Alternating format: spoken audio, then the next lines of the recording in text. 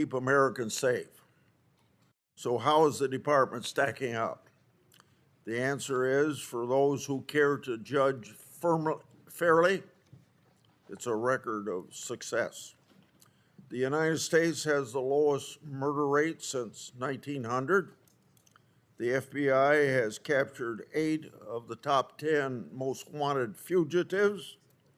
Violent crime arrests by the FBI are up 184%. More than 849 individuals have been disrupted from conducting terrorist attacks. The ATF has seized more than 44,000 illegal firearms. That is not a failure. What about the department's record on illegal drugs?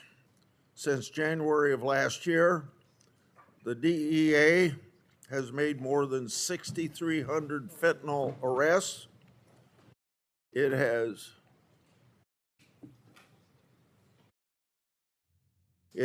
seized more than 5,000 kilograms of fentanyl powder, 55 million fentanyl pills, 240,000 kilograms of methamphetamine, and 1 2/10 million kilograms of cocaine. The fentanyl alone amounts to more than 428 million fatal seizures. That is not a failure. And what about protecting children? Our committee has fought for years on a bipartisan basis to protect our nation's children from the horrors of exploitation.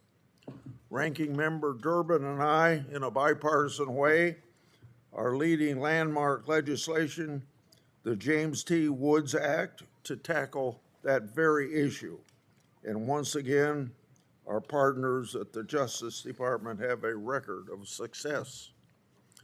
The FBI has arrested 2,900 child predators and human traffickers, a 70% increase from 2024, and located more than 6,940 child victims. The U.S. Marshals have recovered more than 1,182 missing children. That doesn't sound like failure to me. In contrast, the Biden administration diverted prosecutors from child sex crime cases on January 6 cases. That is unbelievable. My Democrat colleagues have criticized the Justice Department for a lack of transparency. I've been critical, as well as I am with every administration, whoever occupies the Oval Office, when we don't get that cooperation. No one cares more about oversight than I do. In all my years of congressional oversight, this department has been the most responsive to my requests. That means every Republican or Democrat administration previous to this one, and the numbers back this up. Since January of last year, the department has produced approximately 43,000 pages of records in response to requests from the Senate and the House. To put that in perspective, that's approximately 3 times the number of records produced an equivalent time by the Biden Justice Department. The department has also released more than 3 3/10 million pages of additional records, with more coming every day. Their work is not done, and I expect continued responsiveness, and as well the very important thing of declassification. But credit should be given where credit is due. A few more successes. They've established the National Fraud Enforcement Division to address more than $5 billion in fraud against American taxpayers. They've reduced the immigration case log by more than 468,000. They've challenged and eliminated racist and unlawful discrimination in government and the private sector. They're exposing and readdressing the Biden-era weaponization of the department against political opponents. They've captured and are prosecuting the dictator, Nicolas Maduro, for crimes related to narco-terrorism. The list goes on. This department is keeping Americans safe, and the numbers back that up. Mr. Blanche, you should take pride in delivering the law enforcement promise the American people voted for in 2024. But at the hearing today, we might expect the opposite. My Democratic colleagues will talk about they won't talk about these successes. I expect the same playbook that we've seen for nearly every one of President Trump's nominees: pure partisan obstruction and partisan attack. This approach is the same one that we've seen over and over. In fact, it becomes such a pattern that I'll just quote myself from a speech I delivered almost a year ago regarding another nominee. Last July, I said, quote, "Since the very beginning of this Congress, Democrats have engaged in relentless obstruction campaign for nearly every one of President Trump's nominees. Their playbook has included maximum procedural obstruction, unfair media attacks, repeated attempts to allege misconduct, and demands for delayed consideration, records, and investigations. Like clockwork, just before a hearing or a vote, we get another breathless accusation that one of President Trump's nominees needs to be investigated." End of my quote of last January. So here we are again, just like clockwork. The Democrats and their media allies and activist networks have launched the expected crusade against your nomination. To be clear, there are fair questions for Mr. Blanche. I don't agree with how Mr. Blanche or the Justice Department has handled every matter, and I've demanded answers and will continue to do so. But many of the criticisms aired in recent days just completely missed the mark, and I'll give one example. We've seen a coordinated campaign from former Justice Department employees opposing Mr. Blanche's nomination. My Democratic colleagues in the partisan media have publicized their letter framing the signatories as a group of nonpartisan, quote-unquote, career civil servants. Of course, they fail to mention in that letter was coordinated by the same group that engaged in partisan and misleading campaigns opposing Judge Bovey's nomination. They also don't mention that the letter's signatures include a who's who of partisan activists, including former Chicago Mayor Lori Lightfoot and Jack Smith's partisan prosecutors, J.P. Cooney, Molly Gaston, and David Rhodey. And they certainly don't mention that Mr. Blanche has received letters of support from organizations representing more than 600,000 law enforcement officers, 23 state attorneys general, and scores of former Justice Department officials. So, from my vantage point, if the people who engaged in the worst partisan lawfare this country has ever seen have a problem with Todd Blanche, that's a good thing in my book. As sure as sunrise, today some of my Democrat colleagues will tell us that Mr. Blanche has uniquely terrible nominee. Before they do so, however, I urge them to remember the boy who cried wolf and take a long look in the mirror before lecturing anyone about partisanship at the Justice Department. So I have one more subject. I'd like to discuss developments in my and Senator Johnson's Jack Smith investigation. Smith team subpoenaed the National Archives June 2023. That subpoena sought text messages from cell phones connected to Trump's White House staffers. The date range for the records was October 1, 2020 to January 20th, 2021. The archive's then general counsel, Gary Stern, emailed Thomas Wyndham, one of Smith's deputies, on August 21st, 2023 at 12:19 p.m. That email said responsive records were ready. On August 21, the same day, 2023, just 20 seconds later, Wyndham had already downloaded the text, and shortly after that, other DOJ and FBI personnel involved in the case did as well. Whistleblowers told my office that Smith didn't pass these records through a filter team, and you can see in 20 minutes there wasn't time to go to a filter team. That filter team was already in place.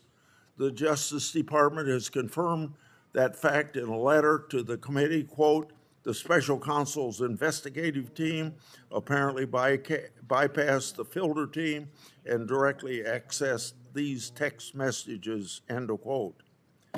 The DOJ letter to the committee also said, quote, "The special counsel's office had previously been made aware of the risks that records relating to members, meaning members of Congress, communications could raise constitutional questions and might be privileged under the speech and debate clause," end of quote. That speech and debate clause is a constitutional issue. Even if Smith's team had been instructed to look for congressional or other privileged information, it wouldn't matter, because in this example, it appears the filter team was entirely bypassed. Based on the information provided to the committee, Smith's operation cut corners and blew through constitutional stop signs instead of respecting them and having been advised about the constitutional problems. The White House messages obtained and reviewed by Smith's team included communications with many senators and representatives.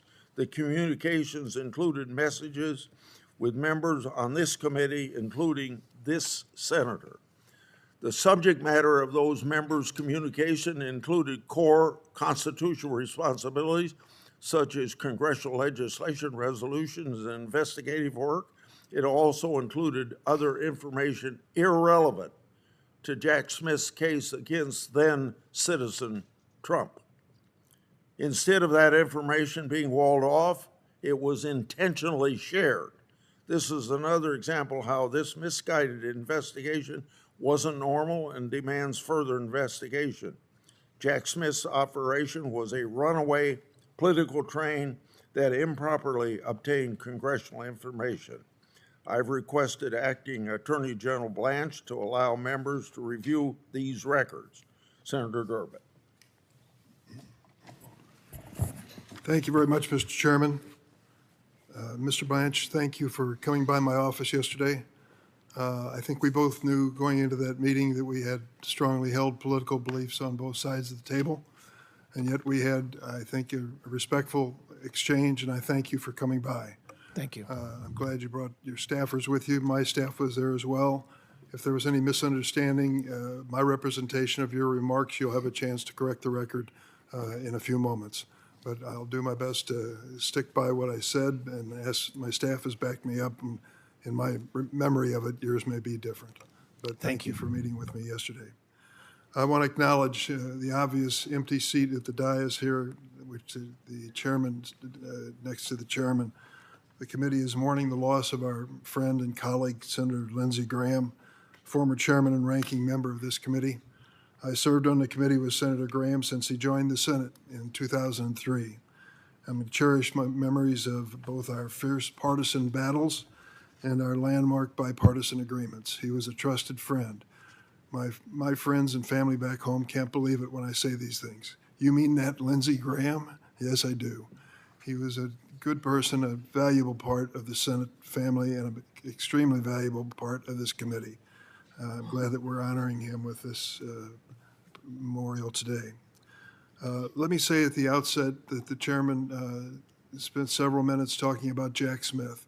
I want to make one thing clear about Jack Smith, who was a special counsel. Months ago, perhaps 6 months ago, maybe longer, he volunteered to appear before this committee under oath and testify about what he did as special counsel and to answer the questions of the committee. For reasons I cannot explain, the Republican majority does not want to bring Jack Smith before this committee and have him testify under oath. They continue on a regular basis to take exception to things that he said or did or allegedly did, but will not bring him before this committee. I don't get it. If they have something they want to raise with Jack Smith, that place is where he should be sitting under oath and answering the questions, and he's volunteered to do it, but they turned him down. Mr. Chairman, we are here today with the awesome responsibility of choosing the next Attorney General of the United States of America.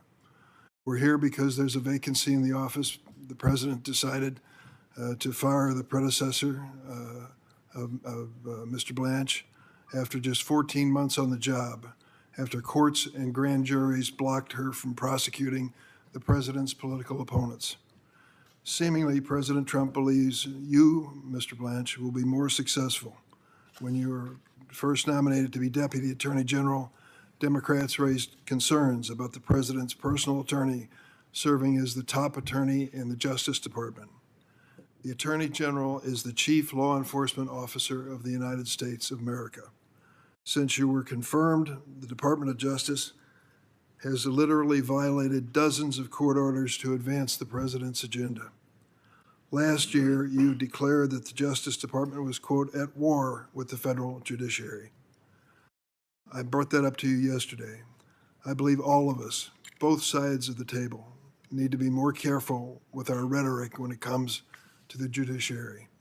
Yesterday, we had the testimony of Justices Kagan and Barrett, and they talked about the impact on them personally and on their families with the threats that have been increasing against them physically.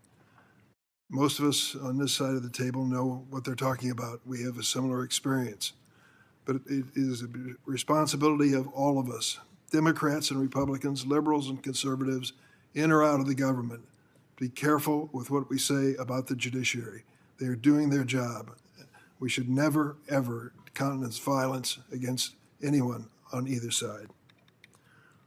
One of your first official actions as acting Attorney General, Mr. Blanche, was to establish the $2 billion weaponization or slush fund to benefit January 6 cop beaters while immunizing President Trump from IRS liability.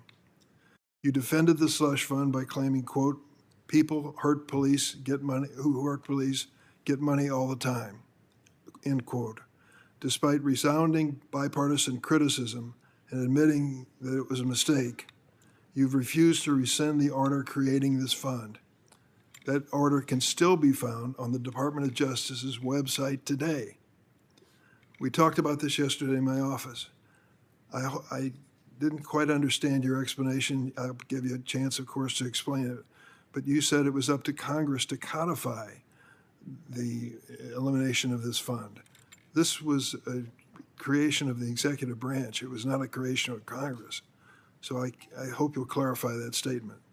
Earlier this week, a federal judge characterized your explanation of the settlement that led to this fund, quote, at best misleading and at worst disingenuous.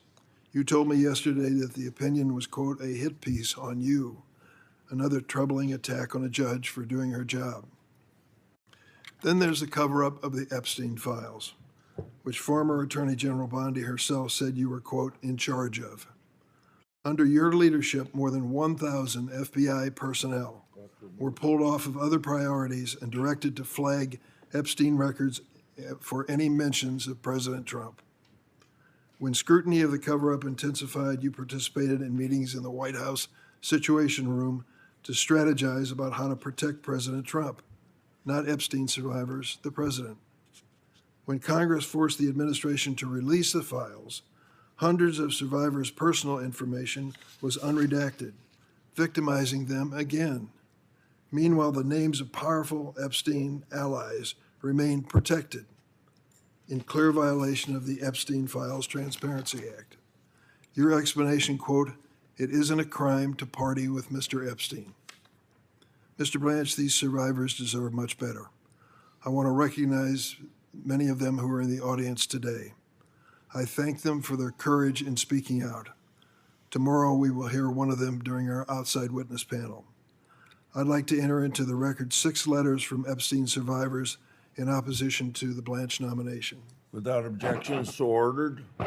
I'm asking you, Mr. Blanche, today, before you leave this room, to agree to meet with these Epstein survivors personally and to bring with you professionals from the Department of Justice to hear them out. They have the courage to tell their story, and they should at least hear from their government that they take it seriously. After your interview with convicted sex trafficker Ghislaine Maxwell, an attempt, I believe, to exonerate President Trump, Ms. Maxwell was transferred to a minimum security camp. That is unheard of for offenders like her. You said it was for her own personal safety. I hope you'll explain that today. You told me yesterday you want to be Attorney General because you love the Department of Justice and you love prosecutors. But you have removed from the department some of the most effective prosecutors that have ever served our government. Done that for personal reasons, purging career law enforcement officials who won't prioritize President Trump's interests over their oath to the Constitution. You fired the career pardon attorney because she wouldn't sign off on restoring gun rights to a convicted domestic abuser, Mel Gibson, personal friend of President Trump. You fired career immigration litigator Erez Reunibi for refusing to follow unethical orders from your former law partner, Emil Bove, and other senior DOJ officials to lie to a federal court. You bragged about firing career law enforcement professionals simply because they were assigned to investigate the president's criminal misconduct, including FBI agents who specialized in investigating threats from foreign adversaries like Iran. More than 1,200 former career DOJ employees who worked for both Republican and Democratic administrations sent this committee a letter opposing your nomination because you have purged DOJ of thousands of experienced law enforcement officials, putting our nation's security at risk. I would like to enter this letter into the record with unanimous consent. Without objection, so ordered.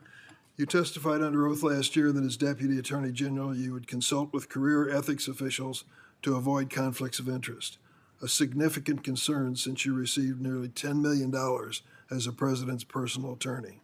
But you've gutted the DOJ offices that handle ethics and professional responsibility. After the department's top career ethics lawyer in his family's cryptocurrency business in 2025 alone. Take his family's cryptocurrency business in 2025 alone. Take one example of the dealing in the administration. In April 2024, the founder of the crypto company Binance was sentenced to prison and ordered to pay $50 million fine for a money laundering scheme. $50 million fine. He then brokered a deal to channel $2 billion into the Trump family's crypto business, World Liberty Finance, after which President Trump pardoned him. Binance accounts have funneled about $1.7 billion to Iranian entities linked to terrorism. The president's World Liberty Financial continues to partner with Binance, even with these facts that I've spelled out in this statement. You recently claimed, quote, Mr. Blanche, that there's a ton of evidence that the 2020 election was rigged. You should see what happens in this committee room when judicial nominees of this administration appear before this committee, raise their hands, take the oath, and then field the questions asked by members of the committee. You'll see some of the people who are even judges today at state level and have distinguished careers in law start to avert their eyes, squirm, and then give a script which doesn't acknowledge the obvious. Donald Trump lost the 2020 election by 7 million popular votes. 7 million votes popular vote, and he lost by that number. That's a fact. Any eighth grader in America knows it and can repeat it for you. And yet when it comes down to asking Trump judicial nominees who won the 2020 election, you ought to see him squirm. What's the reason? The president's big lie. He believes in his heart of hearts that he somehow won that election, though he can't produce any evidence of that fact. Well, we'll give you your chance. I hope that you'll produce the evidence to show one way or the other that the big lie is the truth or not the truth. Your first indictment of former FBI Director Comey failed in a case brought by an unqualified and unlawfully appointed U.S. Attorney, Lindsay Halligan. So now Mr. Comey is being prosecuted for taking pictures of seashells. This prosecution, personally ordered by the president, who despises Mr. Comey for overseeing the investigation of Russian interference in the 2016 election. You have also baselessly indicted the Southern Poverty Law Center, a civil rights organization that has worked tirelessly to expose violent extremists like the Proud Boys and Oath Keepers, a group which we in the Senate know well for their January 6th escapade, the same people you gave a clean slate for their role in attacking this Capitol. A federal judge recently singled out your, quote, remarkable statements targeting Kilmar Abrego Garcia as evidence that his criminal prosecution was, quote, marked by a retaliatory taint for successfully fighting his deportation. And despite my repeated request, you've yet to produce the DOJ memorandum concluding that it was legally permissible for the President of the United States to accept a gift of a luxury airliner from the royal family of Qatar, despite constitutional and statutory foreign gift prohibitions. Earlier this month, that jet was launched as Air Force One, despite credible reports of security vulnerability. Last weekend, the Department of Justice responded not by addressing these concerns, but by sending federal agents with subpoenas to the homes of the reporters who exposed these lapses. In less than 18 months at the Department of Justice, you've shown you're still President Trump's personal attorney.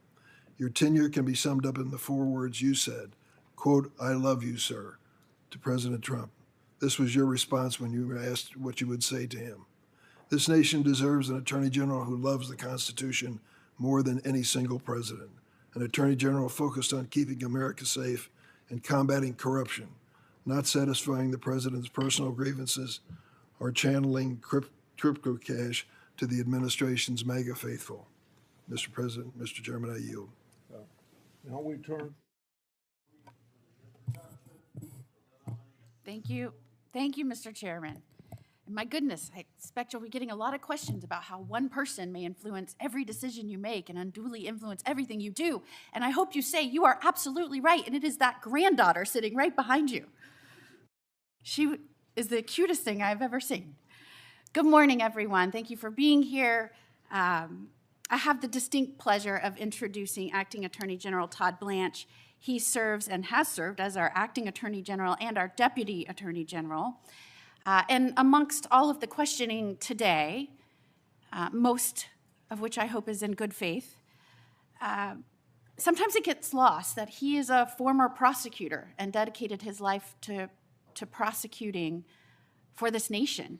The greatest testament to his good character and wise judgment is he is now a Floridian and my constituent as the newest senator from the great state of Florida.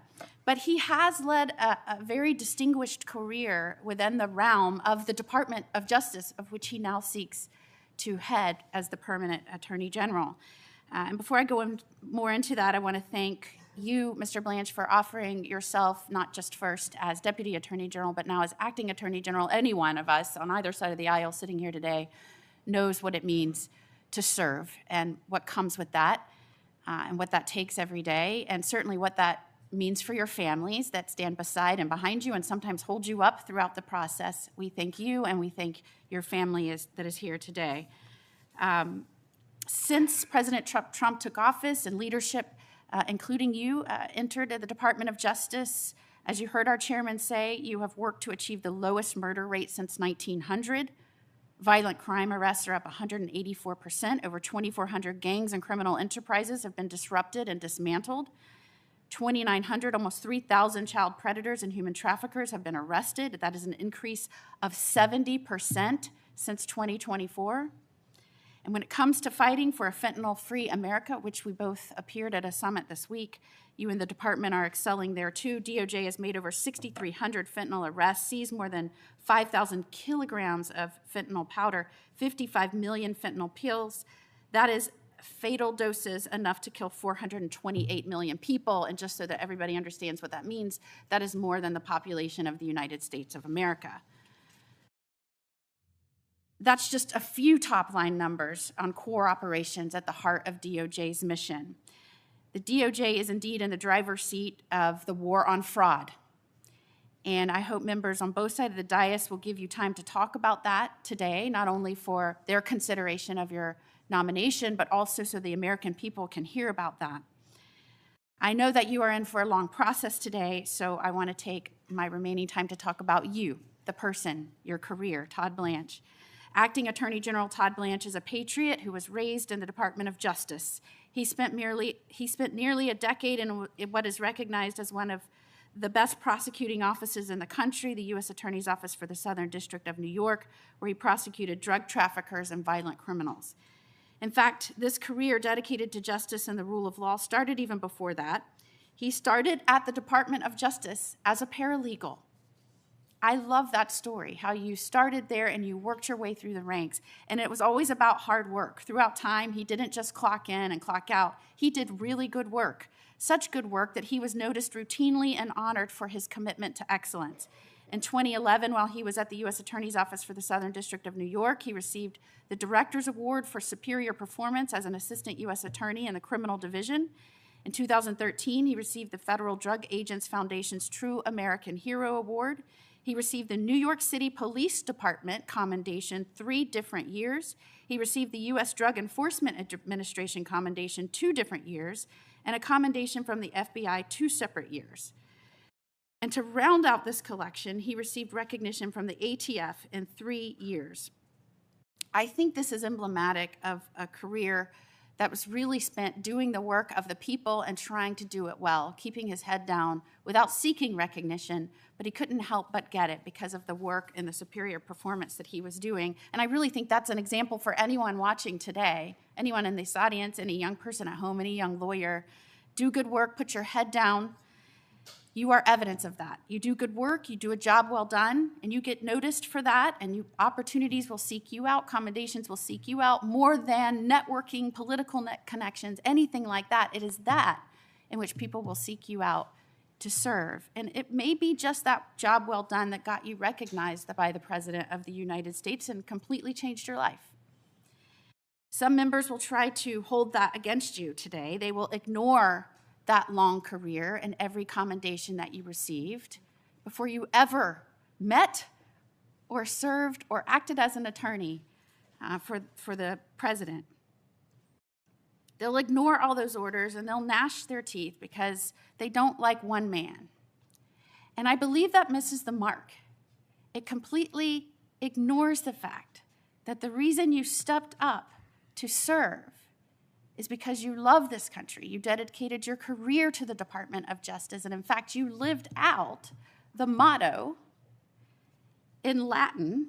I will not say the Latin because no one will understand that, but I will say the motto of the Department of Justice is who prosecutes on behalf of justice, not who prosecutes on behalf of a political agenda or to target someone, who prosecutes on behalf of justice. And you stood up and took on that responsibility. And so I hope today's questions will focus on allowing you to explain the legal positions of the department that you've been a part of, or why you've made certain positions in cases or compliance with orders. All things that might go towards how you will perform on behalf of this great nation and the people you serve, how you will excel as an attorney general. But I suspect that nuance and good faith will be the price paid for clips and likes by some members in this room. I hope today is the exception. Nonetheless, I thank you for stepping up to serve, acting as the Attorney General in this time in which we are seeking for your formal nomination. I thank you for being willing to take on not only this nomination process, but the job itself, because that will be an enormous responsibility, not only to the Department of Justice and the people that work there, but for the American citizens in this country moving forward. So I thank you very much. And with that, Mr. Chairman, I introduce Mr. Todd Thank you. Blanche as President Thank you, Trump's nominee. Senator. Thank you, Senator Moody. Would you please stand at this point and respond to this oath? Do you swear or affirm that the testimony you're about to give before this committee will be the truth, the whole truth, and nothing but the truth? So help you God. Thank you for your positive response. Now it's up to you to take what time you want to make a statement and introduce any people you have with you. Thank you. Thank you very much, Chairman Grassley, and thank you, Senator, for that introduction. I appreciate you and your friendship. Good morning, Chairman Grassley, Ranking Member Durbin, and the other members of the committee. Thank you for having me. As Senator Durbin said a minute ago, I would like to offer each of you my condolences for the loss of your colleague, Senator Graham. He was a patriot and a friend to so many of us. It's a loss for the American people, and I think honoring him today, and as he's been honored for the past several days, is the right thing to do. 17 months ago, I sat at this table as the nominee to be the Deputy Attorney General, and I told you that serving in the Department of Justice was my American dream. Since then, I have helped lead it, first as deputy and now as acting Attorney General, and I'm here today to earn your trust once more. I've lived the American dream.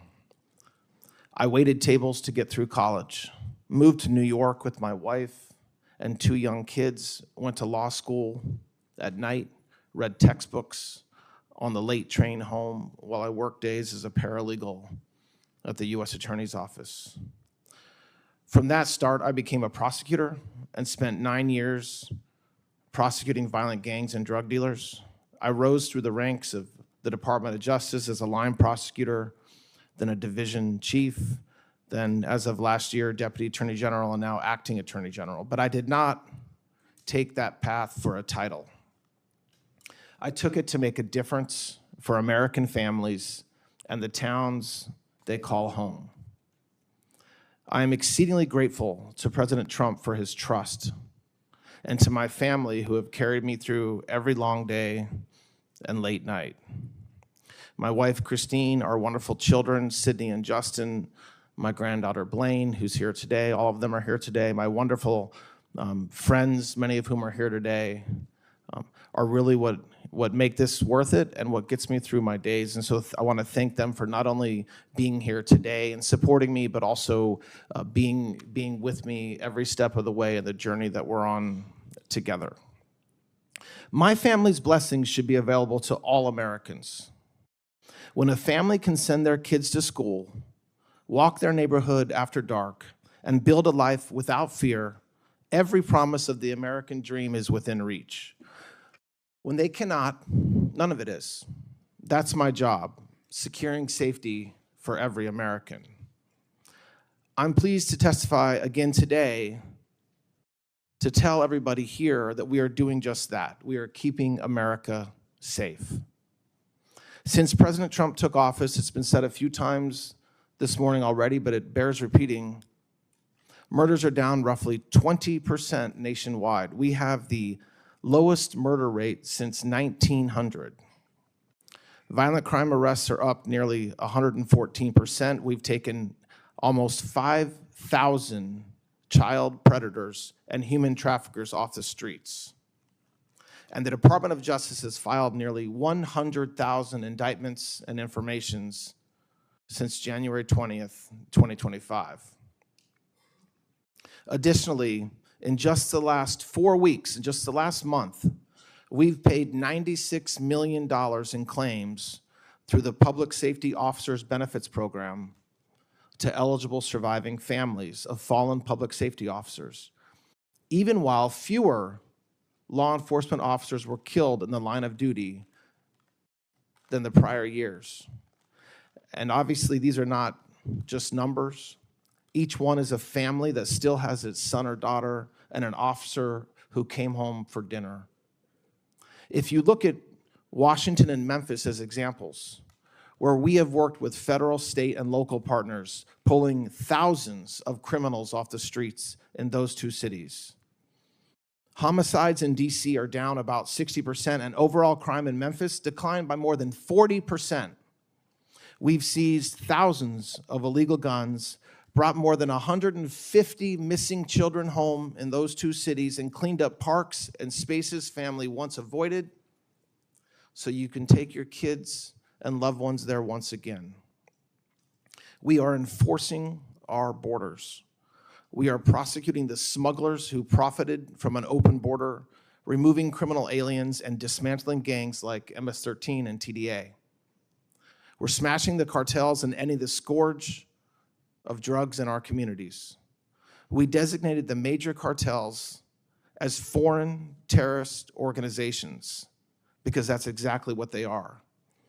And we're using every tool that unlocked: narco-terrorism charges, forfeiture, and extraditions. Dozens of cartel leaders are now in American custody. Drug seizures are skyrocketing, and overdose deaths are finally falling. We are protecting taxpayers. Last year, the department brought the largest healthcare fraud takedown in American history, more than $14 billion. And another $11 billion in total fraud in just the last 3 months. That's money stolen from the fisc, stolen from Medicare, from seniors, working families, and we're clawing it back. We're doing all of this, I will add, through partnership. Federal agents, state troopers, county sheriffs, local officers, and state attorneys general in your home states, all pulling in the same direction. That is what happens when we fight crime together, and I want to bring that model that we've done in a few towns to more communities in every state. Above all, we are restoring American trust. In recent years, we watched the Justice Department turned against many of you and a former president, and it damaged the public's faith in justice. We are fixing that. Members of this committee on both sides have fair questions about the hard debates of the past year, and I welcome them. I'm proud of what we've done to help American families see safer streets and to have a fair shot at the life they're working to build. None of this is a Republican or Democrat issue. Every senator here has constituents who just want to be safe. The men and women of this department are the finest people I have ever worked with, and leading them is the honor of my professional life. We are keeping America safe, and we are just getting started. I love this country. I love the Department of Justice. Thank you very much, Chairman, for the opportunity to appear before this committee today, and I look forward to answering your questions. Thank you. Thank you for that testimony, and we'll now have our 10-minute rounds of questioning. I'll start, and then Senator from Illinois. I've long been concerned about concentration and anti-competitive conduct in healthcare technology, but particularly in agriculture. Family farmers deserve fair prices. I held a hearing on anti-competitive activities in this committee last October on the subject of agriculture. As I recall, as a result of that hearing, the president issued an executive order and an investigation was started in your department. And I've sensed some pause in that right now. So if confirmed, do you have a commitment that the Justice Department will make antitrust enforcement a priority? And since I think there aren't too many people in the Justice Department know much about agriculture, with some concentration on agriculture. Chairman, absolutely. You're right. President Trump issued an executive order. I have worked already closely with Secretary Rollins on this very issue. We recently held a press conference announcing some of the work that we're doing to not only deal with the anti-competitive behavior that we've seen, but also to help ease prices in the cattle market around the country. So yes, Chairman, I commit to that. Yeah. Our committee has received a lot of outreach about the department's litigation position in Louisiana versus FDA. The plaintiffs in this case challenged the relaxed regulation governing mail-order abortion drugs. Can you tell the committee about this case and explain what the department's doing?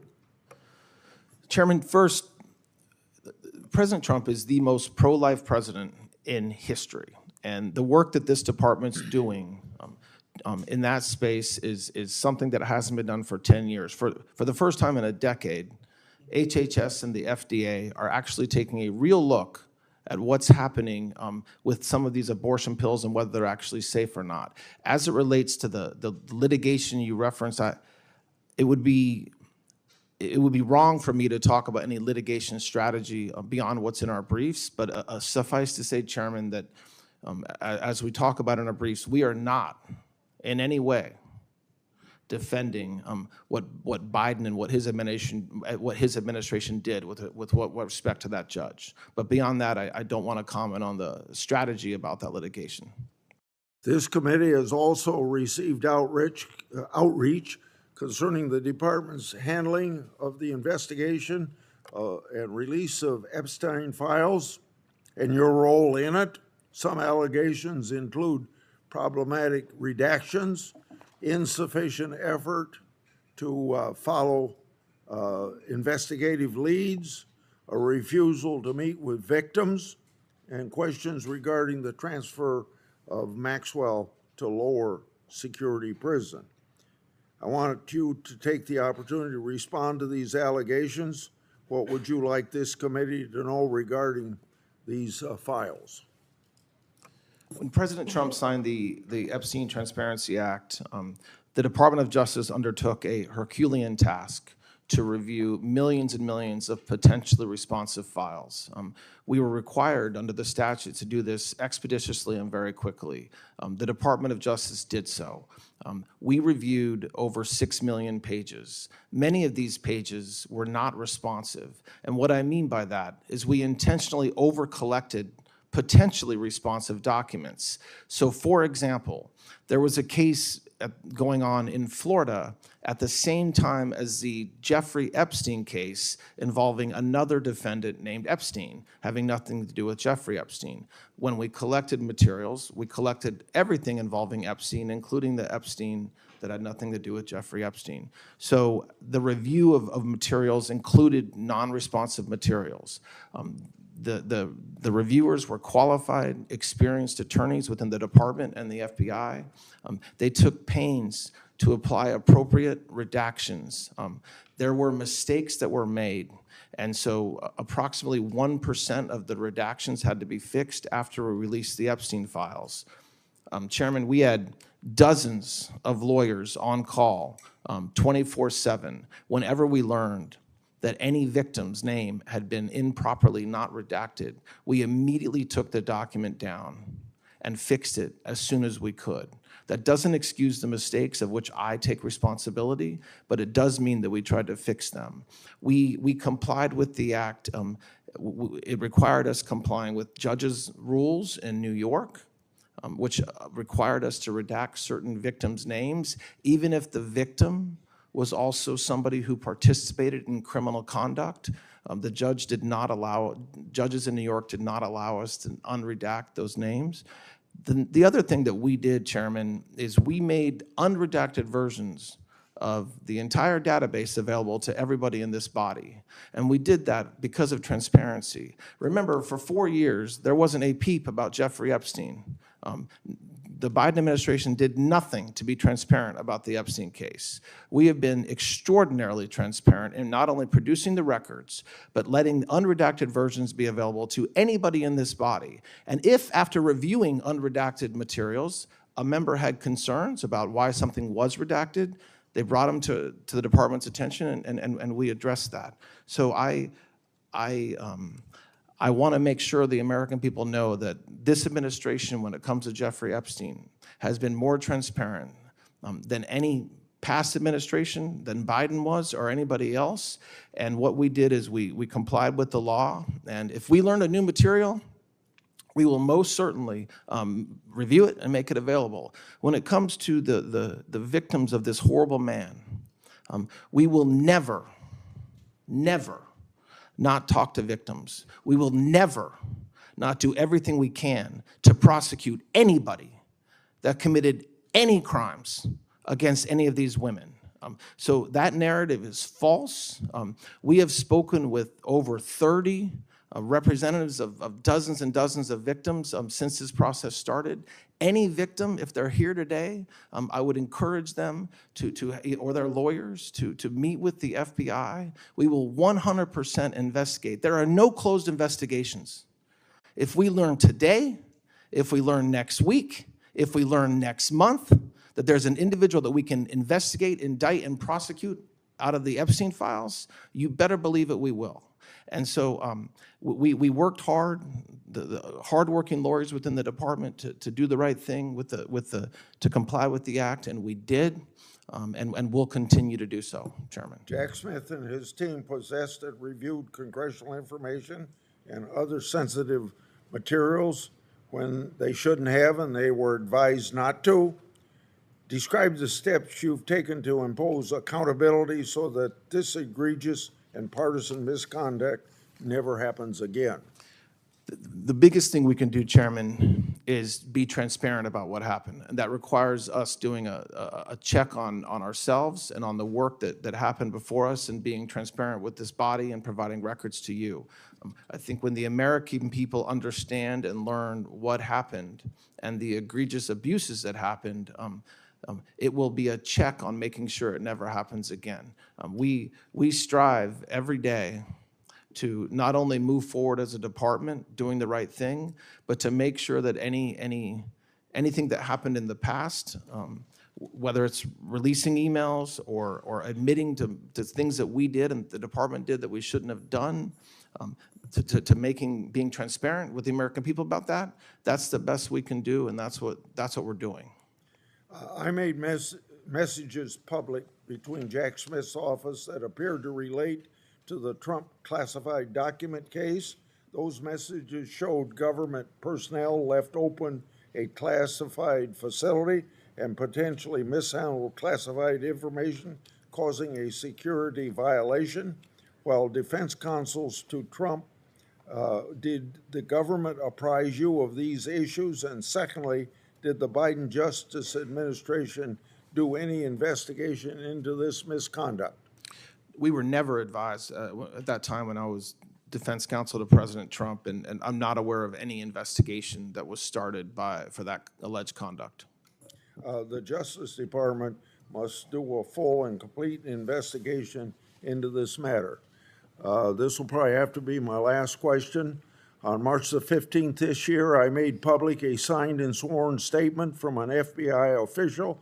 That statement says two important things. Special Counsel Mueller's team lacked a legal basis to pursue a FISA renewal of the Waleed Farahs and investigate Thomas Barak, but did so anyway. What steps have you taken to investigate these very troubling criminal allegations?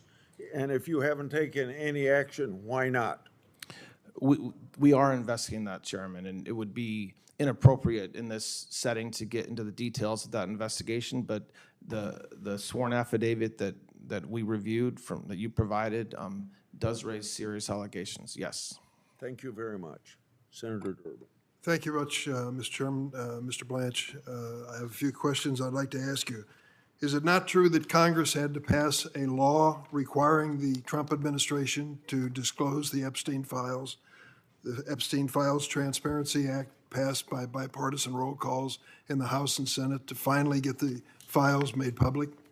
President Trump signed that law. Yeah, Yes. of course he did, after overwhelming numbers of the House members and Senate members voted for it on a bipartisan basis because the administration would not voluntarily produce these documents. Now, I've mentioned... That's not true. Well, what part of it isn't true?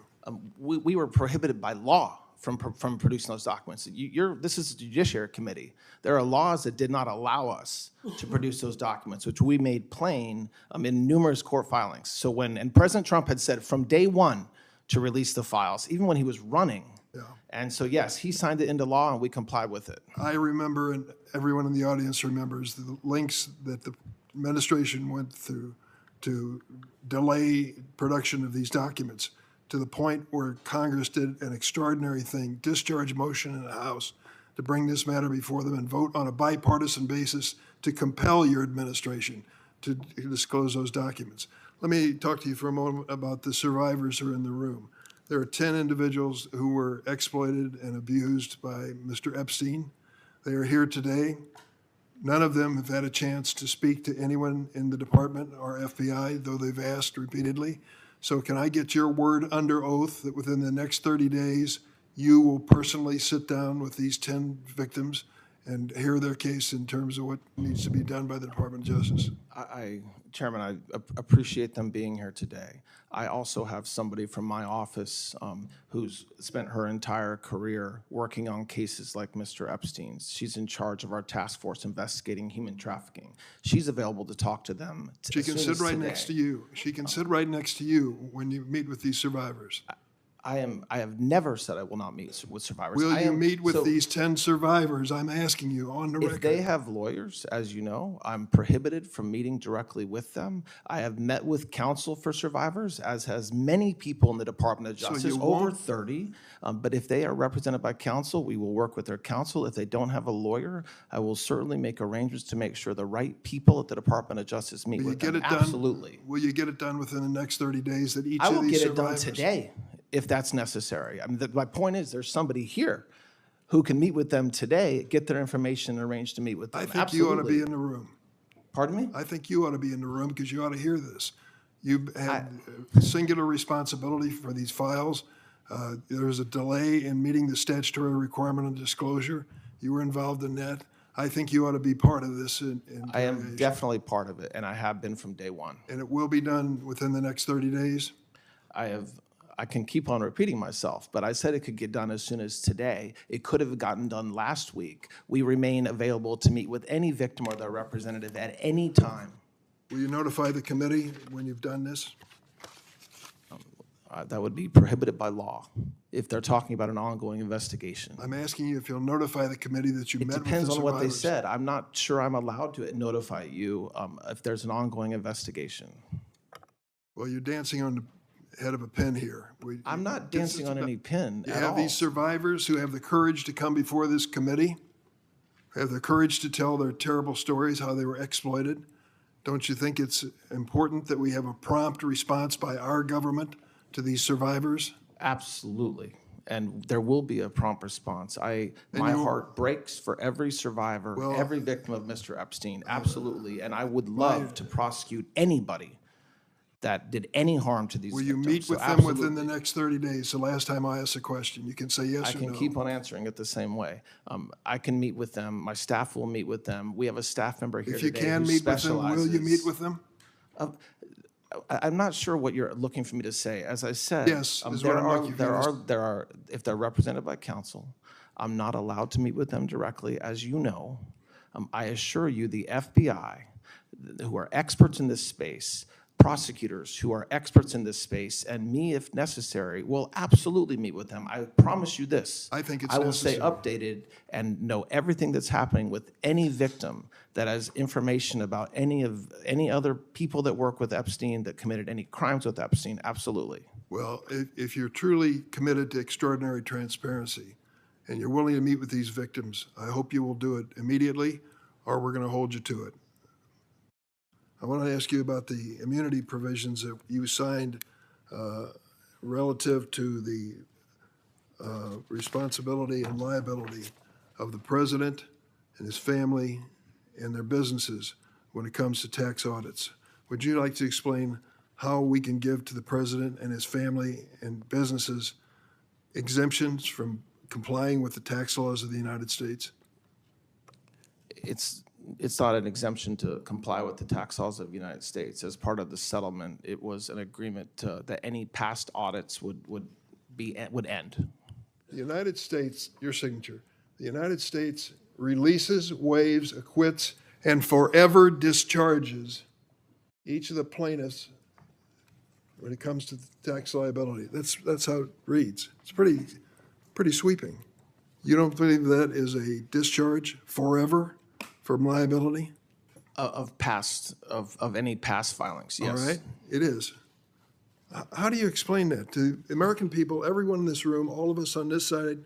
We have to follow the tax laws of the United States. And if we don't, we can be held responsible for it, to the point of even criminal prosecution. Why did you decide that President Trump and his family and their businesses should be exempt from that same responsibility?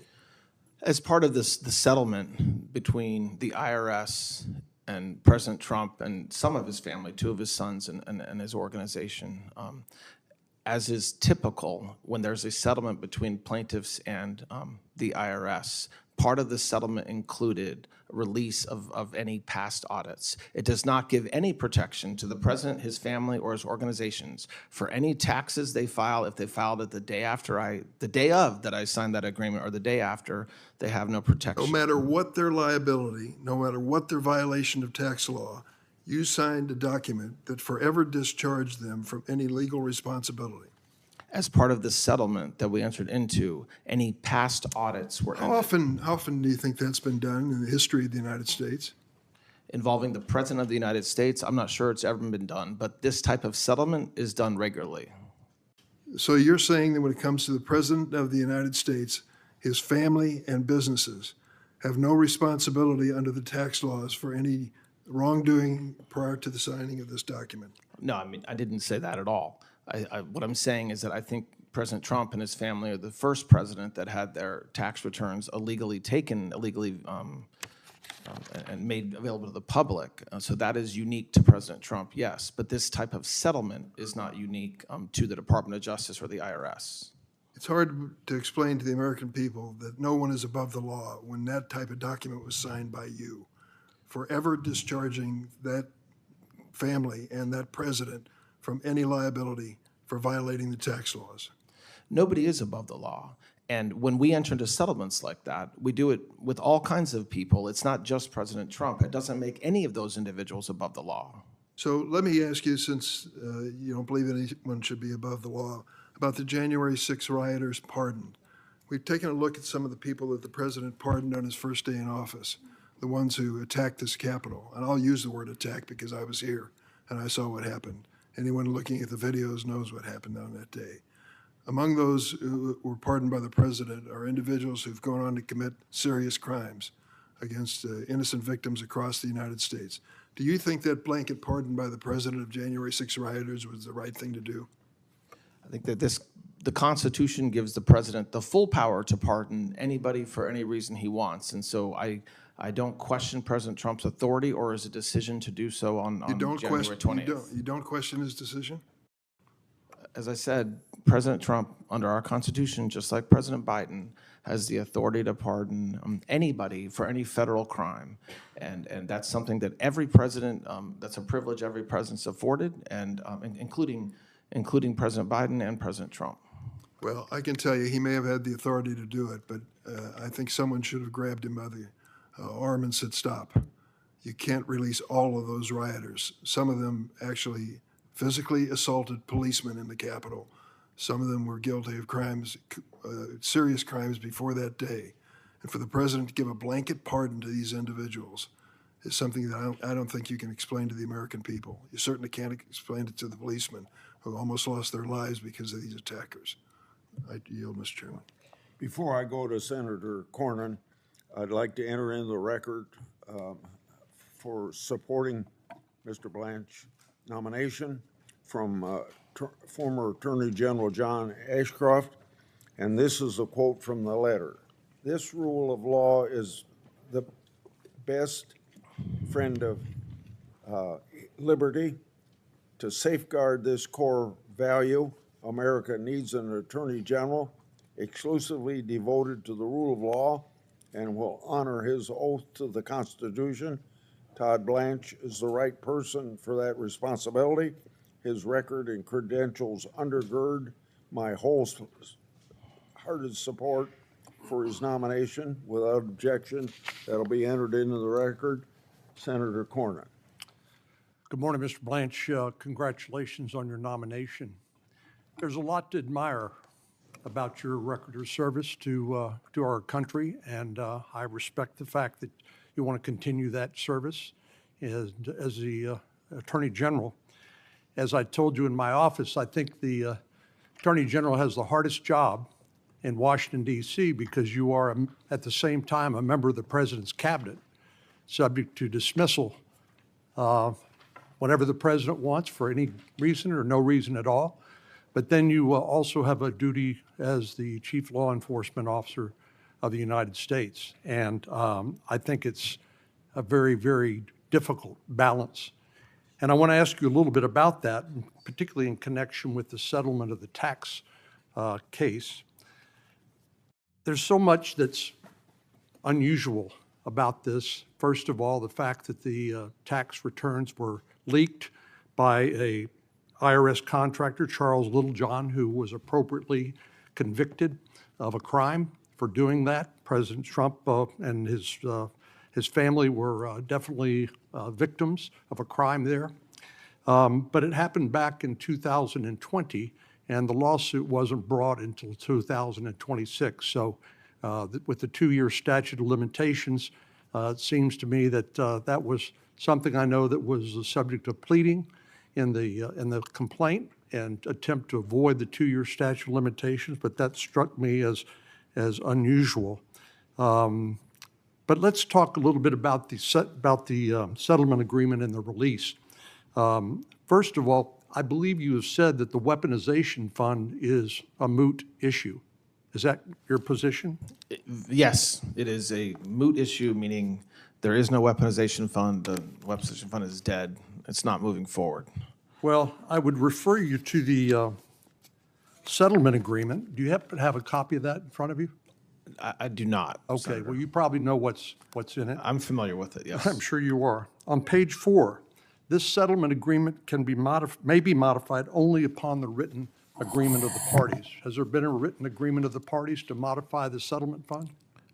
No, the settlement fund's just not moving forward. There's no modification. It's just, it never started. No money went from the Treasury to any other account. There's no commissioners. It's not moving forward.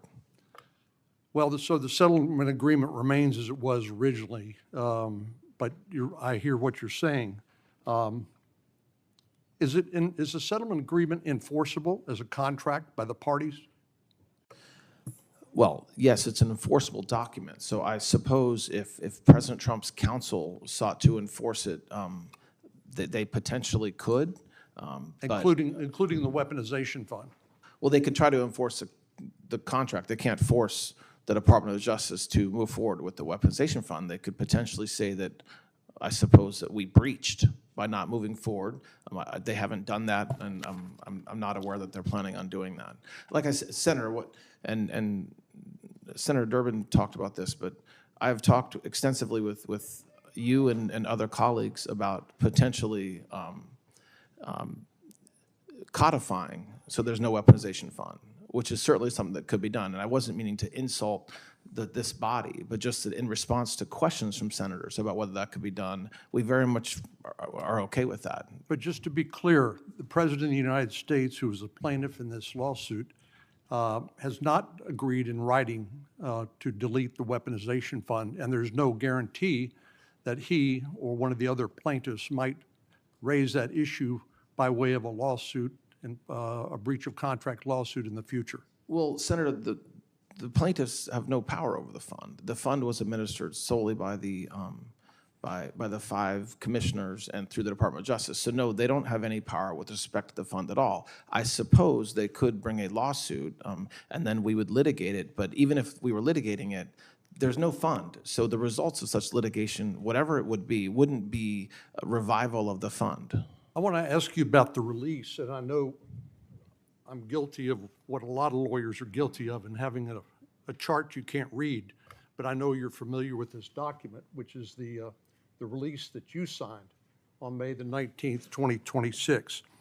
First of all, does this purport to release parties or people who were not parties to the lawsuit? No, Senator. Well, it says here that claims asserted by defendants or any of the plaintiffs or related or affiliated individuals, including without limitation family or others filing jointly, or parties including trusts, parent, sister, or related companies, affiliates, or subsidiaries. They weren't a party to the lawsuit, were they? I didn't hear everything you just said, Senator, but the only parties that were that had any release as respect to any potential audits, even if they existed, were the plaintiffs in the lawsuit. Did you talk to the president about the settlement? He originally sued for $10 billion and settled for an apology and this weaponization fund, and then the release of future liability for tax audits. Did you discuss it with him? No, I did not. He had outside counsel. I did not discuss it with his outside counsel either. It was done by other people in the office. And this was a lawsuit brought. Can I qualify that? Sure. After when we determined not to move forward, as the president has said, that's the only time that he and I had any conversations about this at all, was after, when it was dead, when we said we're not moving forward. And this lawsuit was brought against the IRS and Treasury, yet this release purports to apply to defendants or other agencies or departments. So does this release apply to, let's say, a investigation by the Security and Exchange Commission or some other federal agency? No, that's the standard language that we use when we enter into settlements between plaintiffs and the IRS. But no, it doesn't bind. It's issued by me because statutes require and authorize me to do that, as opposed to other cabinet members. And in this case, it binds only the IRS and, by extension, the Treasury. Well, I hear what you're saying, but I certainly don't read that in the agreement. But let me turn, since I only have a few minutes left. Senator Grassley raised the issue of the mifepristone lawsuit. And just to be clear, you understand the difference between the morning after pill and mifepristone, don't you? Yes. And so mifepristone is a chemical abortion that can be administered up to 10 weeks of gestation. The length of gestation should be, according to the medical literature, confirmed by ultrasound or clinical assessment by a healthcare provider. And it's generally safe and effective according to the literature, when used under medical guidance. But the problem is that President Biden's administration changed the Trump policy and allowed the administration of this chemical abortion drug, without any medical guidance whatsoever. And as you know, I've written a letter. Senator Tillis and I sent a letter yesterday. And what I would appreciate, I understand you can't necessarily talk too much about your litigation strategy in the case of Louisiana against FDA, but I would appreciate it if you would respond to this letter for the record about the intentions of the administration. If President Trump is the most pro-life president, this ought to be a pretty easy call because women are hurt as a result of side effects, heavy bleeding, prolonged potentially infection or sepsis, incomplete abortion, other complications when this is being sold through the mail or through online prescription. Will you do that for me? Yes, Senator, I will. Finally, let me just go back to in the 50 seconds I have, go back to this release. This purports to release lawfare or weaponization and/or weaponization. Those aren't legal terms of art, are they? I think they are just legal terms of art. They're not, there's not Have any. they been defined in any case or any statute? Not that I'm aware of, no. So they're not a legal term of art. Well, I think that they the terms have been used by the legal community and by people within government, but no, I'm not sure that they're in Black's Law Dictionary. So for we don't know example. what that covers. Well, I think it depends on the circumstances of the facts presented as to whether it covers, as to what it covers, sorry.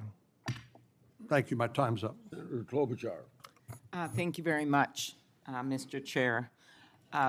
Mr. Blanche, after both the assassination of Melissa Hortman, our former Speaker of the House, and after the Annunciation school shooting in which 20 people were gunned down through stained glass windows, federal law enforcement, as you and I discussed in my office a few weeks ago, worked cooperatively with state and local. And we also know that they've worked together on the important work going on in the U.S. Attorney's Office in Minnesota with regard to fraud and the ongoing fraud investigation. And I know we have your commitment to continue giving resources for that investigation. Is that correct? Yes, absolutely. Yes. Thank you. So we also discussed my concern about the lack of cooperation we saw after the horrific killings of Renee Good and Alex Preddy, with the federal government refusing to cooperate with state law enforcement for months, blocking Minnesota investigators from accessing the scene of Alex's death, even though they had a judicial warrant. They also failed to secure, according to news reports, failed to secure and process the scene, failed to process Renee Good's car for evidence. When we met a few weeks ago at length, I asked you to ensure full cooperation, and I appreciated that the department shared evidence with state investigators early this week. Will you commit to continued information sharing between federal and state investigators in these cases, as well as with regard to the recent shootings in Texas and Maine? I expect that these investigations should be run as every investigation of similar kinds. And so that necessarily includes working with state and locals in the appropriate way. I think that the definition of full cooperation can be disputed, but I very much expect that whether it's the Inspector General or the U.S. Attorney's Office or the FBI or who's ever on the federal side of the investigation, where appropriate to work with state and locals. I think a lot of the news reporting that you referenced is actually not accurate with what has been happening since the unfortunate events several months ago. Okay, but that aside, we've seen these recent shootings in Maine and the reactions of the communities understandably concerned, as well as Texas. I think that people are going to want accountability in these cases.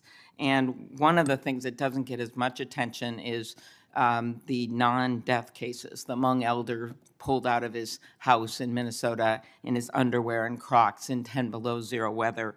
And as the nation's chief law enforcement official, do you agree that it is unacceptable for federal agents to forcibly enter someone's home without a warrant and drag them onto the street without even checking that they have the right person?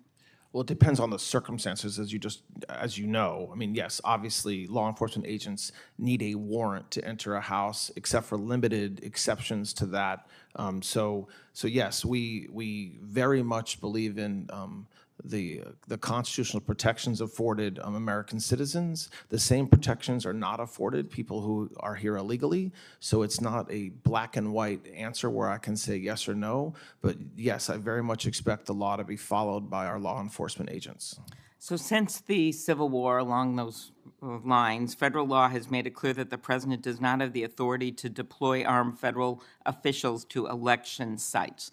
Will you commit to following clear federal law and not deploying federal agents to polling locations? I will commit to following the law, Senator, of course.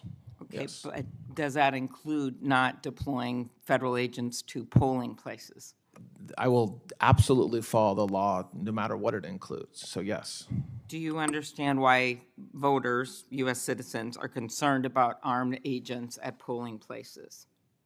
I'm not aware of armed agents being at polling places. Thank so I'm not aware of that concern, but I will tell you we will follow the law, Senator. All right. The DOJ has carried out a campaign to push states to turn over voters' sensitive and private data to the administration. 30 states, including Republican-led states like Georgia and West Virginia, have refused. In doing so, the West Virginian Republican Secretary of State said, quote, "I will not break the law, give up our state's rights, or compromise the privacy of our citizens." 15 federal courts in decisions from Democratic and Republican appointed judges have all found that these actions to force the states to turn over this data is unlawful. Could you discuss how cutting off anti-terrorism funding to states that refuse something that 15 federal courts have found to be illegal enhances our national security? So those cases are still being litigated, so I can't talk specifically about the cases that you mentioned, but overall, what I will say, Senator, is that election integrity is extraordinarily important to this administration. It's important to this body. And so to the extent that the work that we're doing is to make sure that we have fair and honest elections, that the only people voting are the people who are eligible to vote, and that they're only voting once, that's important. If secure elections are important, how does stopping the long-standing practice of critical information sharing and scenario planning between the DOJ, other federal agencies, and state and local election officials promote election security? We're not doing because we have heard from our own Secretary of State that Steve Simon that these standard briefings trainings have not happened. We're not doing that, so I'm not sure what you're referring okay, to, I'll- but I'm happy to follow up with your office about that. Appreciate that. So you and I talked about some of the antitrust concerns I have, the independence of the department. I was very concerned by the department's weak settlement of the monopolization suit against Live Nation Ticketmaster.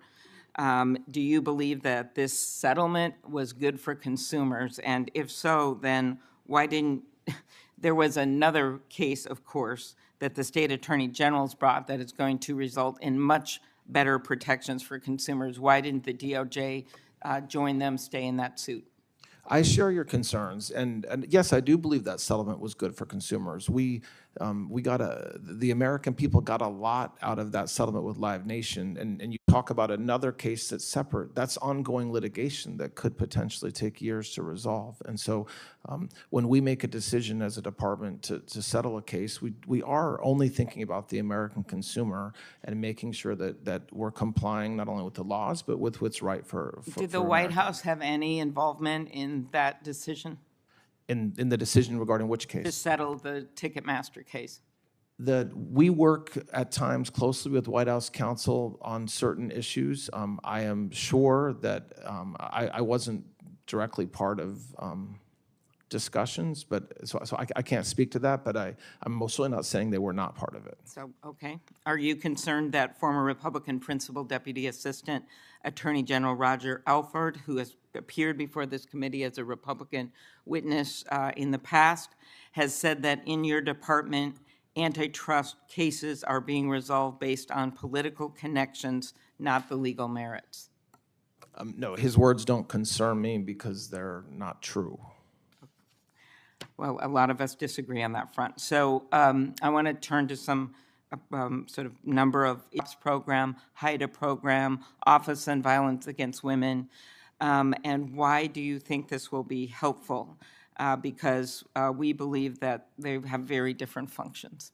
I agree with you. That's not what we're doing. There will still be 3 separate functions. What we're doing is consolidating above them to one group so that the application process is smoother and easier for grantees to do their work, and also so that internally some of the bureaucracy that was involved in having 3 separate bureaucratic streams doing the same work, even though you're right, the underlying programs serve different functions, was not efficient, so we're making that efficient. And I'll follow up with you with some of the domestic violence grants, and also just want to mention the continued enforcement under the Take It Down Act that Senator Cruz and I passed and how important that is going forward. Thank you, Senator. Yes. Before I go to Senator Kennedy, I'd like to read a letter supporting the nominee from the National Association of Police Organizations. more than 1,000 police organizations and 250,000 law enforcement officers nationwide are represented by this letter.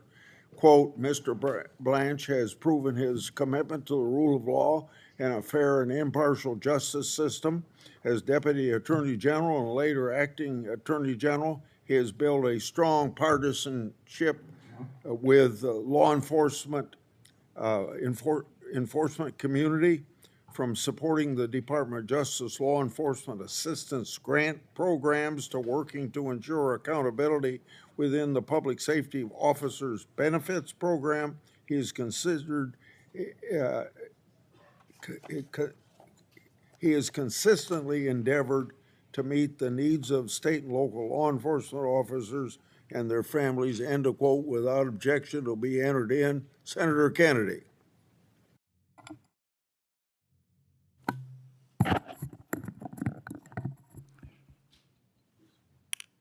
General, I assume that you consider yourself to be qualified to be the permanent Attorney General. Is that right? Yes, Senator. I've read your resume. We all have. You don't need to comment on this, but it just seems to me that no fair-minded person could conclude that you're not qualified. You spent a long time with the department. You spent a long time in private practice. So the opposition of my Democratic friends must be based on something else. Are you and President Trump friends? I'm his lawyer, was his lawyer, and now I'm the Deputy Attorney General. So I met him as his criminal defense attorney. I'm not sure there's very many people who have ever had a criminal defense attorney who calls that person their friend. I now have a... Well, let me put it this way. Are you enemies? No, we're not enemies at all, no. Have you ever seen a president of the United States appoint an enemy to be Attorney General? I have not.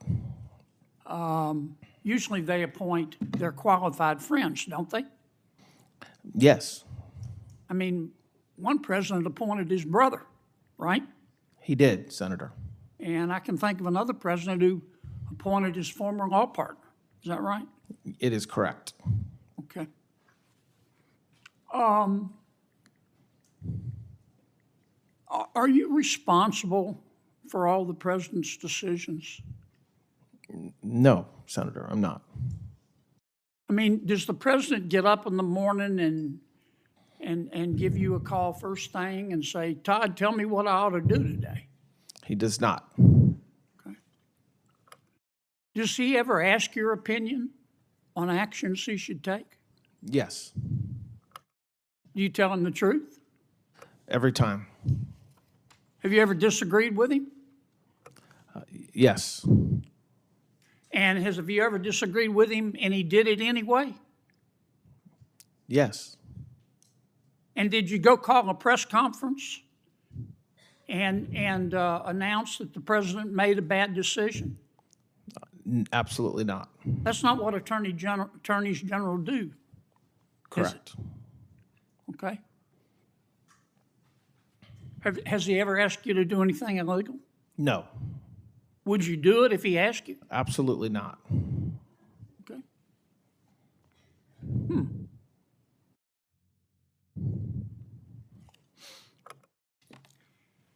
How many pages of the so-called Epstein files has the department released? Nearly 3 million. How many more pages are there?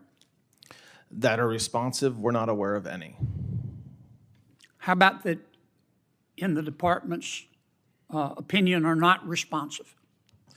Well, from what we collected, about 3 million that were just nothing to do with Jeffrey Epstein or the case at all. Okay. Why don't you just release everything? Just let it rip. Well, that would be against the law. because the only reason we could release the $3 million we did is because of the Epstein Transparency Act. There are federal laws that prohibit the release of case files, and the Epstein Transparency Act was very explicit and specific about what could be and should be released.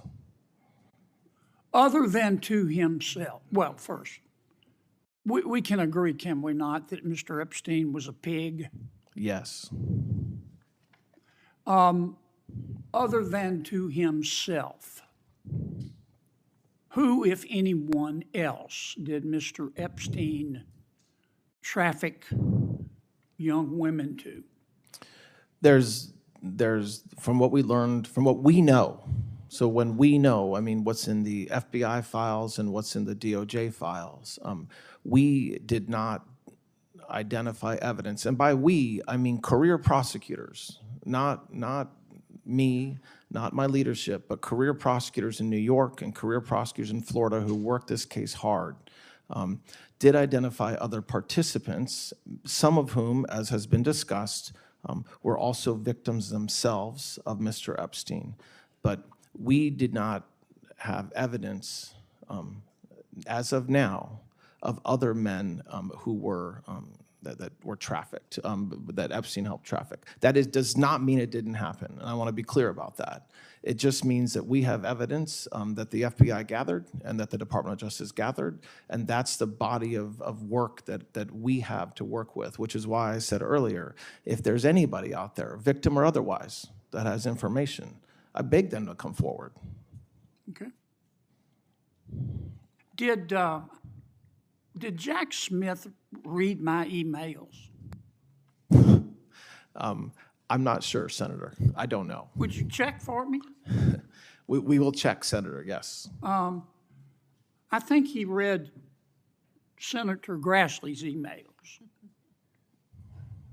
How did he, how can someone at the Department of Justice get Senator Grassley's emails without probable cause? There are checks in place that should make it extraordinarily difficult for a prosecutor to collect and review a senator's emails or a congressman's emails or a lawyer's emails or other folks that have privilege protections associated with their communications. And those checks and balances should always be used.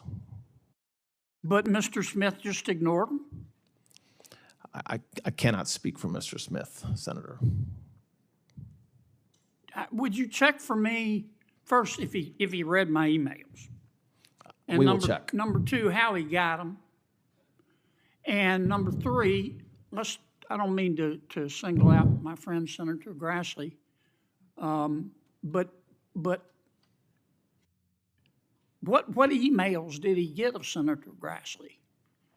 And I mean, what were they limited to, if at all? You know, did he get emails of Senator Grassley talking about his corn harvest and all that? And who did he share them with? Do you know if Mr. Smith shared my emails with Attorney General Garland? I do not know. Can you check for me? We are investigating that, Senator, yes. Yeah, I'd kind of like to know all that. Now, Mayor Lori Lightfoot sent she sent the world a letter suggesting that we should not confirm you as Attorney General. Who is Mayor Lori Lightfoot, just for the record? So she's the former mayor of Chicago. I believe she had a brief stint in the Department of Justice prior to her political life. Right.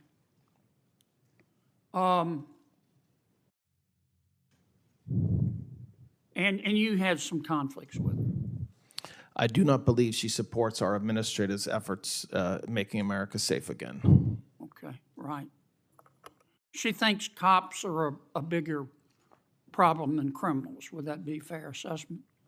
She definitely, her public rhetoric is not something that either myself or this administration supports, which is to always back our law enforcement. She thinks if a cop shoots a criminal, it's automatically the cop's fault. But if a criminal shoots a cop, it's automatically the gun's fault. Would that be a fair assessment of the mayor's position? Her public statements suggest that, Would you put her even in charge of a ham sandwich? I don't believe she should be any part of this administration. Well, the people of Chicago apparently agreed. I think she ran for reelection and got 16% of the vote. Is that right? Do you recall? I'm not sure what percentage she got, Senator. Okay.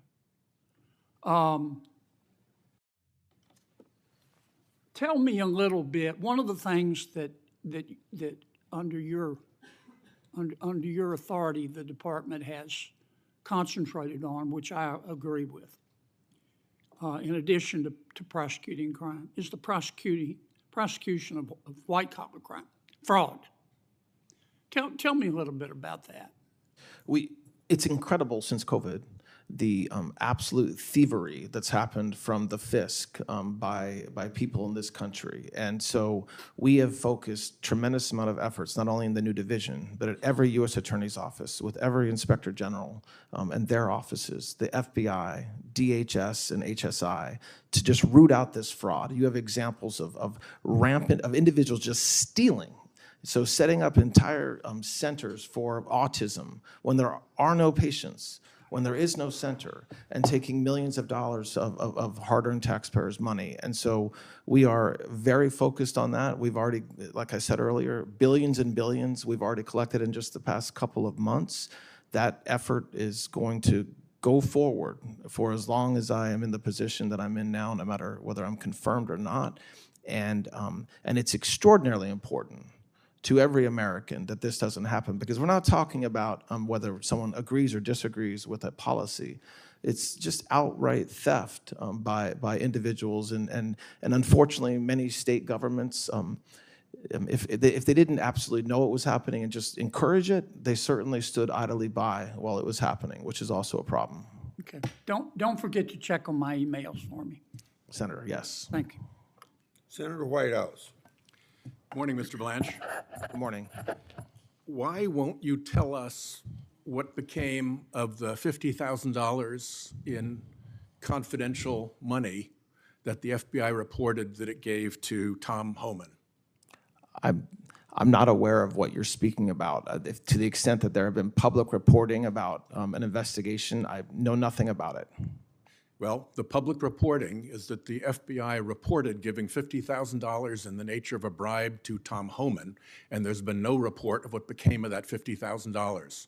Will you answer that question?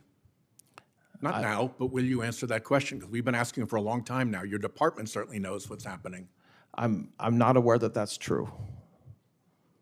Well, take a look at it, and it's publicly reported, and the FBI reported it, and you should answer the question. That's not the only one. Here's a list of unanswered questions that I have just asked. I don't know how it is that the chairman thinks that you've cooperated with the committee or that you've been transparent with the committee. That is not my experience. You said earlier that you welcome our questions. Great, answer our questions. That's the real point. Where we've failed to get answers to our oversight questions, we've actually had to revert to the Freedom of Information Act, the general law of government transparency, to try to get answers from the Department of Justice. Here's how we did. Not well. We have this stack of questions that you haven't answered in the nature of oversight. We have this stack of FOIA requests that you haven't answered. And I think it's important for us to believe that you actually take seriously your constitutional oversight responsibilities in order to confirm you, that you actually take seriously your obligations to this committee, irrespective of party, majority or minority, in order to confirm you. So I will ask before we get to a vote on this that you take a look at these and get us answers. Where we have had answers, Mr. Blanche, they have not been informative. They have been blow-offs. So let's move on to Trump versus IRS. our research indicates that senior DOJ officials have never in the history of the department before faced a judicial inquiry into a fraud on the court participated in by the Department of Justice. That was the inquiry opened in Florida. The question about fraud on the court committed by the Department of Justice remains open in the judge's decision. Here's what she did find. She found that the Department of Justice colluded with the Trump plaintiffs, that the Department of Justice violated DOJ policies in that collusion, that department attorneys were derelict in their responsibilities as DOJ attorneys, that the department failed to zealously advocate on behalf of the United States of America, its true client. And as I said, the fraud on the court question remains open, an unprecedented allegation about the department. As a result of that, the order was transmitted to the New York State Bar for potential disciplinary proceedings. I would like to ask, in addition, since this is new news, the decision was, 2 days ago? I would like to ask that you say to us that you will be willing to provide all of the documents and communications between the Department of Justice and the Trump plaintiffs in that matter. I'm not aware of any communications. I didn't have any. So if you put a request in, we'll look at it. I mean, obviously that's active, continued litigation in the Southern District of Florida. So it depends on. Explain how it is active, continued litigation in the District of Florida. Well, there's been several indications that the parties of, I never entered notice of appearance, but that the parties intend to appeal the judge's Monday 56-page decision. Well, it'll be interesting. Do you intend to appeal the Department of Justice? We weren't really even part of that decision. So to the extent there's something that we can appeal, I very vigorously will encourage the department to do so. Well, here's the tell. In that case, the Department of Justice filed no answer, filed no agreement with respect to the extension of time, filed no response to the case or controversy amici, filed nothing related to the withdrawal of the complaint, filed no settlement, and filed no response to the fraud on the court inquiry. To me, as a one-time litigator, that looks like really weird behavior. And when for the first time in history there's an inquiry into fraud upon the court committed by the Department of Justice, the silence from the department in response to that is deafening, Mr. Blanche, deafening. And it strikes me that the stratagem here was to file no pleadings, to try to keep the department out of the authority of the court, when what the department knew to be a collusive and false enterprise was blown up in that court. Now, it didn't work because the court found collusion, and it takes two to collude. And they also went on and made the other adverse findings about the department's conduct. And the problem here, Mr. Blanche, is that it's not just that one occasion. Between judges appointed by every president harshly criticizing the department's work in your tenure, grand juries rejecting indictments, judicial findings of outright misconduct, capable lawyers fleeing the stinking ship, this seems to be the most troubled Department of Justice in history. Here are some of the misconduct findings against your U.S. attorneys. And if I haven't put it up yet, here's a word cloud of the commentary by federal judges about the conduct of your DOJ. These are red flag words that when I was a U.S. attorney would have provoked, at minimum, an internal conversation about what the hell went wrong, and very likely a conversation with OPR and maybe OPR pursuit. Words like pretext mean a lot coming from a judge about a government argument, usually enjoying the presumption of regularity. We need answers. I need you to be able to tell me that this kind of misconduct is going to stop if you're confirmed as Attorney General. Can you say that? The Department of Justice works hard. The prosecutors work hard every day, and I appreciate the hand-picked words that you have behind you right now, but that's not reflective of the 100,000 indictments and informations that have been filed to do the work that I talked about earlier today. And so while cherry-picking a few isolated words from district court or magistrate judges in certain districts is something that you're entitled to do, it's absolutely false to suggest that this Department of Justice is not executing as we should and doing the right thing every single day. I will tell you that you are wrong. That in the history of the department, this kind of criticism by federal judges is unprecedented, and it comes from judges of every different political persuasion. Let me ask about the FBI. How long do you intend to put up with that Kash Patel character? Are you good with his airplane jaunts? Are you confident he's not drinking on the job? Are you sure none of his travel is a pretext for vacation activities like snorkeling, Olympics, and visiting girlfriends? Are you sure he knows what he's doing? Do you vouch for him? Are you willing to look at whether he lied to this committee? That's an extraordinarily obnoxious question, Senator, and I have full faith in Director Patel and the work that he's doing every day. Great, you get to own that. One last thing, if I may. You have refused to exclude January 6 rioters from your anti-weaponization fund. You have refused to put in writing that the slush fund is dead. Indeed, you signal to allies that payouts are still on track. You have vacated seditious conspiracy convictions against members of the Proud Boys and Oath Keepers. You hired January 6 rioter Jared Wise, who had urged the mob to kill police officers.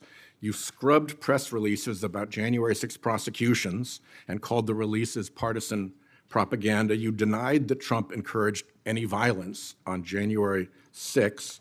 You've cleaned house of every attorney who worked on a case related to Trump, and you've bragged that bringing justice for violent rioters meant that every one of them was either pardoned or had their sentence commuted.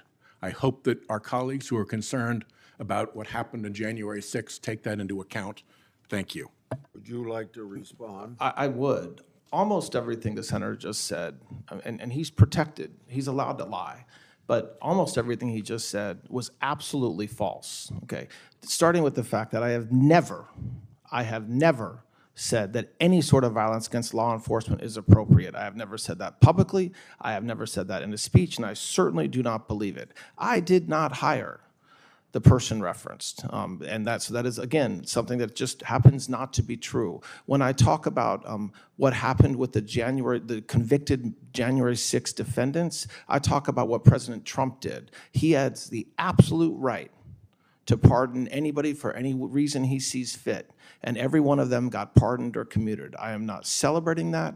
It is a fact. And the fact that my department had to take action in response to those pardons by dismissing some cases is exactly what I have to do under the law, and it's what I did. So that the narrative that the senator just suggested and put on me as something I believe is absolutely not true. Since he accused me of lying personally, Mr. Chairman, let me ask that I put this series of concerns into a question for the record, and that you, under oath, one by one, tell me where there's a lie. I'm happy to do that. We'll get that to you. I'm happy to do that. Absolutely. Before I go to Senator Blackburn, since oversight was brought up and responsiveness of your department, I'd like to speak about how it was with the Biden Justice Department's non-responsiveness to my oversight letters. If the Biden Justice Department would have been remotely responsive, there wouldn't be such a backlog right now. So let's not pretend for a minute the last administration was a benchmark of responsiveness. And this administration, to its credit,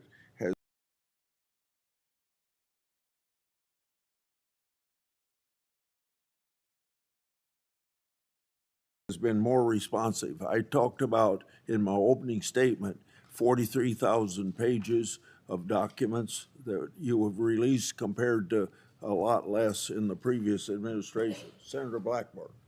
Thank you, Mr. Chairman.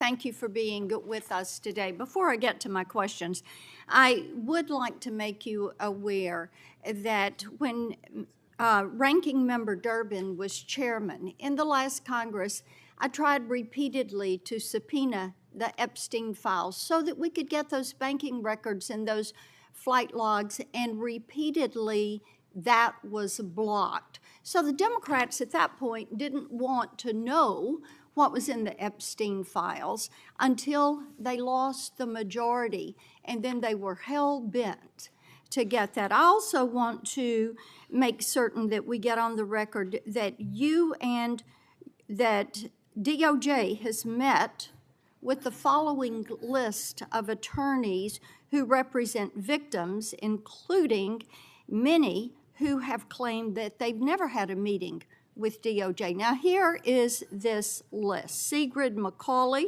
Jordan Merson, Gloria Allred, Eric Fidai, Alan Goldfarb, Daniel Kaiser, Miriam Meyer Wang, Glenn Neck, Adam Horowitz, Jack Scarola, Dennis Artie, Kevin Menser, Jill Greenfield, Julie Keys, David H. Brody, Robert Glassman, Kate L. Doniger, Andrew Villacastin, Brittany Henderson, Brad Edwards, Avron Robin, Neil Binder, David Flessig, Roberta Kaplan, Tasha Thompson, for the record.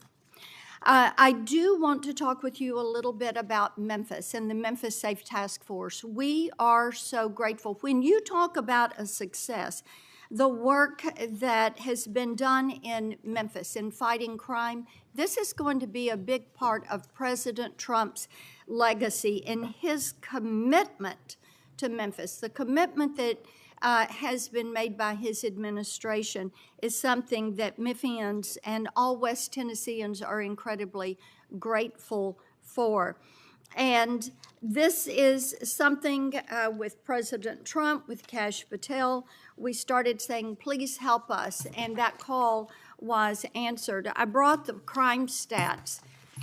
We get the daily report from Memphis. 11,040 arrests have been made. And yesterday, there were 40 arrests. These included someone charged with second-degree murder, another with first-degree murder, aggravated child abuse, attempted rape, and aggravated assault. There have been nearly 2,000 firearms that have been seized, and there have been 155 children that have been recovered. The stats here tell the story. You, President, Director Patel, and the agencies that are there working with our governor, state agencies, the Memphis mayor, the Memphis police chiefs. This is the way to fight crime. And we are ever so grateful. And we want to be able to sustain and build on that. And I'd like for you to talk just a moment about Memphis and what lies ahead for Memphis and more broadly for other countries, other cities and counties that are focused on public safety. Thank you, Senator. What we have done, and by we, I don't mean the Department of Justice alone. I mean state and local partners, the National Guard, all of our federal agencies, DHS in Memphis should be a poster child for a lot of cities in this country. You have a city that had skyrocketing crime and restaurants that were out of business, storefronts that didn't exist, they were boarded up, and we came together. And you're right, it was President Trump working with you, working with the governor, working with our partners, and said, we're gonna fix this. We're gonna, just like we did in DC, we're gonna go into this city and we're gonna arrest, I mean, amazingly, a very small percentage of Memphis's population was committing a very large percentage of the crimes. And so if you can focus on that small percentage, you're actually able to bring the crime stats down remarkably, which is exactly what we did. As far as what happens going forward, we keep on doing it. Memphis, there's restaurants opening in Memphis. There's stores opening in Memphis. It's a new city compared to where it was 1 year ago, and that's something that we can't let up on. But again, I look at it as a poster child of what we should do in cities across this country. And we are pleased to know that you all are doing a model city program at DOJ in order to help with public safety in other areas. Yes, and that's not just for Memphis, but for several cities around the country where we are going to put money where our mouth is and put a lot of resources into the cities to help make sure that cities that need to be safer are safer, and if they're on the right track, that they have the resources they need to keep doing it. When you were in the office, we talked about my carjacking bill that would lower the intent standard to a general knowingly requirement, giving the prosecutors, federal prosecutors, more tools so that they could hold some of these violent carjackers accountable. We thought it was going to move with the NDAA, and Leader Schumer has blocked that, and we're disappointed. It's a bipartisan bill.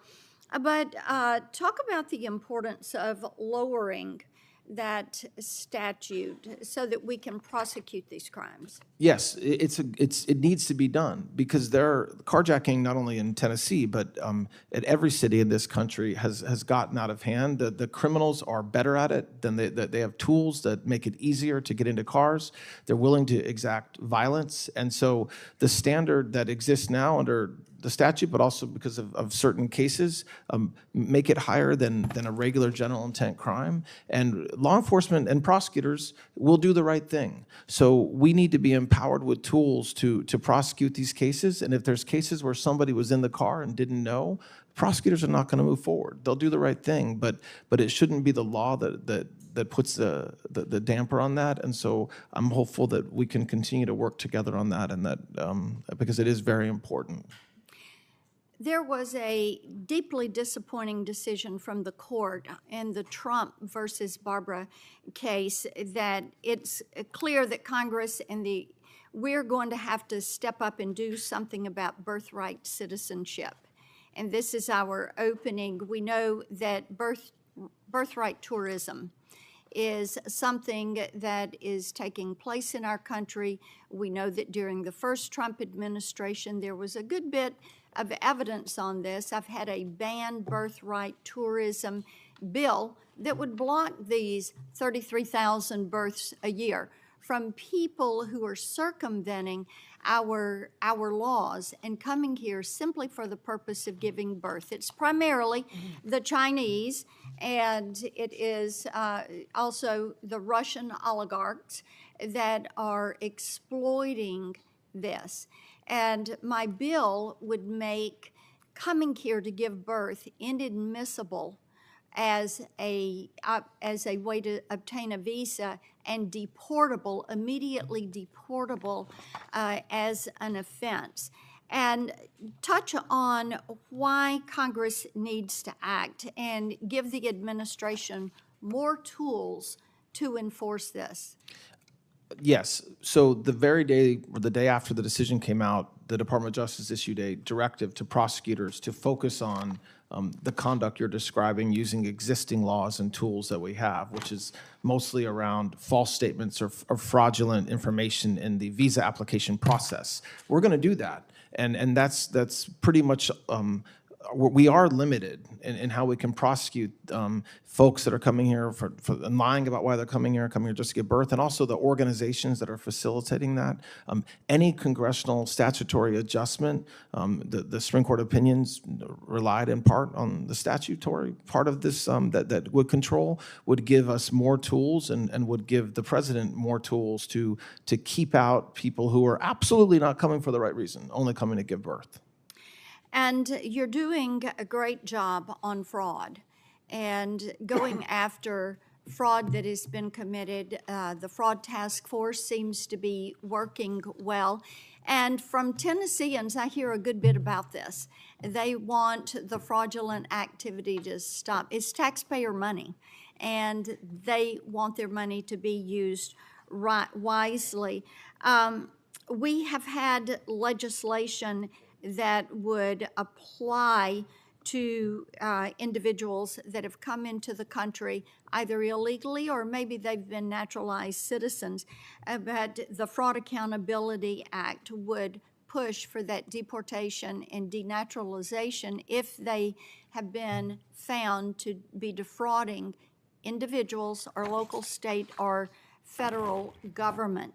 And I wish I'm over time, and I'll ask you for this in writing since I'm over my time, but I'd like to hear from you why it is important to put more tools in that toolbox for you all to go after these individuals that are defrauding the U.S. taxpayer. Thank you, Mr. Chairman. Thank you. Before I call on Senator Coons, Senator Durbin would like to speak for a short time. Very short. Thank you, Mr. Chairman. Based on the statements just made by the senator from Tennessee, we've checked the transcript of the committee. During the November 30th, 2023 Supreme Court Ethics Subpoena Authorization Markup, I chaired and attempted to recognize Senator Blackburn multiple times so that she could offer amendment regarding Epstein's flight logs, but her Republican colleagues prevented her from doing so by filibustering and then invoking the Senate rule on 2 hours to end the markup. Many Epstein records, including flight logs, have been public for years. My staff subsequently reached out to Senator Blackburn to work to identify which records she actually wanted and still believes had not been made public. To this day, she's never responded. Mr. Chairman, since he mentioned my name, I have previously and will continue.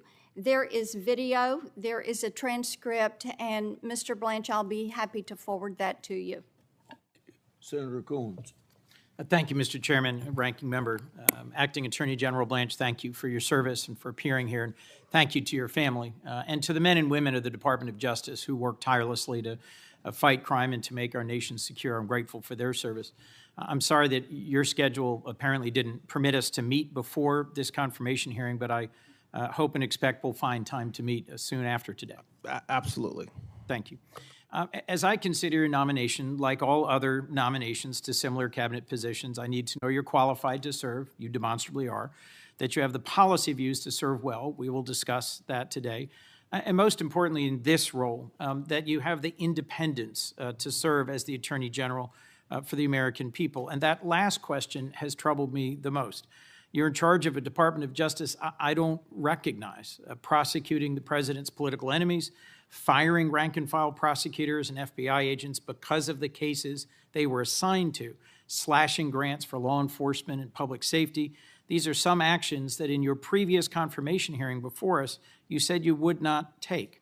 Now, I appreciate your statement walking back the $1.8 billion weaponization fund that you created, but I question how it got that far, and we'll get into that. You sat in appropriations hearing earlier this year before me and defended it at that time.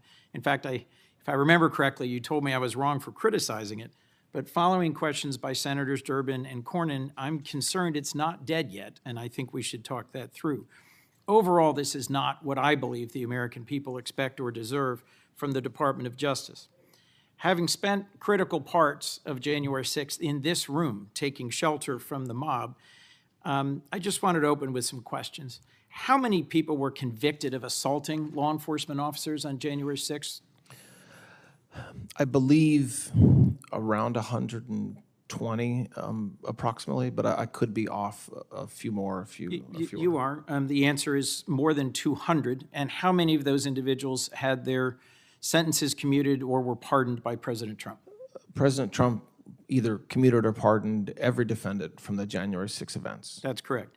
And in this room right now and outside this room are Capitol Police officers protecting us in this hearing room.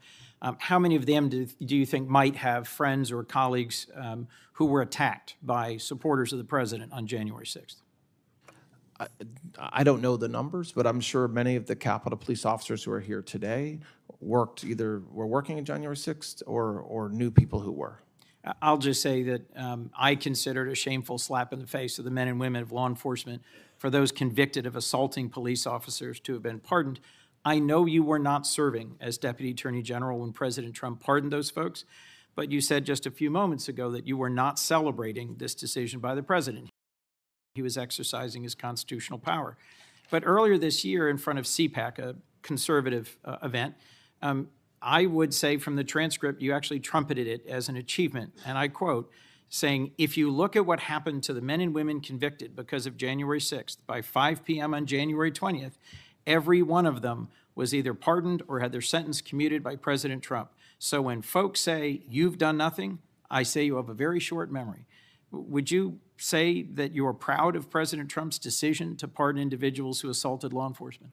No, that's not what I was saying there at all, Senator. So I was responding to inquiries around why more hadn't been done by the Department of Justice with respect to January 6 defendants. And so my answer was that January 6 defendants and some of their lawyers had a short memory because a lot had already been done. Indeed, by the end of the day on January 20th, they had all been pardoned or commuted. So I wasn't celebrating it. I was merely stating a fact, which is that the January 6 defendants did receive a very generous pardon or commutation from President Trump, every one of them on January 20th. A generous, and in my view, for those who had assaulted police officers, unwarranted, unjustified, ahistorical, and a terrible precedent. Let me move on to questions I've asked in previous hearings. Is President Trump, just as a simple matter of constitutional law, eligible to run for another term as president in 2028? I don't believe he is, no.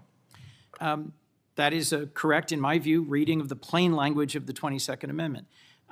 Why do you think several of the judicial nominees of this administration have refused repeatedly to answer that question simply and clearly as you just did when I put it to them?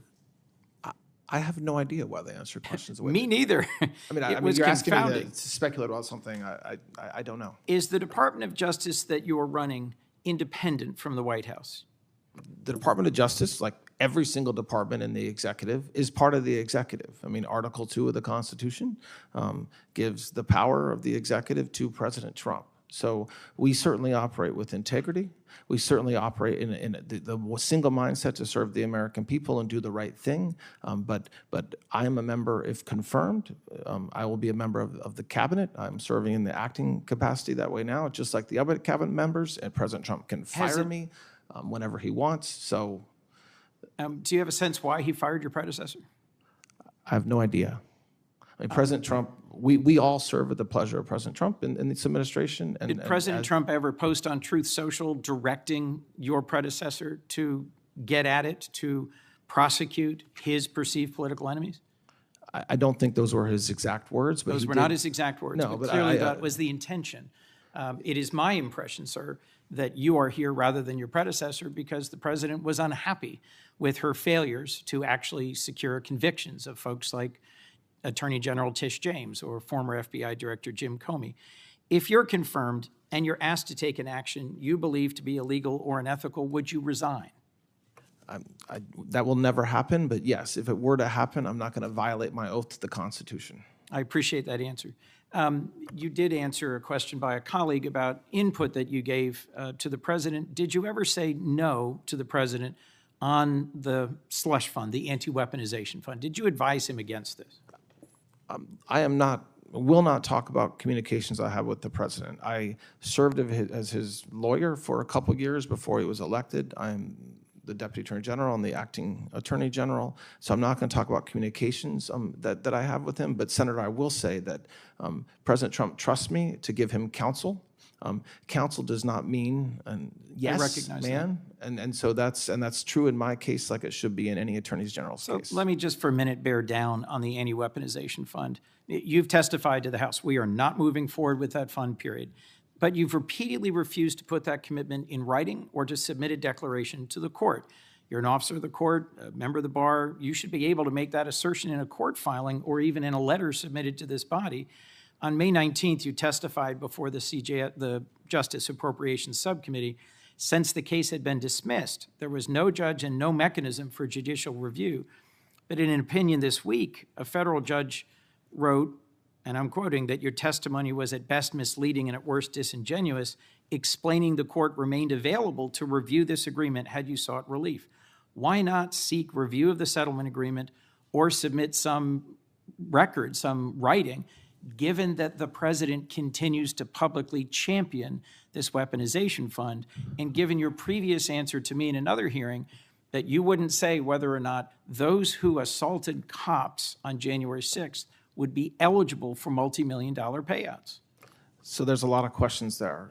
First Indeed. of all, we have put it in writing. It's in repeated court filings in EDVA and DC. So this narrative that you won't put it in writing happens not to be true. The reason why neither myself nor Secretary Bessent agreed to put a declaration in is because there's long-standing precedent that judges cannot ask cabinet secretaries or people like me to put in declarations. It has nothing to do with whether the fund is alive. I'm under oath today, and I've said it's dead repeatedly. I said it to the House Oversight Committee, and I'm happy to say it as many times as necessary. As far as what the judge said in Florida, just the last question you asked about Florida, that judge disagreed with what I said. I still believe that 11th Circuit precedent, which I've studied, I am right. So we'll see. You did say earlier, this is the most transparent Department of Justice in American history. We have nothing to hide, and you started by saying we're here to rebuild trust. Two decisions or two OLC opinions I'm very interested in. I'm the senior Democrat on Defense and Intelligence Approach. I'm the most senior member of the Foreign Relations Committee on my side, who's currently serving on this committee.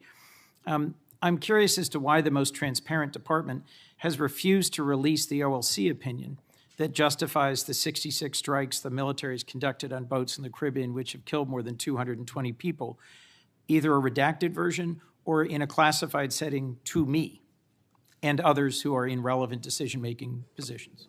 Well, Senator, we made the head of OLC available on multiple occasions to explain that to you and other members of the committee. And that is extraordinarily transparent and unprecedented that we've done that. Whether an OLC opinion is released, there's a lot of process that goes into that. But the idea that we were not transparent about our legal basis there is absolutely not true. Okay. Another chance to be transparent. The FISA court in March certified your Section 702 proceedings, but found compliance deficiencies. This is an important power of the federal government that will soon be up again for vote, and you have not declassified that opinion.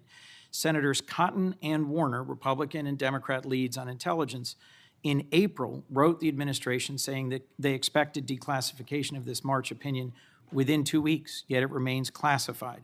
You have a bipartisan request from the leadership of Intel. Will you declassify it or make it available to us? We'll continue to look at that. I agree with you that that's a very important issue, and we need 702 reauthorized. Thank you. Last question, if I could.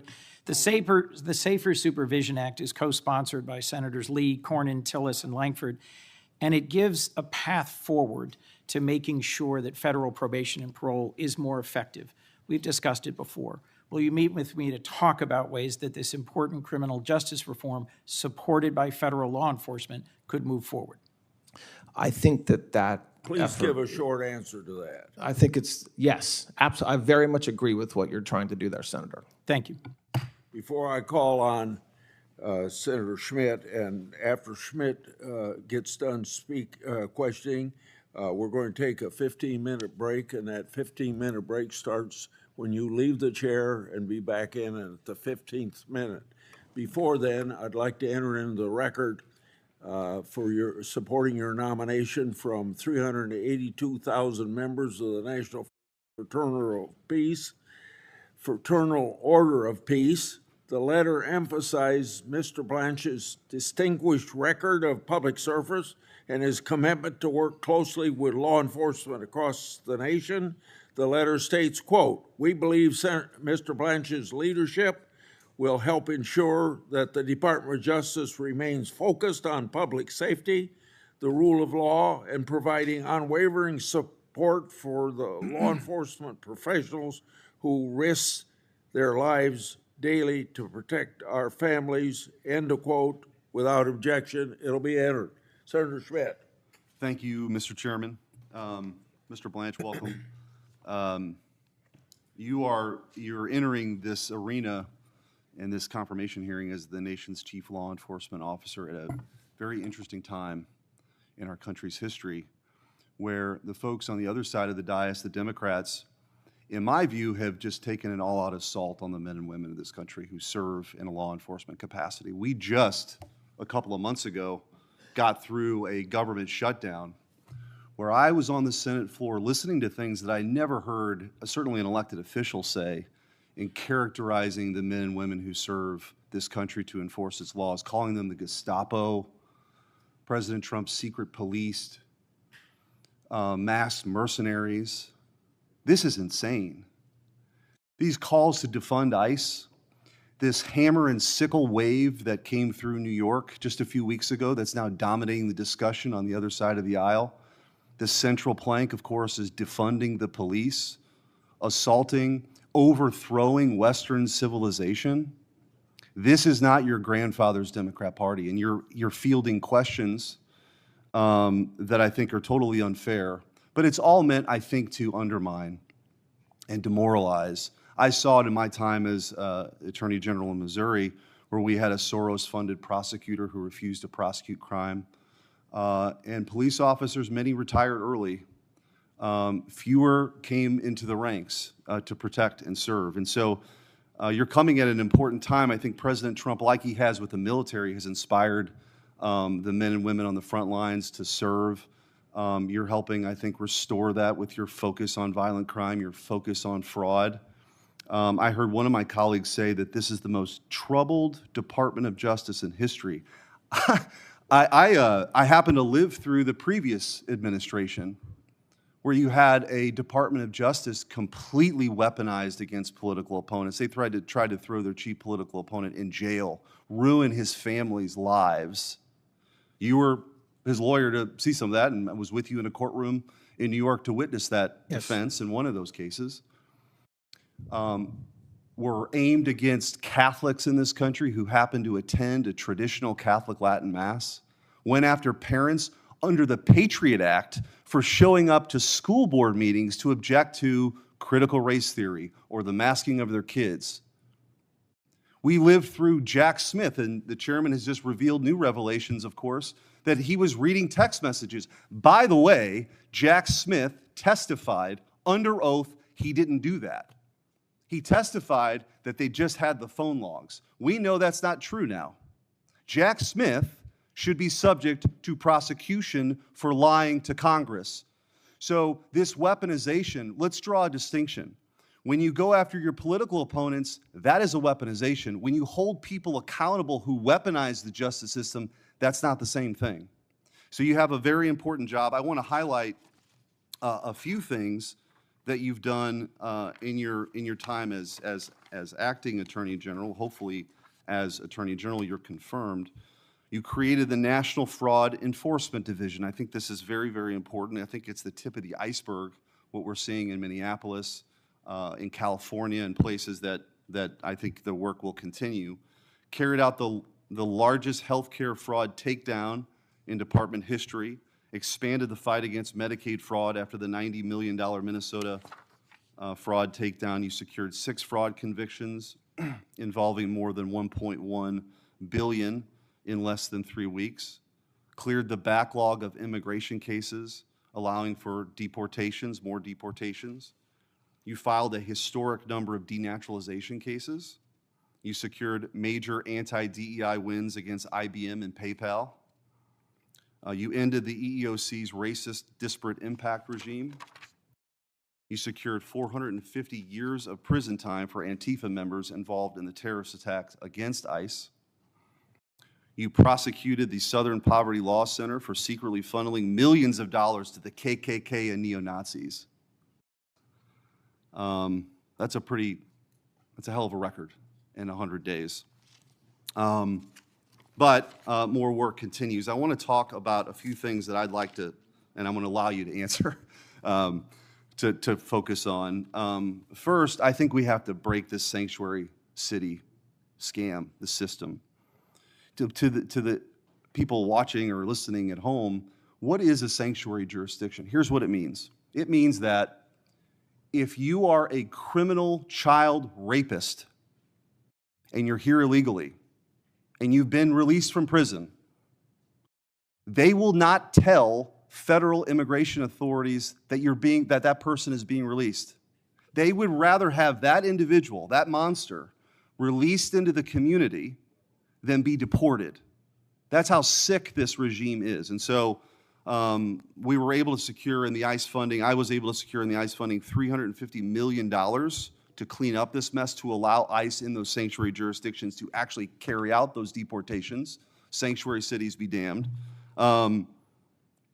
Will you use every tool that you have in your toolbox to go after these sanctuary jurisdictions? I mean, absolutely. You just hit the nail on the head when you described one example, but there are thousands of examples of our law enforcement agents being put at risk because instead of going into a jail to arrest somebody or take somebody who's here illegally, even with a final order of deportation, that individual gets released in the community, and it puts everybody in the community at risk. It puts law enforcement at risk. It's not consistent with the law. And so, yes, I definitely pledge to you that we will do everything that we can at the department to combat that.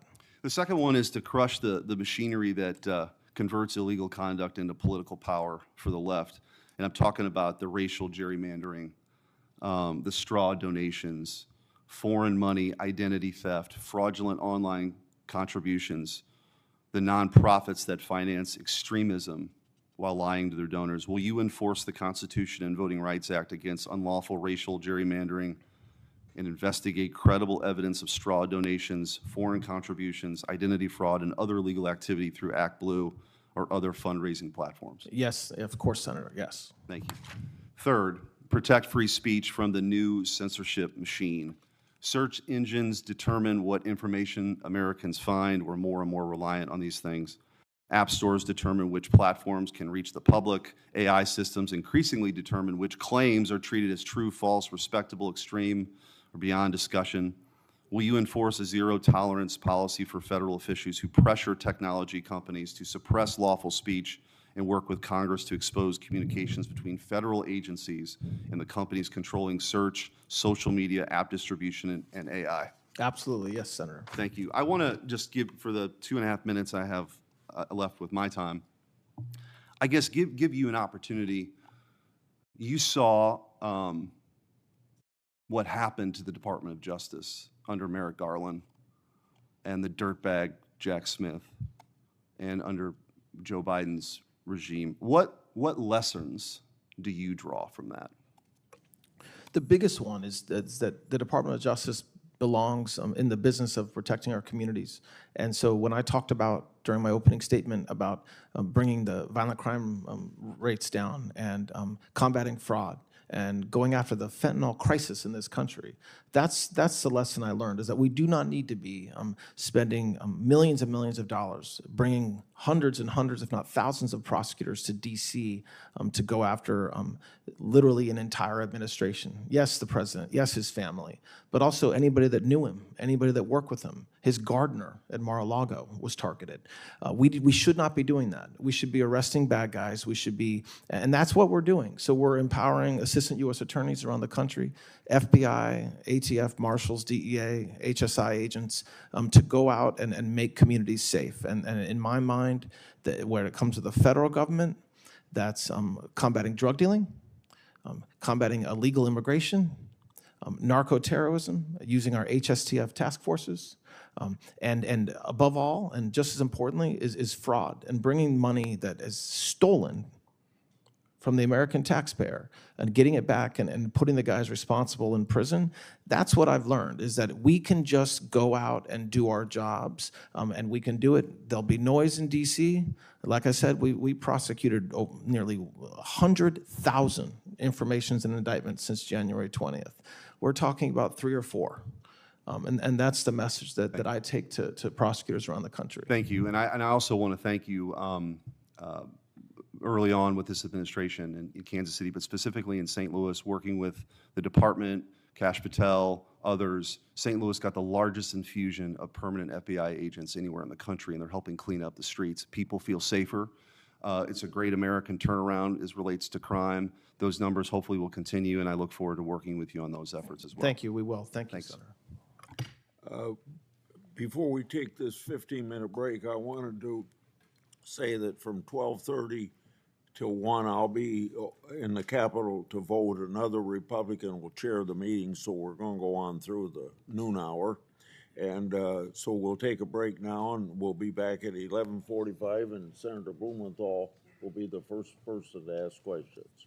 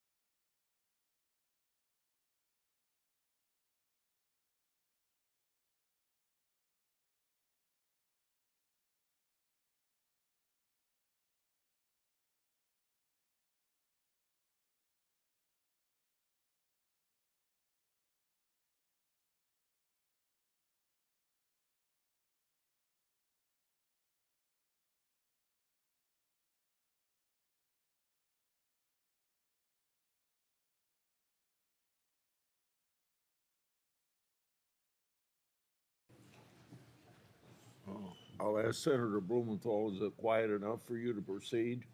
Yes, sir. Proceed then. Thank you. Welcome back, Mr. Blanche. Thank you for being here. Thank you to your family. And I want to join in thanking the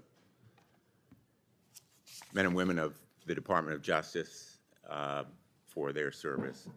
I want to begin where maybe we have some common ground. You would agree that the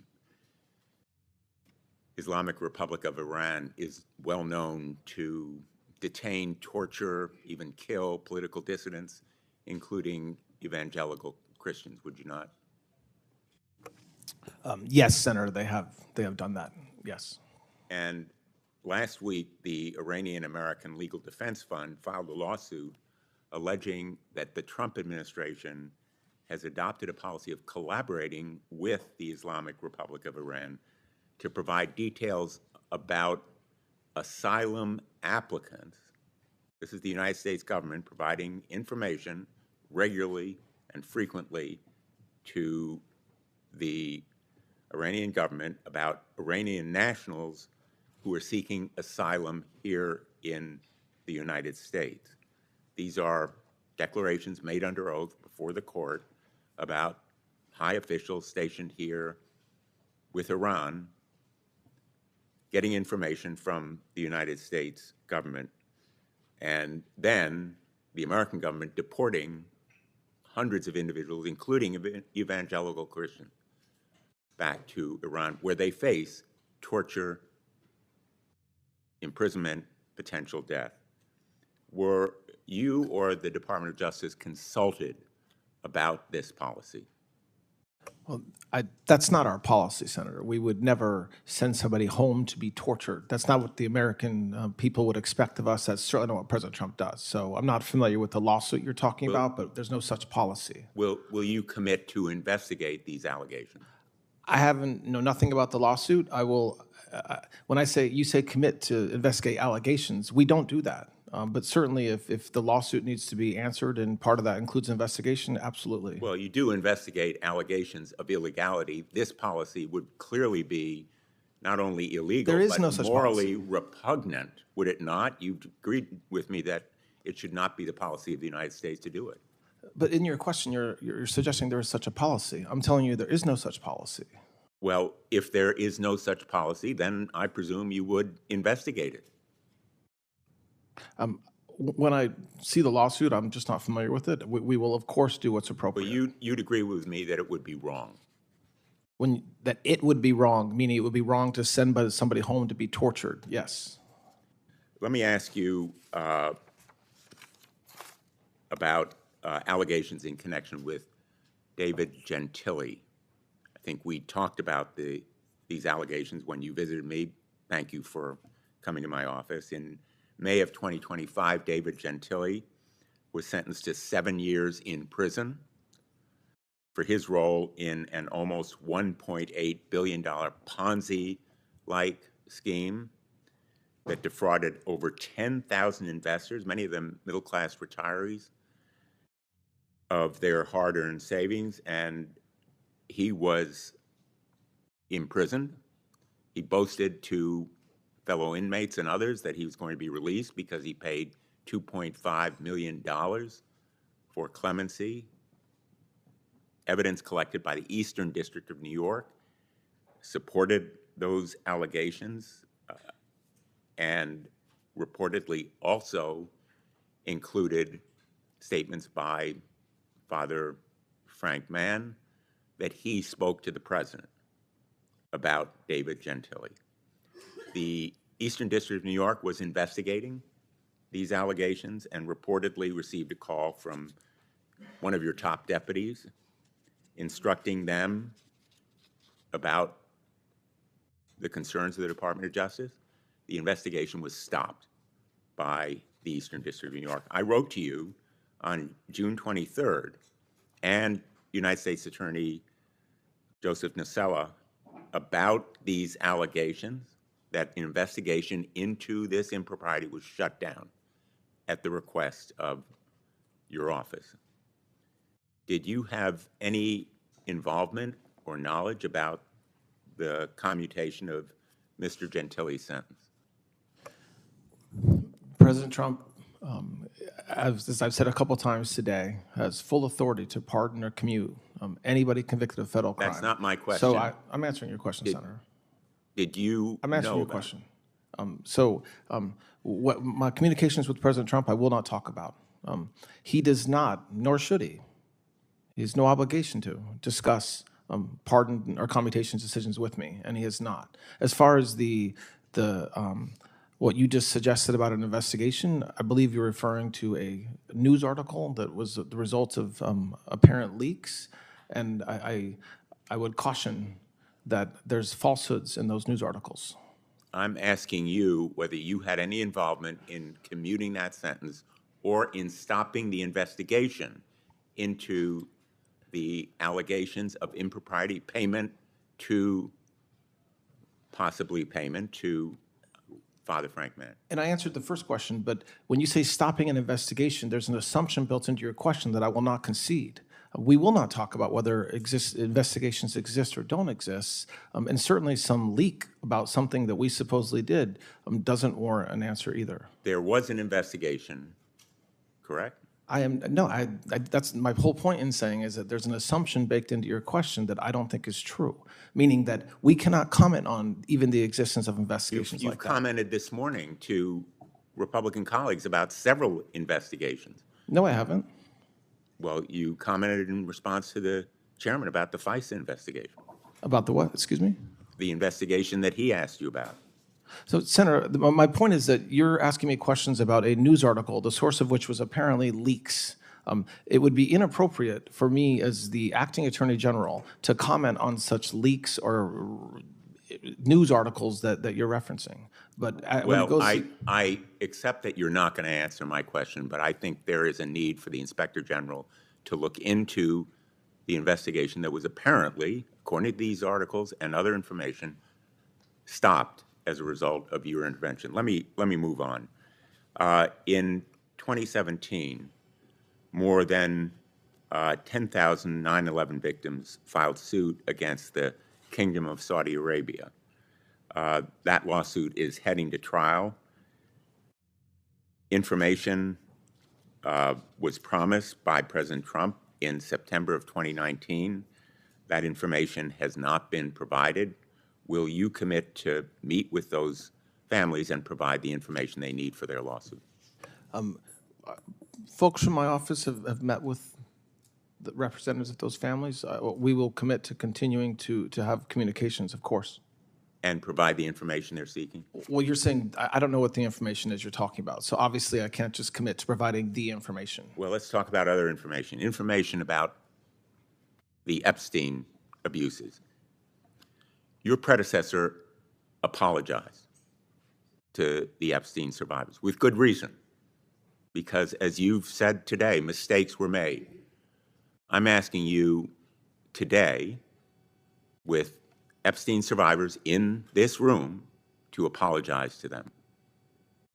Well, so my heart breaks for every victim of any sexual crime, whether it's involving Mr. Epstein or somebody else.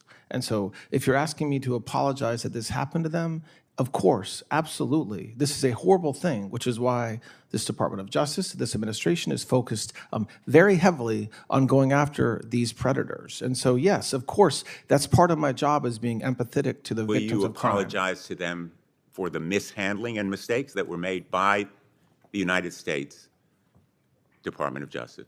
I will absolutely say that any mistake that we made should not have been made. And I very much, I can answer the question, or you can just interrupt me, Senator, but I am answering your question.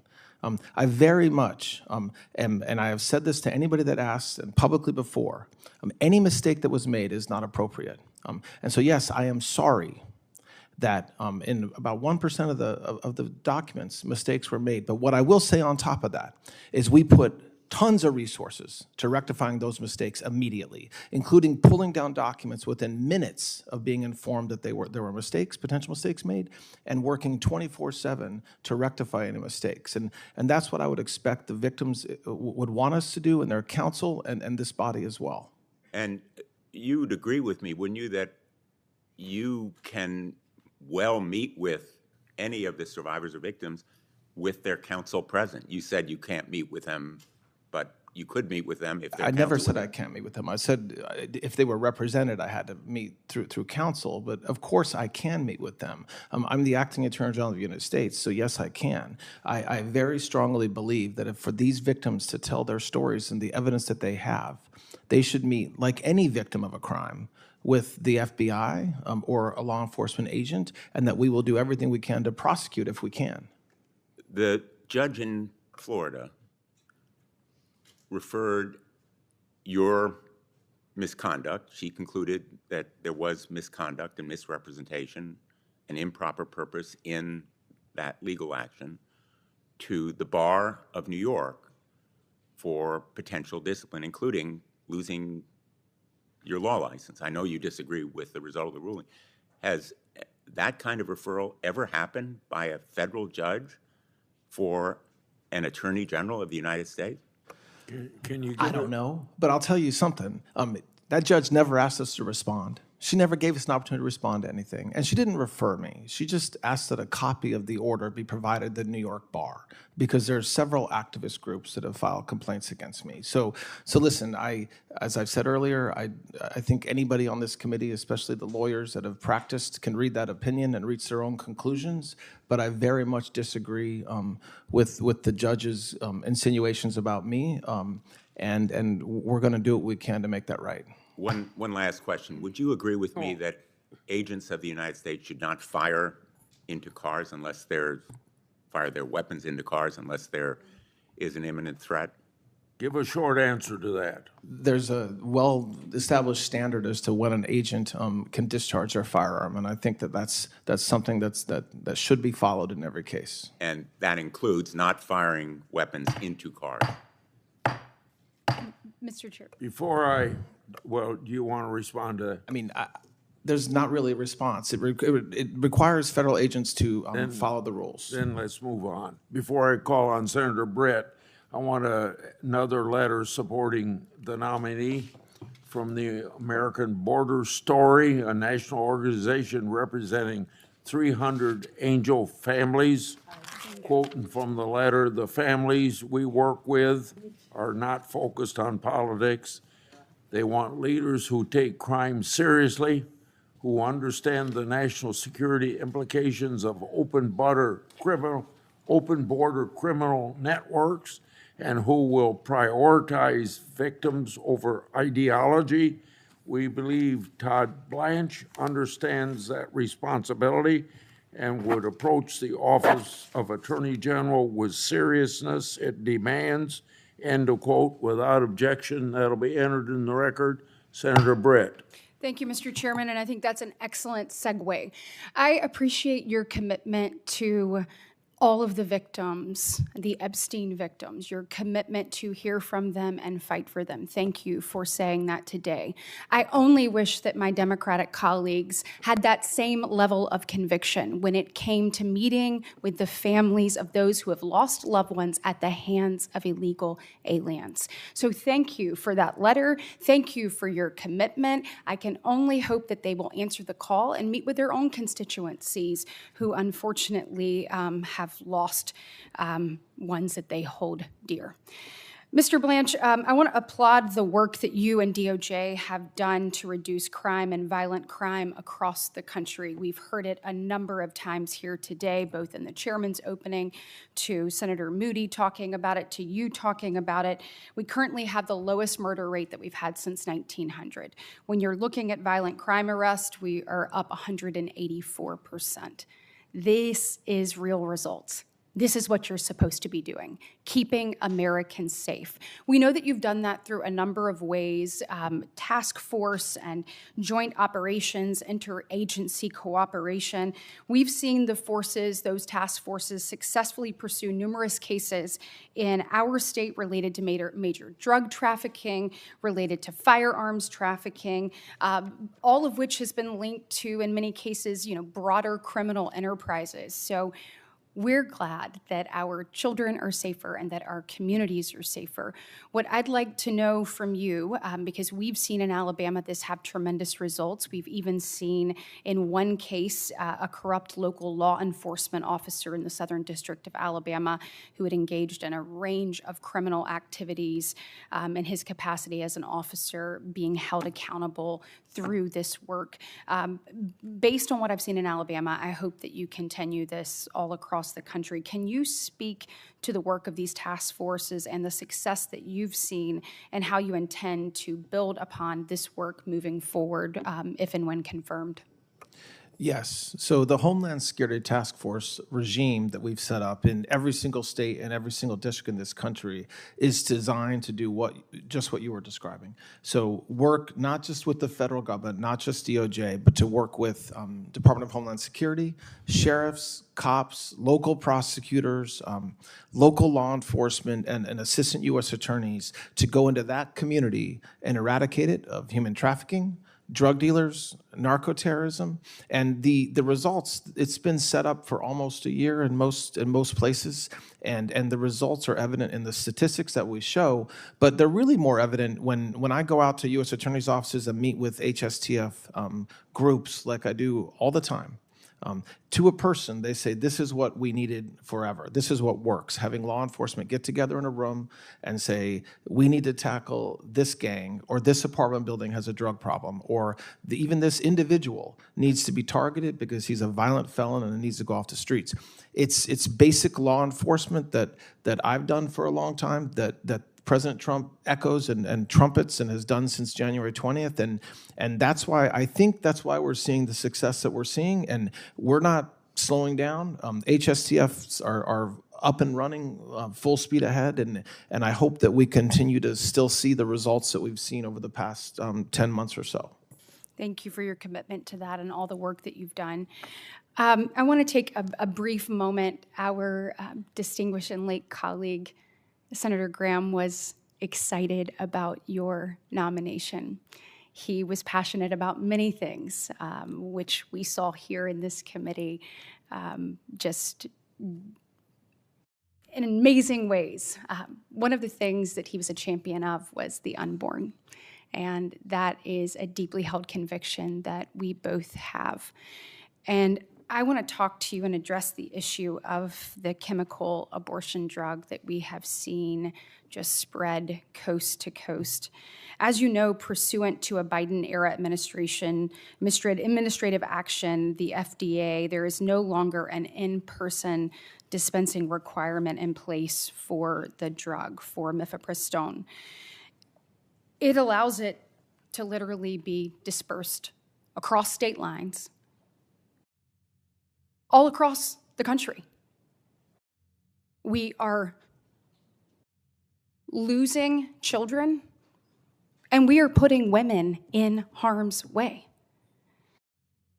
Look, it has no oversight, no safeguard. I got to hear the story of Jonna Affolter, who's here with us today, and I am so grateful for her willingness to be here. But I got to hear it firsthand yesterday. I know many people have read her story in recent news articles about her then boyfriend, now ex-boyfriend, a doctor, no less, actually forcing a crushed abortion pill into her mouth in the middle of the night, then taking her keys, holding her hostage so that she could not go get help. This is sick and twisted and must stop. He used his ex-wife's information to buy those drugs online, to kill his own child, and to endanger Jana's life, and sadly, her story is one of many. And so can you commit to me today that this administration and DOJ will prioritize taking meaningful and thoughtful action to address the dangers that occurred in the current status quo to women all over this country? Absolutely, Senator. And it's not only what the Department of Justice can do, but it's what the FDA is doing right now for the first time in a decade, actually doing real studies about the safety and the appropriateness of these drugs. And, you know, I've seen video myself of what appears to be pills coming even from overseas to young women, and doesn't matter who applies for it, anybody can get it. There's no instructions. They just come dumped out of a little plastic bag, and it's wrong. And I very much commit our resources to stopping this. Thank you very much. I want to turn to an issue that I also raised with former Attorney General Bondi, and that's illegal offshore gaming and the concern in the rise of illegal gaming amongst minors. In 2024, a study found that individuals who began gambling before the age of 18 are 50% more likely to develop an addiction to gambling. This has become a major issue among America's youth, in particular America's young men.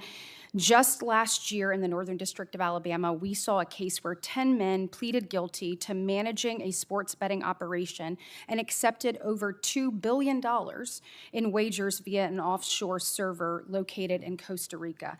Senator Blumenthal and I have worked together on this issue and recently introduced the GAME Act, which would prohibit social media companies and advertising websites from targeting minors with sports betting advertising online. We also sent a letter to DOJ encouraging the department to use its existing statutory authorities to pursue injunctive relief and to block illegal offshore gaming operations. I want to tell you how much I appreciate the response. It was very substantive that I got to that letter, but can you also commit to me today that you're going to make this issue a priority and take robust action to combat the reach of illegal gaming operations within the United States, and then in particular the targeting of minors through this? Yes, Senator, absolutely. Thank you. The U.S. Census Bureau reported over a decade between 2010 and 2020 that the over 65 population in the United States experienced the largest ever 10-year numeric gain and percentage point increase in terms of share of the overall population. In its annual report to Congress last December, the FTC noted that total fraud losses by older Americans defined as age of 60 and older increased almost fourfold from 2020 to 2024, shooting up from $600 million in 2020 to $2.4 billion in 2024. As our society ages, and it will continue to be a problem that we must take robust action to address, particularly given technological advances and other ways that this fraud is occurring. I introduced the GUARD Act with Senator Gillibrand, and it would allow state and local law enforcement agencies and to use certain federal grant funding to utilize blockchain for investigating financial fraud. It also permit federal law enforcement to assist state and local law enforcement with tracing tools for blockchain technology. I'm thrilled it was reported out of this committee by voice vote earlier this year. I know that DOJ has programs in place like Elder Justice Initiative, but can you speak specifically to DOJ's efforts with respect to elder financial fraud and the extent to which we will work to continue to make this a priority under your leadership, and the importance of collaboration with state and local law enforcement officers as we work to bring justice to these people who have been abused? Yes, Senator. We are very focused, not only at Maine Justice, but at every U.S. Attorney's Office on protecting our elderly who are absolutely victims of scams of any sort, and many of the scams are coming from overseas, from Burma, and from these literally entire buildings filled with individuals cold calling our senior citizens, trying to get them to give them money or send them money. And so we've charged I think over 300 this year alone. We'll keep on doing that, and it has been a priority, as it should be, and it will remain a priority of the department to target these criminals. Again, many of whom are not even in this country, going after our senior citizens. Thank you so much for your service, and I look forward to supporting your nomination. Thank you, Senator. Before I call on Senator Rona, I have another letter for the nominee supporting Mr. Blanche from the Americans United for Life, a pro-life organization. I quote, Mr. Blanche's commitment to respecting human life is evident in his actions as acting Attorney General. We at Americans United for Life are confident in Mr. Blanche's commitment to a fair and even application of law, end of quote. Without objection, it'll be entered in the record. Senator Hirano. Thank you, Mr. Chairman. Welcome, Mr. Blanche.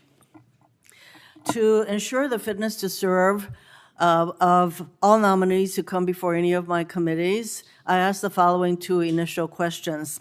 Since you became a legal adult, have you ever made unwanted requests for sexual favors or committed any verbal or physical harassment or assault of a sexual nature? No, Senator. Have you ever faced discipline or entered into a settlement relating to this kind of conduct? No, Senator. Mr. Blanche, over the course of the past 5 months, the New Mexico Department of Justice has talked to your staff about getting access to information for its investigation into an alleged crime at Jeffrey Epstein's Zorro Ranch. Will you and your team continue to cooperate with the New Mexico Department of Justice and help it get the information it needs? Yes, we're continuing to work with them, and yes. Thank yes, you. Senator. Mr. Blanche, at an April 8th press conference, a reporter asked you a question about President Trump's desire to see his perceived political enemies prosecuted. You answered, quote, "That is his right, and indeed it is his duty to do that." To clarify, Mr. Blanche, do you believe it is the president's right and duty to order the investigation or prosecution of his perceived enemies? Yes or no? I can't answer that yes or no. That wasn't the question. And my answer was that as the President of the United States, under Article 2, he's in charge of the Department of Justice. And so my answer reflects that idea, not that he has a right to go after his political enemies. Reclaiming my time, I think that what the president meant was pretty clear, and I just wanted to know whether you thought that that is indeed his right and duty to prosecute his perceived enemies. So let me get to that. Investigations of the president's perceived enemies aren't theoretical. They are happening. For example, last August, President Trump posted on social media that George Soros should be charged with RICO. Weeks later, one of your deputies directed several U.S. attorneys' offices to investigate Soros's charitable foundations for violating the RICO statute. Mr. Blanche, to confirm, were the U.S. attorneys' offices asked to launch these investigations because of the president's post? Yes or no? I'm not even confirming that they were asked to, but most certainly not because of any truth Well, the from president President Trump. the president definitely posted that Mr. Soros should be charged with RICO, and lo and behold, several weeks later, that is exactly what your office sought to have done. Since last year, DOJ has sued 30 states seeking their voter lists. 14 of those lawsuits have been resolved by federal judges. Mr. Blanche, did any of those 14 federal court judges from across the country agree with DOJ's legal position? Again, yes or no? With some of the legal positions, yes. Pardon? The answer to the question is yes. Some of the judges agreed 14 with some, judges? agreed with some of our legal positions, and most of those cases are under appeal. Actually, that's not correct. The answer is actually no. These 14 federal judges, some of them were Trump appointees, disagreed with DOJ's position in terms of getting access to these voter rolls. Well, I think it's all part of DOJ's attempt and with the president's attempt at election interference. We know that federal judges are a problem for you, certainly a problem for President Trump, because they actually care about facts and evidence.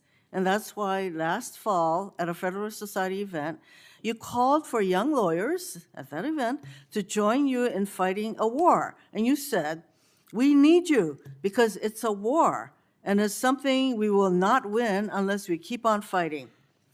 The war that you were talking about was against federal judges who were ruling against the administration, correct? No. Well, then do you believe that judges should be impeached based on their rulings against this administration and the president? Yes or no? No. No, I don't believe that. On that, you disagree with the president because he believes judges should be impeached for disagreeing with them. President Trump sees DOJ not only as a tool to attack his enemies, but also useful for helping his friends. To that end, on May 18th, you signed an Attorney General order establishing funding and setting out requirements for the so-called Anti-Weaponization Fund, correct? You signed Yes, such an I order? did sign that document, yes. Have you rescinded that order? Yes, the order is no longer in effect. There is no Oh, that- weaponization fund, Mr. correct? Blanche, that is not my question. My question is, did you rescind that order? Yes, I'm doing it under oath right now. No, the It fact does not that, no, exist. when you answer that there is no fund, that is not rescinding the order, because you can resurrect that order at any time. So actually, your answer is no, you have not rescinded that order. Mr. Blanche, one of your first acts as a Deputy Attorney General was to issue a memo eviscerating DOJ's enforcement work against crypto criminals. Crypto crime surged in 2025. Mr. Blanche, are you aware that Americans reported over $11 billion in crypto fraud losses to the FBI last year? Our crypto enforcement is way up compared to a year and a half ago. So I didn't eviscerate anything. To the contrary, actually, we empowered AUSAs around the country to go after criminals in the right circumstances, and we are Mr. doing Blanche. we continue to do it. I take it you are not aware that there were reports of over $11 billion in crypto fraud reported to the FBI. That was my question. Are you aware or are you not aware? Are you talking about the fraud that we have prosecuted? That No, I'm 11 talking billion? about the $11 billion worth of crypto crime. This is a pretty good, simple question. I just don't understand Are the you or are question. I'm you not sorry. aware? But it doesn't seem you're aware because you're making all kinds of excuses. The fact is that crypto enforcement, you eviscerated that work that your department is supposed to be doing. And so anyway, Mr. Blanche, when you issued your memo ending crypto crime enforcement, you held significant amounts of cryptocurrency yourself, and I sent you several letters asking you about it, and I am still awaiting your answer. Mr. Blanche, it is clear to me that your leadership is going to be a continuation of what we have seen so far at the Trump Department of Justice, or more likely to be called the Department of Retribution and Corruption. You see nothing wrong with the president treating DOJ as his own personal law firm to use as a weapon against his perceived enemies and as a way of helping his friends, and as a tool to interfere with the upcoming elections. The states run elections in this country, but you want to insert DOJ at every step of the process, suing the states with frivolous claims and sending threatening letters to secretaries of state. You want to suppress the votes of American citizens who will have a chance to resoundingly reject the president's corruption at the ballot box this November. You signed a memo eviscerating DOJ's cryptocurrency enforcement work, leading to a surge in Americans being victimized by cryptocurrency fraud. You also championed a slush fund for the president's allies who attacked police officers on January 6th. From the beginning, we all knew that that's what this fund was for, but now we have findings of fact from a federal judge concluding that the fund came out of a fake lawsuit filed solely to lend an air of legitimacy to the president's attempt to compensate his insurrectionist allies. You played a key role in attempting to perpetuate this fraud on American taxpayers, and you oversaw the botched release of the Epstein files, denying justice once again to survivors who have been waiting so long for it. You have no business being the Attorney General of the United States of America. I certainly urge my colleagues to vote against your confirmation. Thank you, Mr. Chairman.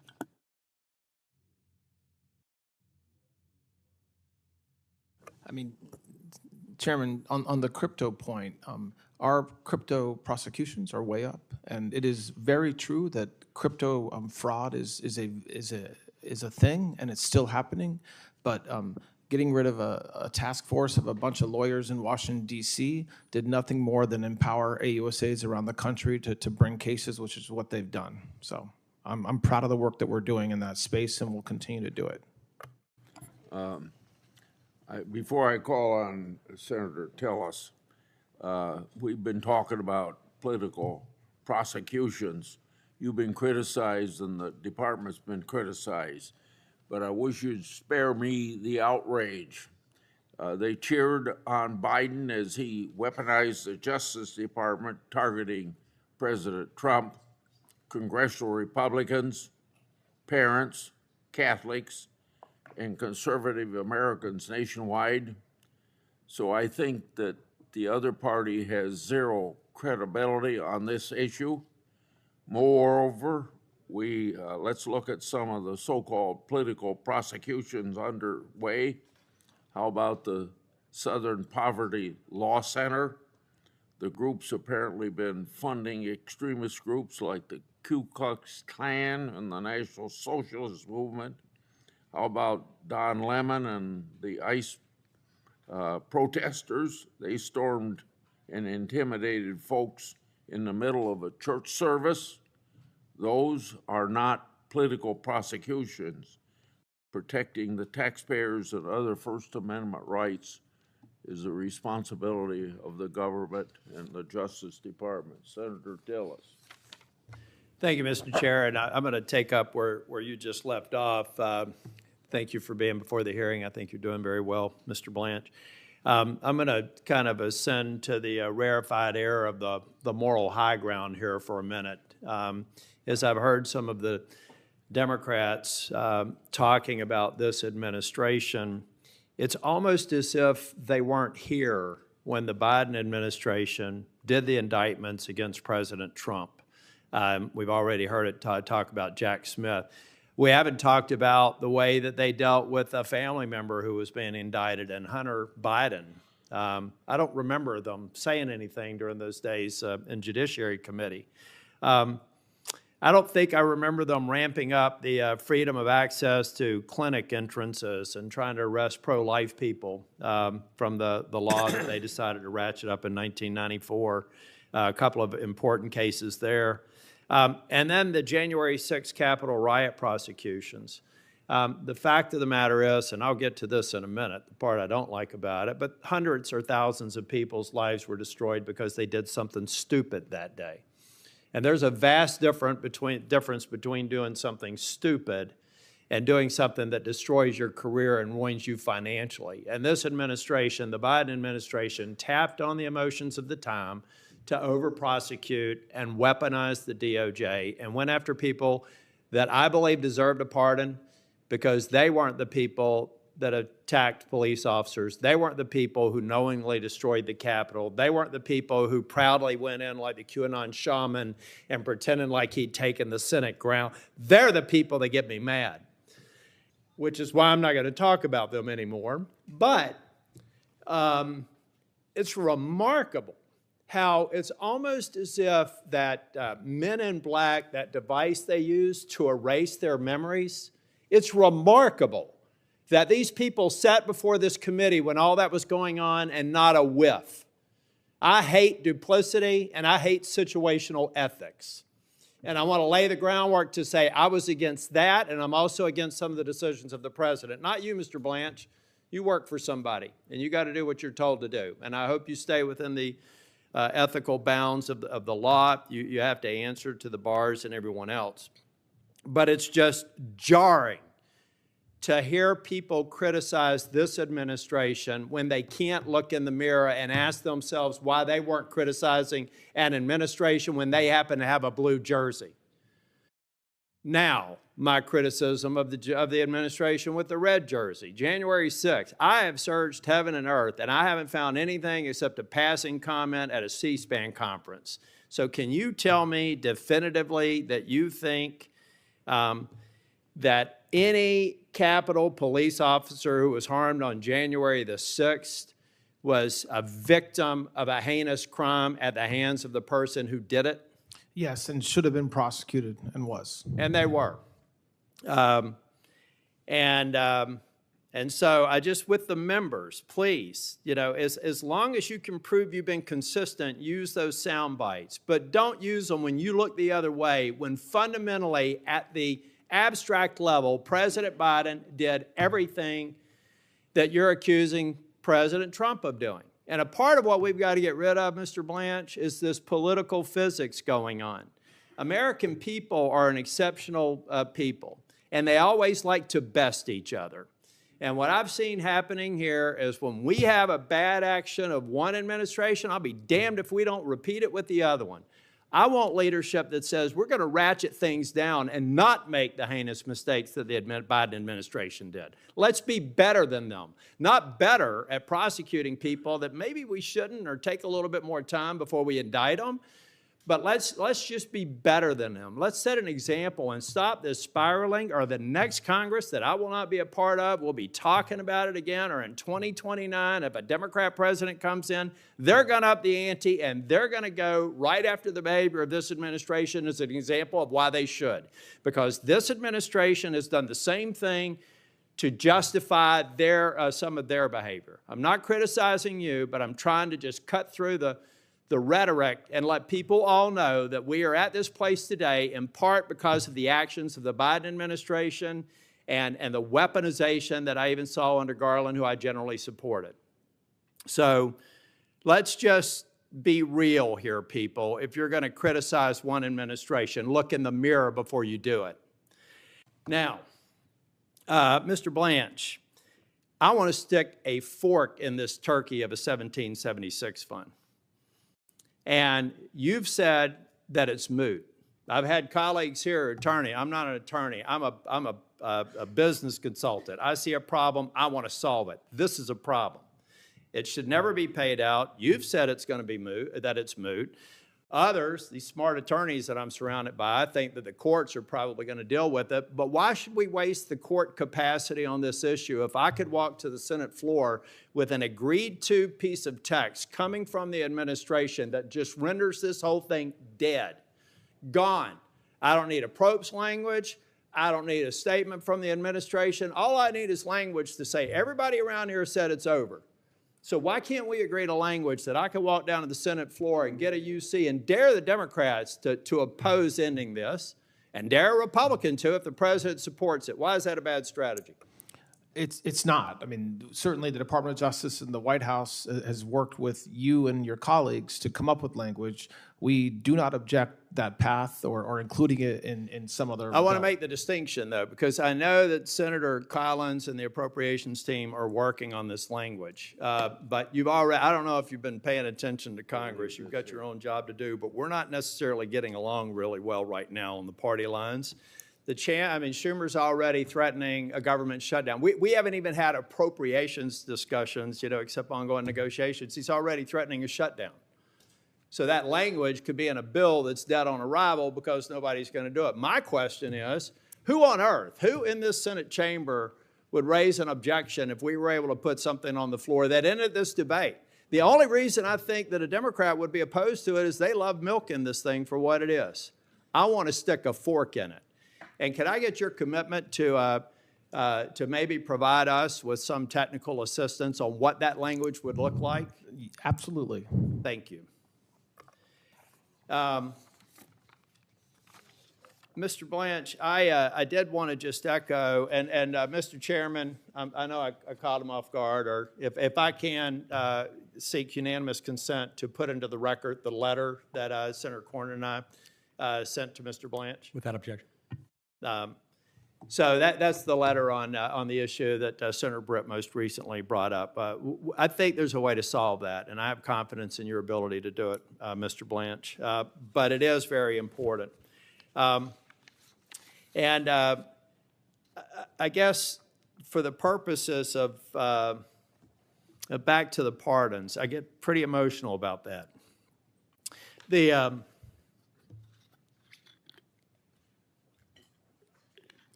I think we need to do a better job of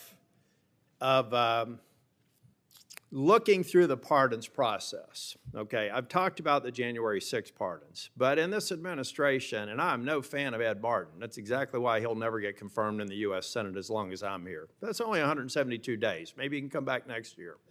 But I think the pardons process is something else we have to look at. The Democrats are criticizing this administration for pardons. You take a look at the egregious list of pardons in the Biden administration, and let's not forget that the Biden administration also had prospective pardons, get out of jail free card. I heard people criticizing some of the get out of audit arguments for the agreement, 1776 agreement. Have they all forgotten that Biden in the 11th hour gave prospective pardons to people who hadn't even been charged with anything? Again, the point that I'm trying to make, folks, is you're all victims of political physics. There was no criticism about that then. And now we're trying to criticize this president for pardons that I've criticized. So the point here, and I do believe that in the Trump administration, I have talked about the January 6 pardons, but I'm concerned that the Binance CEO got pardoned. I'm concerned that there was talk about a corporation getting a pardon. So I'd be very curious, if you're confirmed, if we could sit down and understand how that process goes and to what extent we can have visibility into these people getting pardons, starting with a lot of the pardons that came out of the Biden administration. Can I get your commitment, if confirmed, to walk through that process? Of course. Yes, Senator. Thank you, Mr. Blanche. You've done a great job today. Senator Booker.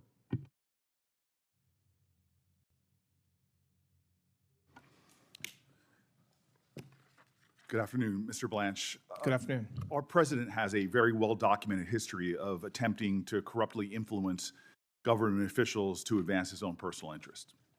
He called the Republican Secretary of Georgia asking him to find enough votes to overturn the election. He withheld military aid to pressure Zelensky to investigate Joe Biden's son. For these things, he has been impeached. He's been criminally convicted in Georgia, indicted in Georgia, because he uses his power to unjustly influence people. When a president routinely pressures public officials for his own personal benefit, the Department of Justice has to remain independent. This brings me really to you, and I think what has you at the center of so much concern is that you seek to lead the Department of Justice after being the president's personal lawyer. The American people are really entitled to know whether your allegiance to the rule of law is your focus or your allegiance to one man who clearly has an insatiable appetite for revenge, self-enrichment, and the abuse of power. So I want to talk about your record. Under you, the department has prosecuted people that have caught folks on both sides of the political aisle by surprise. Jim Comey, Letitia James, my colleague Adam Schiff, Federal Reserve Governor Lisa Cook. This casts a shadow over your ideas, any ideas of independence. You directed the arrest of Mayor Ras Baraka of my city of Newark. You weren't at Delaney Hall on May 9th, 2025, when he was arrested. But yes or no, did you have a conversation with Special Agent in Charge Ricky Patel ordering him to arrest Mayor Baraka? I had a conversation. I didn't order him to arrest. I authorized the arrest, which is my job. So you were not there, and we have body camera footage of him then moving and saying, "We are arresting the mayor right now per," this is his quote, "the Deputy Attorney General of the United States." I want to put that into the record, your comments there, and the district court, assessing all of your conduct, admonished the Department of Justice. This is the quote of the judge, the federal judge. Your role is not to advance political agendas. Your allegiance is to the impartial application of the law and to uphold due process for all. But this is just one example cited by over 1,200 current and former Department of Justice officials appointed under presidents of both parties who warned that you should not be in this position because of your inability to be independent from your personal allegiance to Donald Trump over the rule of law. I met yesterday with Epstein survivors. Some of them are here in the room today. Congress, in a bipartisan fashion, passed the Epstein Files Transparency Act because the American people were demanding justice. Yet you failed to abide by that law and release the files by the deadline established by the law. And when the files were finally released, you failed to protect the survivors that law was intended to protect. Survivors' personal information, including names, phone numbers, home addresses, and images were released. Powerful people were redacted. Survivors were subjected to re-traumatization. More than 1,200 victims, yet only 2 people have ever been prosecuted, Jeffrey Epstein and Ghislaine Maxwell. Now, I was stunned earlier by your conversation with one of my colleagues that you wouldn't even commit to meeting with the survivors, but you did meet with Ghislaine Maxwell. Your claim that you can't meet with these victims because they're represented by counsel is utter nonsense. Counsel can be present or a client can waive their right to have counsel, but you're a lawyer. You know this. That was not truthful, what you said to my colleague. You said that they should meet with the FBI. All of these women have reported their crimes decades ago, but yet you won't meet with them. What you will do is meet with Ghislaine Maxwell. Over a year ago, you sat with her, and you publicly said you were seeking the truth. So let's talk about what that 2-day meeting produced. Did your interview with Ms. Maxwell lead to a single additional person being charged, yes or no? No. Did it lead to a single new investigation, yes or no? I can't talk about whether there's any investigations. I'm not asking you about an ongoing or closed investigation. I'm just asking you I about can't this answer unusual... your question, yes or no. Did you or anyone else from the DOJ or associated with the president discuss a presidential pardon with Ghislaine Maxwell or her attorneys? No. Did you discuss clemency, yes or no? No. Did you discuss... She was convicted. What do you mean clemency? Did you discuss her transfer to another institution, yes or no? No. Well, just 1 week after your meeting, Ms. Maxwell was transferred from a low-security federal institution to a minimum security prison camp. Were you involved with that transfer? When, as I've talked about before, in the time leading up to me going down to meet with her, we learned that she was receiving threats. It turned out when we were I'm going to there, interrupt you for a matter of time because... Okay, well, it's not a question I can answer, apparently, in the time you're giving me. I'm going to tell you this because I deal with issues of criminal justice. When people are under threats in a Bureau of Prison facility, they're put into solitary confinement or protective. They're not moved to a camp. That's not always true. It is. You're well, just what wrong. is what is true is someone that is accused of child sex trafficking under the Bureau of Prison's own policies is not put in a facility like this that seems clearly like a reward. The Department of Justice is also responsible that powerful corporations play by the same rules. Let's take a proposed merger between Paramount, Warner Brothers, and Discovery. This is no ordinary transaction. It was a proposed $111 billion merger involving 2 of the last remaining legacy Hollywood studios. As Deputy Attorney General and later Acting Attorney General, you exercise oversight of the Antitrust Division. You approved the decision to close the department's investigation into that merger, yes or no?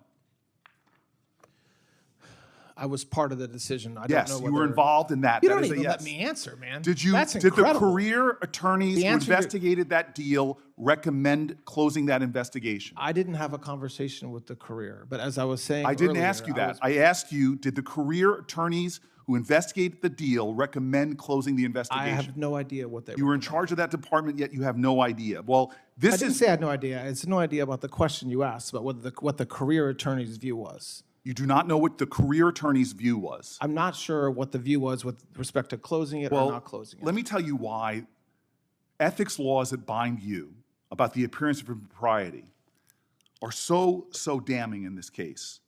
On the same day that Paramount shareholders voted to approve the merger, David Ellison, the head of the acquiring company, hosted a dinner that you attended honoring the President of the United States. While you were at that dinner, the DOJ was still investigating a merger.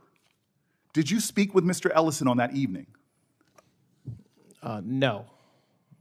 Did you discuss with anyone involved in that organization that evening the department's ongoing investigations? No. Well, 6 weeks later, after that dinner, that investigation was closed, that you're stating you have no idea if the attorneys in charge even finished their investigation. That's not what I said. What did you say? You asked me a question about whether the attorneys recommended that the investigation be closed, and I said I wasn't sure. That's different than what you just threw back at me. Do you believe that that creates an appearance of impropriety that you were at a dinner? No. Okay. The Justice Department ethics rules are very clear about avoiding the appearance of impropriety. In a case like this, I don't think that's appearance of impropriety. I think that's improper. So your attendance at that dinner was cleared by ethics officials? Everything that I do. I didn't ask you everything you do. Was your appearance at that dinner You cleared? can ask the questions, but you cannot control my answers. I'm under oath, and I can answer the questions. I choose to answer them. Were Okay? you So what I will approved tell to you is when I do yes things or outside, no? when I Were do you things- approved when by I do ethics things to- outside of the department, whether it's a speech, whether it's a dinner, whether it's an event, they are approved by ethics officials. You did not answer whether that attendance was approved. Every time I go out, it's approved. Yes. You know, Lincoln, it was said about him that if you want to see the true character of a man, don't view him in adversity, give him power. I believe you've had a lot of power. And so we don't have to speculate about what has been revealed with your time in that office. We don't need to worry about what kind of attorney general. You've already had that power. This isn't a job interview like usually. You've sat before this committee before. You've made promises time and time again before. You got the job, actually, to be the number 2 and the acting director. So this isn't a confirmation hearing. This is more of a performance review. And clearly, when it comes to the treatment of Epstein victims, when it comes to politically motivated prosecutions, when it comes from avoiding appearance of impropriety with corporations, you failed. You're asking this body for a promotion. And you've spent today making a lot of promises to follow the law, promises to be independent, promises to serve the American people and not the president. But we don't need your promises. We have your record. We have watched you exercise one of the greatest powers entrusted to any public servant. And what have you shown us? 1,200 victims waiting for justice. What have you shown us? There's 2 prosecutions. While the people involved, the victims, are waiting for action, one of the people prosecuted gets the most cushy arrangement possible after you visit with her. Again and again, you seem to be favoring the interest of a president and the powerful. You've chosen Trump over truth. You've chosen corporations.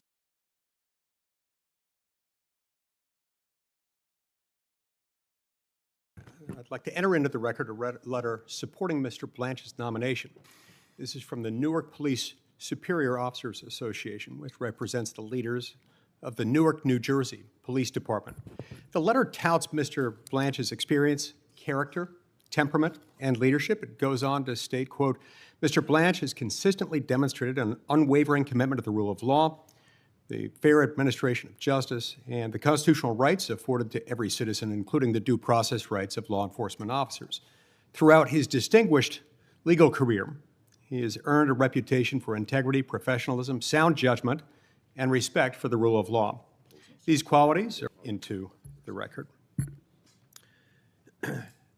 Mr. Blanche, at the outset, earlier you were asked by one of my colleagues about the settlement agreement and about the definition of some of the terms. Now, as I've been going through that, it seems to me that some of those terms were defined earlier in the agreement, albeit not in the section of the agreement that you were shown on the board. Is that correct? Yes, Senator. And those make a difference, do they not, to the nature of the question asked to you? Yes, of course, yes. You have no reason to believe that the so-called weaponization fund will continue because of the settlement agreement. Is that correct? I am confident it will not. Right.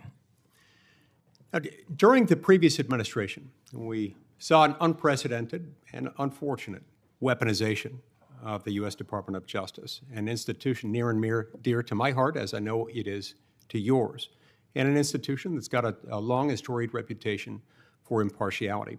Public trust in law enforcement plummeted as a result. That should concern every member of this committee and indeed every American.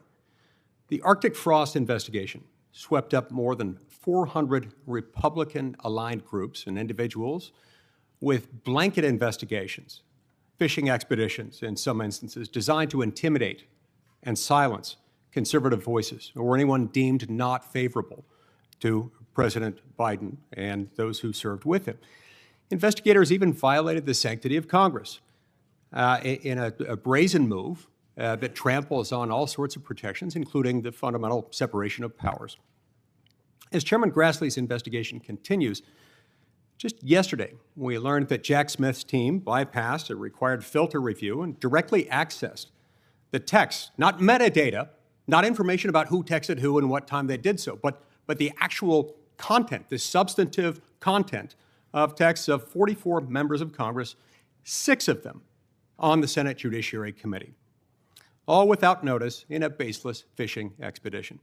This was un-American, and it comes uncomfortably close to spying on a co-equal, coordinate branch of the U.S. government.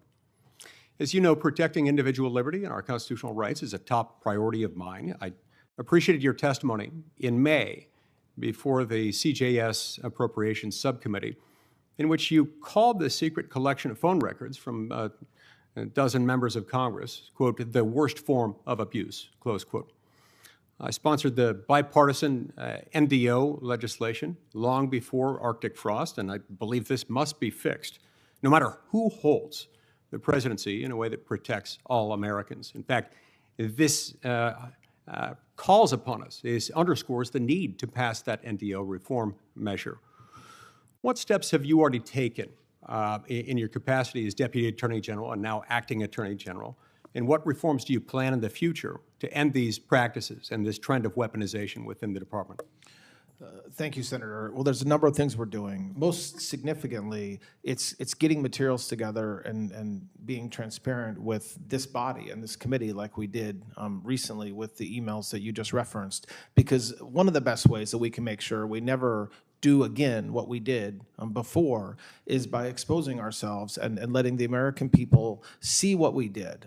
We're also taking steps to right the wrongs. So that means, again, going back and issuing reports and issuing findings and conclusions around not only what the Department of Justice did at times, but other agencies within the executive, and calling ourselves, holding ourselves to account that we shouldn't do it again. And the most important thing, and it's come up a lot today, but it is just having prosecutors prosecute bad guys. And so it's getting prosecutors out of D.C. and into U.S. attorneys' offices and unleashing them to do what they should be doing and what they should have been doing for the past 4 years as well, which is tackling the drug pandemic and epidemic we have in this country, going after the fraudsters. And that's the best way to make sure that the next Department of Justice continues doing the right thing and not the wrong thing. That's wonderful. Sometimes when you're doing the things that are not supposed to be done, you're not doing the things that are supposed to be done. And I appreciate your efforts in that regard. On another topic, federal law prohibits non-citizens from voting in federal elections. Separately, a law called the National Voter Registration Act of 1993, sometimes known as the NVRA, requires, among other things, that the states keep their voter registration files clean, removing voters who have died, who have become ineligible, and to make those maintenance records available for public inspection. The Department of Justice has relied on that disclosure requirement to request state voter rolls and to confirm compliance with this mandate in the NVRA among the states. But a number of states have refused. And when the Department of Justice has sued in order to correct this problem, some federal courts have issued rulings indicating that the NVRA doesn't clearly authorize the NVRA. The NVRA doesn't clearly authorize this kind of compelled production of the complete voter registration files. So the department is thus left without a reliable, viable enforcement tool, even where noncompliance might be staring us in the face, as it is in some jurisdictions. Put simply, non-citizens can't legally vote. But a number of these states, blue states more than others, are doing everything they can to prevent the Department of Justice from enforcing the law. In the meantime, we've got an interpretation of other provisions of the NVRA that have made it, in tandem with this other problem, virtually impossible to enforce the law prohibiting non-citizen voting in federal elections. In your view, would the Save America Act give the Department of Justice clear authority in its efforts to protect the sanctity and security of those elections? Yes, absolutely. Yes. Thank you. I appreciate that very much. This is a very important issue. Now, under your leadership, the Department of Justice fraud enforcement has seen some real success. You've got a lot of success stories under your belt already. Can you describe how you're leading that effort in the department to combat citizen fraud, healthcare fraud, and fraud in taxpayer-funded programs and organizations? Yes, we're making it a high priority. We're working with the White House and the Anti-Fraud Task Force and unleashing, again, having prosecutors focus on fraud. And so that means working with inspectors general, that means working with the FBI, DHS, to get these cases, take them to prosecutors. The fraud division itself is being built up. We've already had tremendous success just in the past 4 weeks in recovering billions of dollars that had been stolen from the FISC. And this is work that is just starting. We've always done fraud cases. This isn't a new thing for the Department of Justice to do, but the focus on these fraud cases and the focus on every U.S. attorney having multiple prosecutors focused on going after fraud cases is something new, and it's something that is important to President Trump, and it should be important to everybody, not a Republican or Democrat issue at all, and that's why we're doing it. Shifting gears a little, tell us just very briefly about what the department's doing under your leadership to protect children from predators. Listen, there is no greater responsibility prosecutors have than protecting our most vulnerable. And so we recently stood up, I have a leader, she's here today, running our task forces going after any sort of human trafficking or child predators in those cases, making sure we're coordinated. We are, again, focusing AUSAs on going after these cases. We've seen multiple investigations leading to prosecutions and even multiple sentences at this point, starting since we first took office over a year ago. And again, this is about spending resources where they should be spent. So instead of spending time in DC working on cases that we really have no business working on, we are out in the field protecting our victims, protecting children, and going after the predators that are in every community and putting them in federal prison. I'd like to turn now briefly to Section 702 of the Foreign Intelligence Surveillance Act, FISA 702. And I want to address some of the repeated claims made by some of my colleagues that our intelligence collection under 702 would go dark when the statute lapsed as of midnight on June 12th. As you know, Section 702 operates under year-long certifications approved annually by the FISA court. Is that correct? Yes, that's correct. And the government most recently obtained approval of its 702 certifications in March of this year. Is that correct? It did, yes. So those certifications remain valid until they expire, right? Correct. And they don't expire until midnight on March 16th of 2027. Is that correct? That is correct. Okay. So in the event that the telecommunications providers don't comply, the FISA court can and would compel compliance and impose fines. Isn't that right? We would certainly try, yes. We would come. Thank you. I want to echo briefly what my colleague, Senator Coons, has commented with regard to the Safer Supervision Act to ensure that supervised release is focused on those who need it, promoting both efficiency and public safety. So thanks for your comments on that. I really appreciated those. And then also, some of my colleagues have mentioned a recent court order in the case regarding the leak of President Trump's tax returns and the ensuing settlement. Responding to that opinion, was there any improper coordination of any kind between the Department of Justice and the Trump team as to this settlement? No, not at all. Okay. So, in fact, the case itself was settled based on an apology without any compensation being awarded, without the president receiving a penny. Isn't that right? Correct, and completely consistent with the Federal Rule of Civil Procedure 41, which absolutely allows what happened here to happen. It happens in hundreds, if not thousands, of cases around the country every year. For any entity, whether it's the U.S. government or otherwise, that's been sued for $10 billion or any significant sum of money, that seems like a pretty darn good deal. I see my time's expired. I believe Senator Padilla is up next. Thank you, Mr. Chairman. Mr. Blanche, welcome. Do you believe every human life is sacred? Can you repeat that, Senator? Sorry. Do you believe that every human life is sacred? Yes. So do I. A lot of my colleagues have made remarks about our colleague who recently passed. This last week, we've also seen Lorenzo Salgado Araujo fatally shot by an ICE agent during an enforcement operation in Houston. Earlier this week, Juan Sebastian Guerrero was killed in another fatal ICE-involved shooting in Maine. I'm not here to debate immigration policy or how immigration enforcement has been conducted by this administration. My questions are specific to law enforcement policy and best practices. Given that these are officer-involved shootings, federal officer-involved shootings, what role should the Department of Justice play in ensuring independent and transparent review and investigations over these incidents? It depends on the agency that the law enforcement officer was a member of. So if it's a FBI agent as opposed to an ICE agent or an HSI agent. And the role that we should play depends. It depends on the conduct. Normally, each agency has their own procedures for investigating any type of shooting.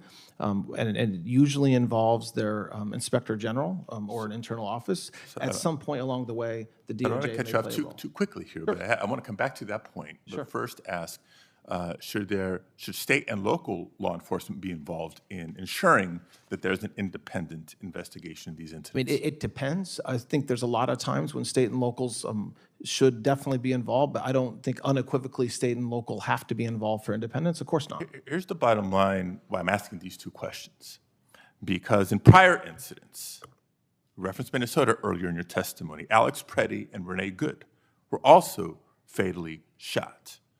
And as far as we can tell, it's been months and months, there's been no justice in these cases.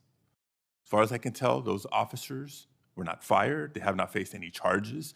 So it does undermine any confidence anybody should have in the Department of Homeland Security's ability, through the Inspector General or otherwise, to investigate its own.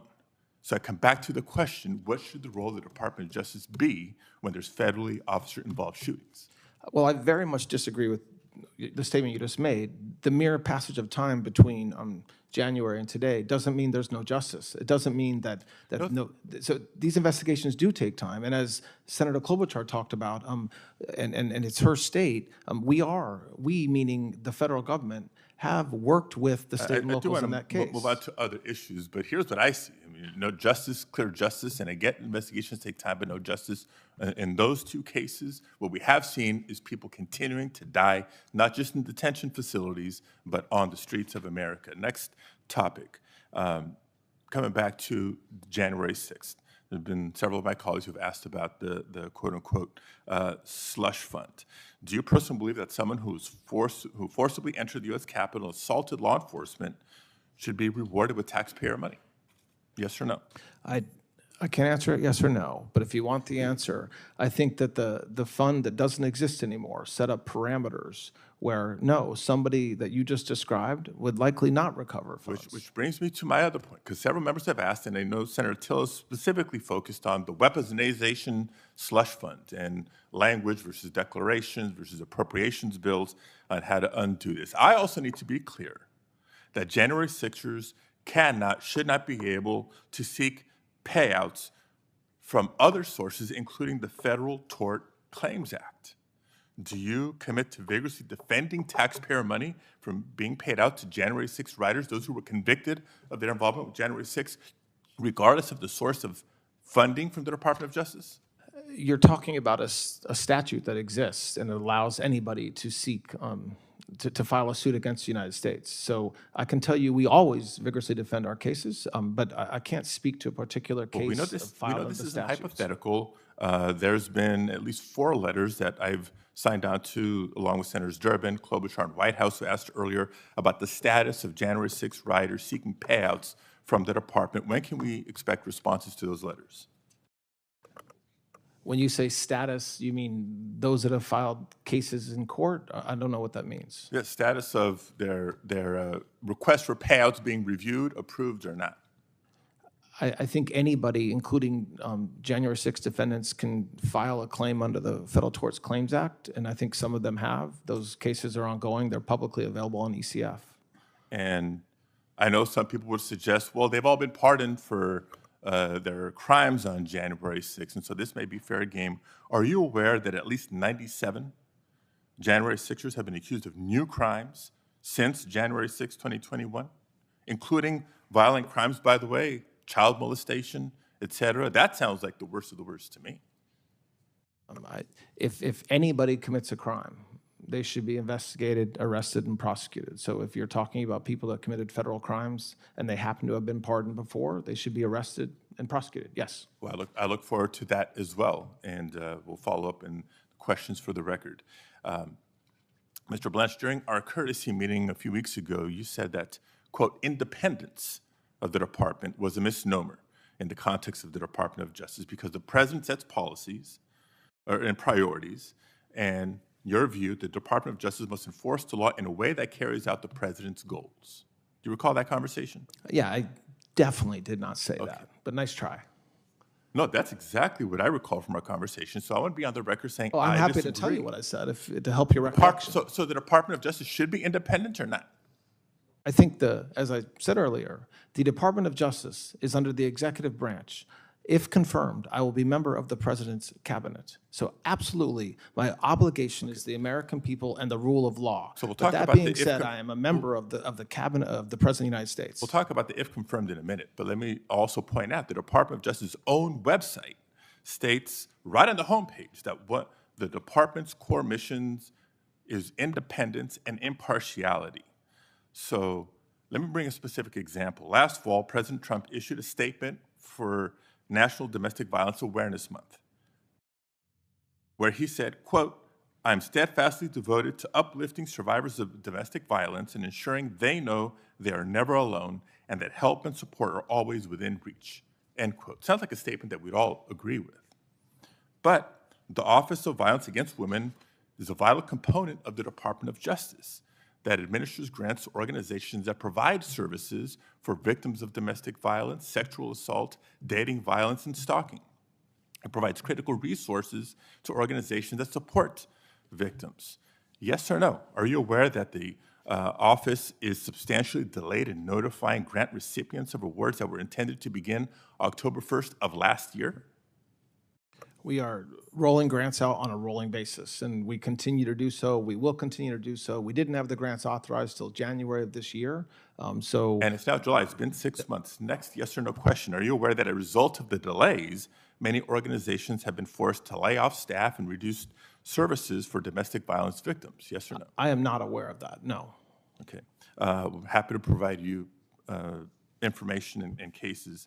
Are you aware that many notices of funding opportunities for the fiscal year 26 have yet to be posted for grants that are supposed to begin on October 1st of this year?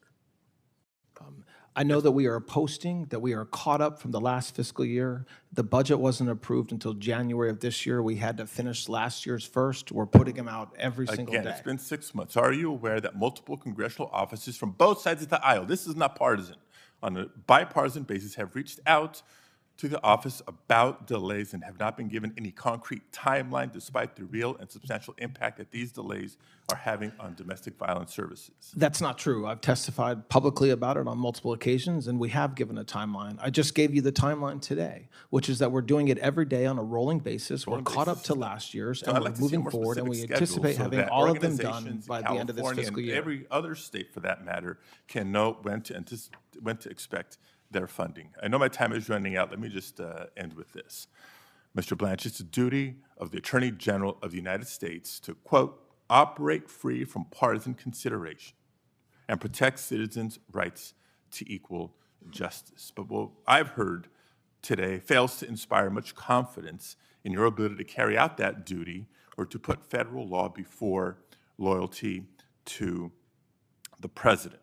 I add to that facts from the judiciary. District courts in 31 cases have recognized that the administration has violated court rulings. The Solicitor General refuses to rule out refusing to abide by court rulings circuit court rulings that they disagree with. In immigration cases alone, the administration has admitted violating court orders in the District of New Jersey alone more than 50 times.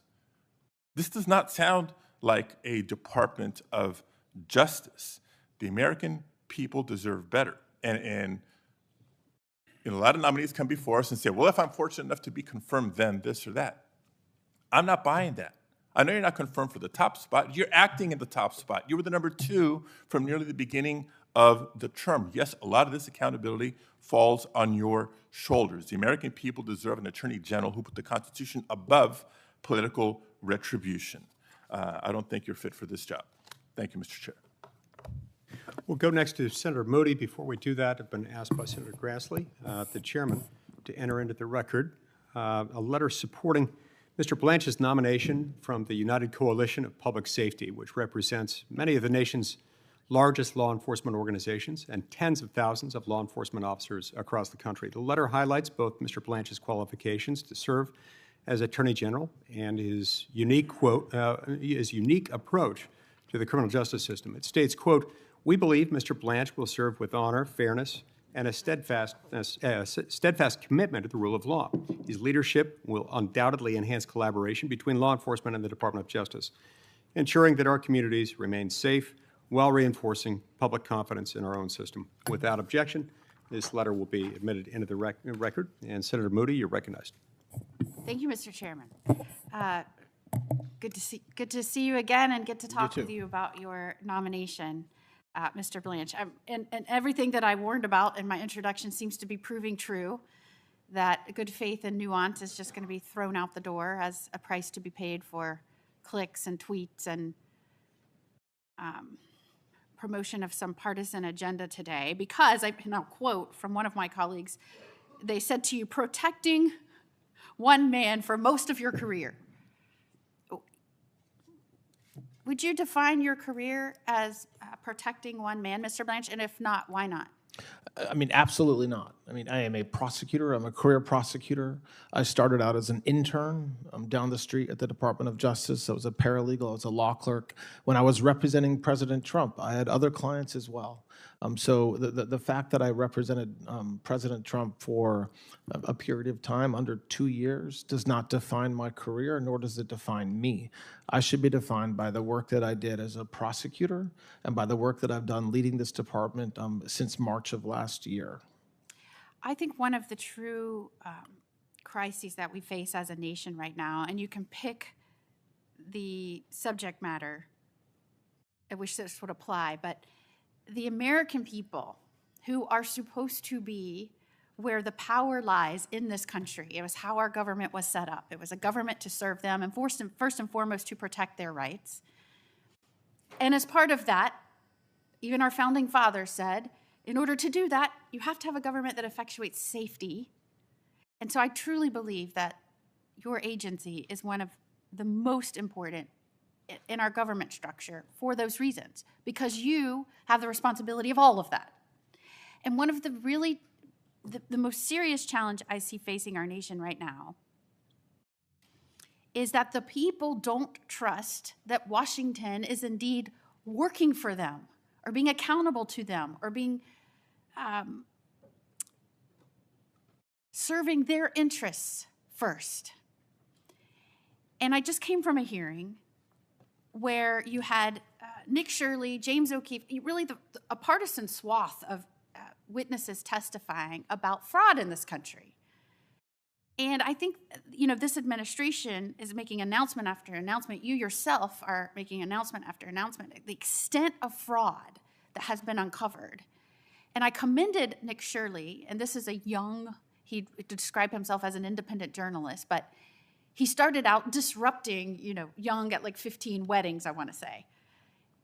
And I think that spirit of challenging the status quo or formality has really driven him to disrupt what I think the American people believe is a bureaucracy historically that has not only maybe because of its size, maybe because personnel in there aren't too quick to want to uncover, but has really been not inclined, complacent, or is set up to not uncover and really go after some of this fraud. And I've been astounded by the amount that this administration has uncovered. And I commend people like Nick Shirley and James O'Keefe that have been out there because they're American citizens and they believe that their government owes them accountability and stewardship of taxpayer money,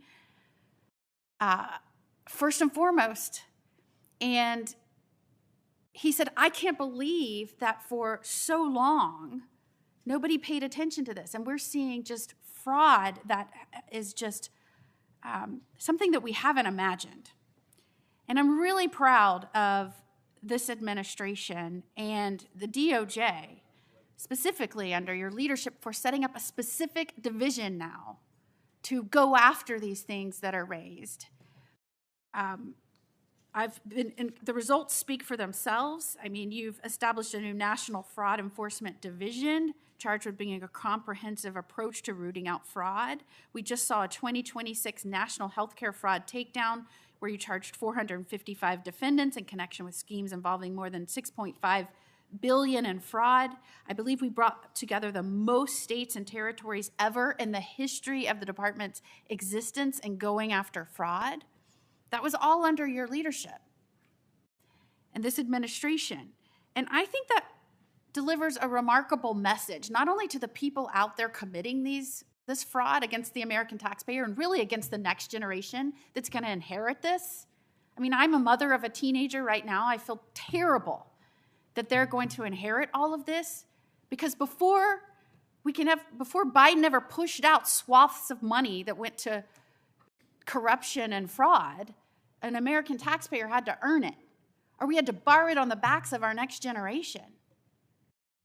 And so I am proud of the department saying enough is enough. The free ride is over. We're digging in. We're going to take, not only are we just going to, talk about it, we're going to actually show you what we're doing, and we're going to create an entire different division. I think it speaks volumes that you have the new head of your fraud division with you today in the audience.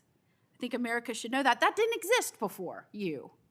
I would like for you to tell the American people right now a little bit about that, because I have to tell you, when some of these states learned about this fraud going on, when Nick Shirley showed up and exposed some of this insane fraud that was happening right under state administration government's noses, the reaction from state leadership, the governor of Minnesota called Shirley far-right delusional conspiracy theorist, maybe because he campaigned on these small businesses that were set up with that money so that the American people, like, we are growing small businesses, make me your vice president. Maybe that's why he had to knock Nick Shirley down a notch. Governor Newsom came out and said, slow Shirley is the fraud. He tried to ridicule and demean this 24-year-old kid who's just uncovering fraud. And these are chief executives of states. So I'd like for you to explain what you're doing differently. Because right now I just came from a hearing where not one Democrat was in the room to ask this bipartisan witness panel about the fraud that's happening or what we could do about it. Not one Democrat was in the room. And we've got elected officials around the state, when people are trying to bring it to their attention, calling out the people bringing it to their attention, and not only that, trying to pass legislation to stop them uncovering it. In California, they have a Stop Nick Shirley Act, which should be called the Protect Fraudsters Act, I assume. But tell us what you're doing different and how you're going to work to uncover and root out and go against criminals in these states where these elected officials are complicit, maybe aiding and abetting, because they're going after the people that are trying to raise the issues. Yes. So before we talk about California and Minnesota, it's worth talking about states that are working with us. So places like Florida, places like Ohio, where we're working closely with the local government, getting information about individuals who are committing fraud, applying for money from the federal governments, where the state serves as a pass-through. And what President Trump and the Vice President did last fall was said, enough is enough. We need an all-out government approach to combat fraud. And so part of that is our new fraud division. And the work that they're doing is exactly what you just described. And some of the stuff that Nick Shirley has uncovered has been incredible. But it's going into these states and identifying, at this point, just low-hanging fruit. So fraudsters that have set up daycare centers, that have set up autism centers. And leering centers. Learning centers. Hearing centers, everything. And all they're doing, and there's no patience. They're just collecting money off the backs of taxpayers. And then you have, it's true, the governor of Minnesota did nothing but obstruct our efforts month after month. And then when we did a takedown and we executed a law enforcement action on a given day, he hopped onto X and said he was happy to partner with us. He's not partnering with us. He's not working with us. And so that's very disappointing. The same thing with the governor of California, where the amount of fraud that's being stolen out of the generosity of taxpayers around this country is in the billions of dollars. But listen, without talking about that, what we can say that it's extraordinarily positive is that we have arrested hundreds and hundreds of fraudsters just this year alone, and we've got a lot more to do between now and the end of the year. And that's the work of, again, our federal agents, our inspector generals, DHS, HSI, working with us, FBI, and then our prosecutors, who are now have been given full authority and have been unleashed to tackle this problem. There is no fraud too small. Colin McDonald says it, and it's right. If you commit $1,001 of fraud, you should expect to go to federal prison. And we're going after the biggest fraudsters and the smallest fraudsters, because any dollar that's taken inappropriately is something that this Department of Justice won't tolerate. So it's a big effort, and it's going to take a lot of work. We're hiring a lot of prosecutors. We're using a lot of AUSAs around the country. But I expect that we'll continue to see the results that we're already seeing. So thank you very much for the work that you guys have done as well to help facilitate our success there. Thank you, Mr. Blanche. Senator Welch. Thank you very much, Mr. Chairman. Thank you very much, Deputy Attorney General. I want to talk to you a little bit about the Anti-Weaponization Fund. Just by way of background, you've had a long-standing relationship, of course, with President Trump, served as his personal criminal attorney, right? I met him for the first time a couple years ago. Right. And in the course of your representation of the president, you earned over $9 million. Correct? Well, my law firm was paid that much. I had 6 or 7 lawyers. Well, that was in your financial disclosures. I don't have a problem. Oh, no, I was paid it. Sorry, but I'm saying it went to my law firm. I had employees. Right. It's been raised that you have a close relationship with the president, but you're entitled to that, and the president is entitled to appoint as Attorney General a person in whom he has some trust.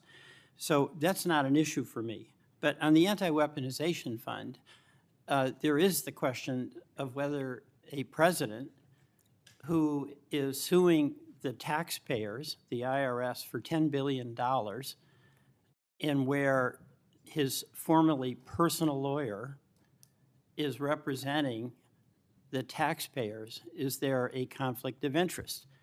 And my understanding is that before you actually got here, you did get ethics training when you were, after you were acting Deputy Attorney General, correct?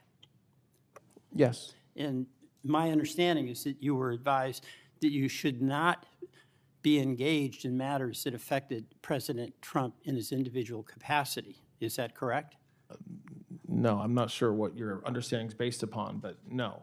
There's very clear ethics rules that I was required to follow that I do follow. It's based on a letter from Mr. Terrell, and you received normal ethics training. Yes. And normal ethics includes that you do not represent someone with whom you have been representing them before in a personal matter, right? I'm not trying to get uber technical, but there are very technical rules around the let me- ethics requirements, and I follow them. All right. Well, maybe you could provide us with what the ethical materials I can tell were you that right were now if you're provided. interested. What I'd like you to do is send us the materials. Let me go on. If you had an issue, there was a dispute involving, say, Paramount, would you have a lawyer from the Justice Department who owned $9 million in stock negotiate on behalf of the government with that company? It depends on as long as there's an ethical and no reason there was no conflict. So if I had $9 million in stock with Paramount, I'm representing the people, there's an adversarial relationship, you'd let me negotiate on behalf of the people when the outcome of those negotiations would have an impact on my stock price? Sorry, I just want to understand your hypo. If a lawyer for the Department of Justice has $9 million in Paramount stock, they should not be on that case. Right. I agree. Yes. Okay. And, you know, what happened here with the president that's so mystifying to many of us, it would be analogous if the governor of Vermont sued the Department of Taxes for $10 billion. And we don't appoint attorney generals, but in New Hampshire they do, but let's say we did. And the governor is formerly personal attorney. There's no comparison Let between... me finish my question. The governor sues the Department of Taxes for $10 billion. His former personal attorney, who's now appointed attorney general, negotiates with the Department of Taxes and ends up settling by setting up a fund in the control, essentially, of the governor for $1.776 billion. That doesn't sound fishy to you? Well, the hypo you just described, I don't think it's appropriate to use the word fishy. It's either ethical or not ethical, Well, and there's you know no... what? Vermonters would just say it stinks. I mean, that is truly bizarre, that the chief executive gets his appointed person who was formerly his personal attorney to negotiate on his behalf, where at the end of the day, taxpayers are going to pay. So I'll just leave it at that. The other thing I'll correct, though, is you use the word as if I negotiated. I wasn't part of the negotiation, which I've said before. Your department is. You had to sign Yes, off on it. that's true. That is your signature. Yes, that is my So whether, signature. I mean, look, you're at the top of the pile here. So Yes. you don't get involved in all the phone calls and all the details. But at the end of the day, you have to do due diligence and satisfy yourself that you in good faith can sign off on the agreement. Correct. And you did. So Yes. that is your responsibility, and I'm sure you accept Oh, I it. do have responsibility for it. That's I agree right. with that. Yes. All right. And, you know, let's talk about the pardons. I understand the president, any president, has total authority to pardon anyone he or she wants. And that includes commuting sentences and includes restoration of gun rights. You know who Liz Oyer is. Yes. And you know who Mel Gibson is. Yes. All right, Mel Gibson was convicted of domestic violence. What he did was he punched his then girlfriend in the teeth, threatened her with a gun, while she had their infant in her arms. Now, it's the president's decision. He can restore Mr. Gibson's gun rights. That's not your decision. But my understanding is you had a pardon attorney who, when requests were made to restore gun rights to domestic abusers, they'd be vetted. Mental health issues, other issues, and that's because 500% increase in homicide rates of domestic abusers who have guns. You asked, or one of your people asked, Liz Oyer, to provide a letter that basically said, okay, we can restore his gun rights. Is that correct? That happened the day I was starting. I know was Ms. 2 Oyer days. has claimed that It was 2 days after. I know that Ms. Oyer has claimed that that had anything to do with her firing. I didn't even know of that. I had known nothing about Mel Gibson or that letter when I fired her. Nothing. So why did you fire her? For a number of reasons. For one, You were there 2 days? Yes, for a number of reasons. It had nothing to do with Mel Gibson. The decisions that she had made as pardon attorney in the weeks and months leading up to the end of President Biden's term were completely inconsistent with President Trump's authority, including recommending commuting every single individual on death row, which even President Biden didn't do. Right.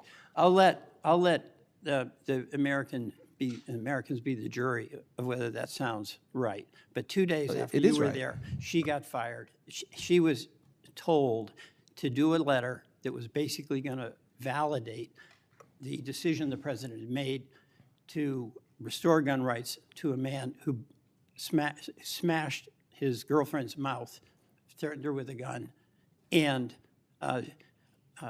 did it with her holding their infant.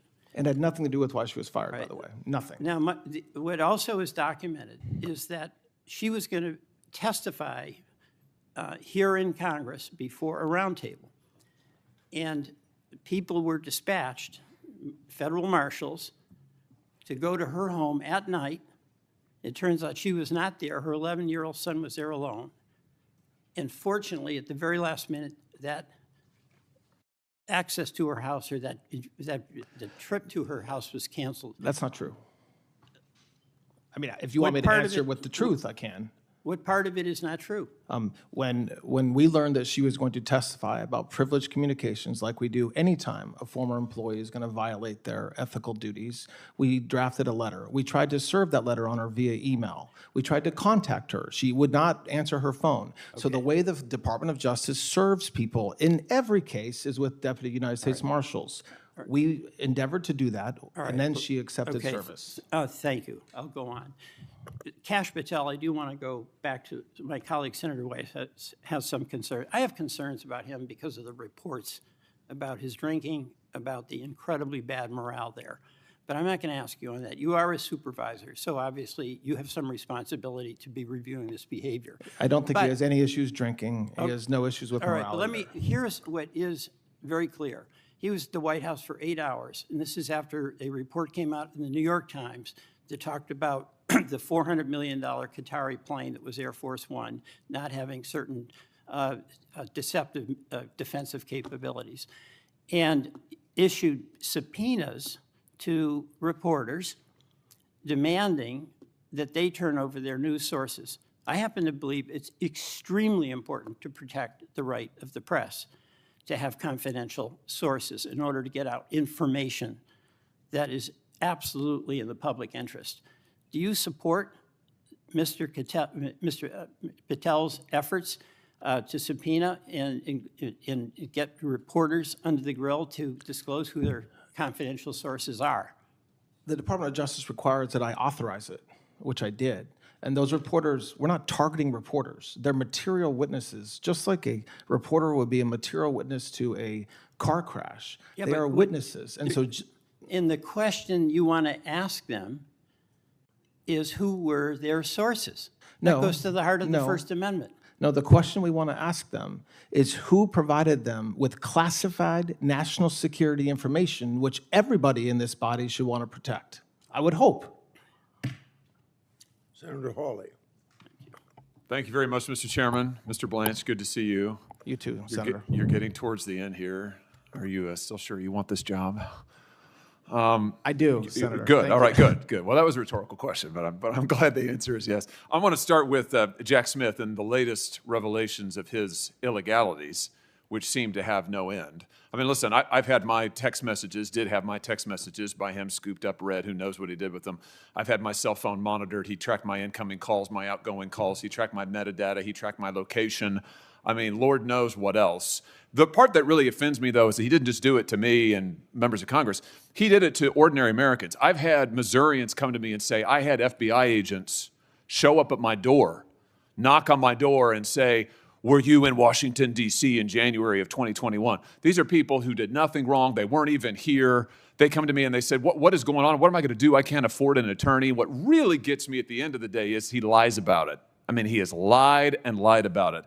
And I want to just make good that claim. Here is a record. I'm going to read it to you. A record of Jack Smith's responses under oath now to members of Congress. He is asked, question, as it relates to members and their staffs and senators, it's just the toll records as far as you remember. Smith, that is my recollection. Question, did the records that you requested include the content of text messages? Smith, answer, no. Now, maybe there's some nuance I'm missing here, but it sounds a lot to me like this guy didn't tell the truth. Have you thought about investigating this guy for perjury? We take testimony in front of this body very seriously, yes. Good. Well, I think he absolutely should be investigated. I think he absolutely should be prosecuted, if at all possible. And based on his responses under oath, I think he should be. And I think it's time that we say that these people who did this, who engaged in this mass illegality, blatant violation of the separation of powers, blatant violation of the Constitution. We know what they did to President Trump. We know what they did to everyday innocent Americans. And that's before we even touch the issue of trying to recruit spies into Catholic parishes, sending members of the anti-terrorism division to go hound parents who went to school board meetings. It's unlike anything we've ever seen in American history. And my view is there needs to be accountability for it. I hope that you will investigate Jack Smith for perjury, and I hope that possibly you'll prosecute him. Yes, Senator. Let me switch gears and ask you about a Missouri-specific issue. My state has a number of laws that protect the unborn. We're a very pro-life state in Missouri. And that includes laws that limit the use of the chemical abortion drug, the circumstances under which it can be prescribed. You need to see a physician and so forth under Missouri law. Now, as you know, Joe Biden gutted all of those restrictions. He took away President Trump's safety restrictions on this chemical abortion drug. He instituted a mail-order abortion policy. So my state went to court to try to defend our state's laws. A number of other states, Republican states, did this. Now, of course, in the meantime, the president changed, thank goodness, and now we have President Trump. But that means that now we have the state of Missouri, Republican state, along with a number of other conservative Republican states, are in court against a Republican administration fighting over Joe Biden's abortion policy. And by the way, while I'm on this subject, I just want to show you why it matters to Missouri. Here's what happened in Missouri after Joe Biden changed the rules and contravened our state laws. Look at the abortions. I mean, dramatic increase, because under Joe Biden's abortion rules, it doesn't matter what your state law is. Doesn't matter what the voters in my state do. You can just mail in this abortion drug, no prescription, no follow-up visits for the mother, no medical support at all. You mentioned this earlier, I think. You can mail these in from overseas, from India, for heaven's sake, and that's where many of them come from. Nationally, we see the same thing since Biden put his policy in place. Massive increases in the number of abortions. Here's what I want to get at with you. I just hate that we have these Republican states. I hate this policy, first of all, but I hate it that we have these Republican states in court against a Republican administration. And it just seems to me there's got to be some solution to this. So I just want to ask you, what do you think that is? I mean, how do you think we can get to some solution here from all of this mess and find our way out of it? I turn it over to you. I share your concerns, as does this entire administration. As you know, I mean, we have the most pro-life president in history, and you are one of the most pro-life senators in this body, and so that is a good thing. I don't want to talk about litigation strategy here; it's not appropriate. But it is. I will say, as we've said in our briefing, we are not defending what Biden did and will not. The FDA has a process that we're letting them go forward in, and this is, again, in our briefings. It takes a year. They've committed to do it significantly less time than a year, and we are will always. And when I say we, I'm not just saying the Department of Justice, I'm saying President Trump's administration in its entirety will protect the life of the unborn and work with states and obviously you to make sure that we do that in the best way. I want to get to a solution as well. I don't want to talk about litigation strategy here. I don't think that's the right forum, but I very much share your concerns, Senator. You mentioned just a second ago, I think this is an important point. I just want to make sure I drive this home. You're not defending this abortion policy, Biden's abortion policy, which changed President Trump's own rule. You're not defending that in court, right? I mean, you're not defending that on the merits. And it's in all of our pleadings that we are not, correct. Yeah, and even the FDA commissioner said, I'm just going to quote him here, that Biden's rules as a legal matter lacked adequate consideration. The HHS Secretary, Bobby Kennedy, said that Biden's rules invite potential dangers by offering mifepristone without sufficient medical support or supervision. So those are from your filings. So I want to be clear on this. You do not defend this policy on the merits Correct. whatsoever. And presumably you have no issue with President Trump's earlier rule, which had common sense safety restrictions. You had to see a doctor, get a prescription. There had to be a follow-up visit to see if there was any hemorrhaging. Those were in place before Biden gutted them. Presumably, there's no issue with any of those. I anticipate the department would defend those rules, yes. So, okay, that leads me to this question. Why not, while the FDA is doing its review, why not put President Trump's rules in place? They're good rules. Why not do that rather than leave in place these rules? I mean, just explain that to me. Well, this gets to my original point when I don't think it's appropriate to talk about our strategy, litigation strategy here, except to say that we want to get to a good result consistent with President Trump's administrative directive and priorities, and we very much believe that the Biden rules were wrong. So we're continuing. Good. I'm glad to hear that. Do you have any thought about what a solution, a good result might be? I mean, do you have any? And I'm not asking you to discuss your litigation. I mean, apart from that, I mean, how are we going to get out of the litigation? I want to be clear. I want to get out of the litigation. I hate the fact that all these Republican states are litigating against the Republican administration. We got to find some way to end that. So maybe you have a thought. I hope that the work the FDA is doing now, because remember, we have to have studies that we can defend in court.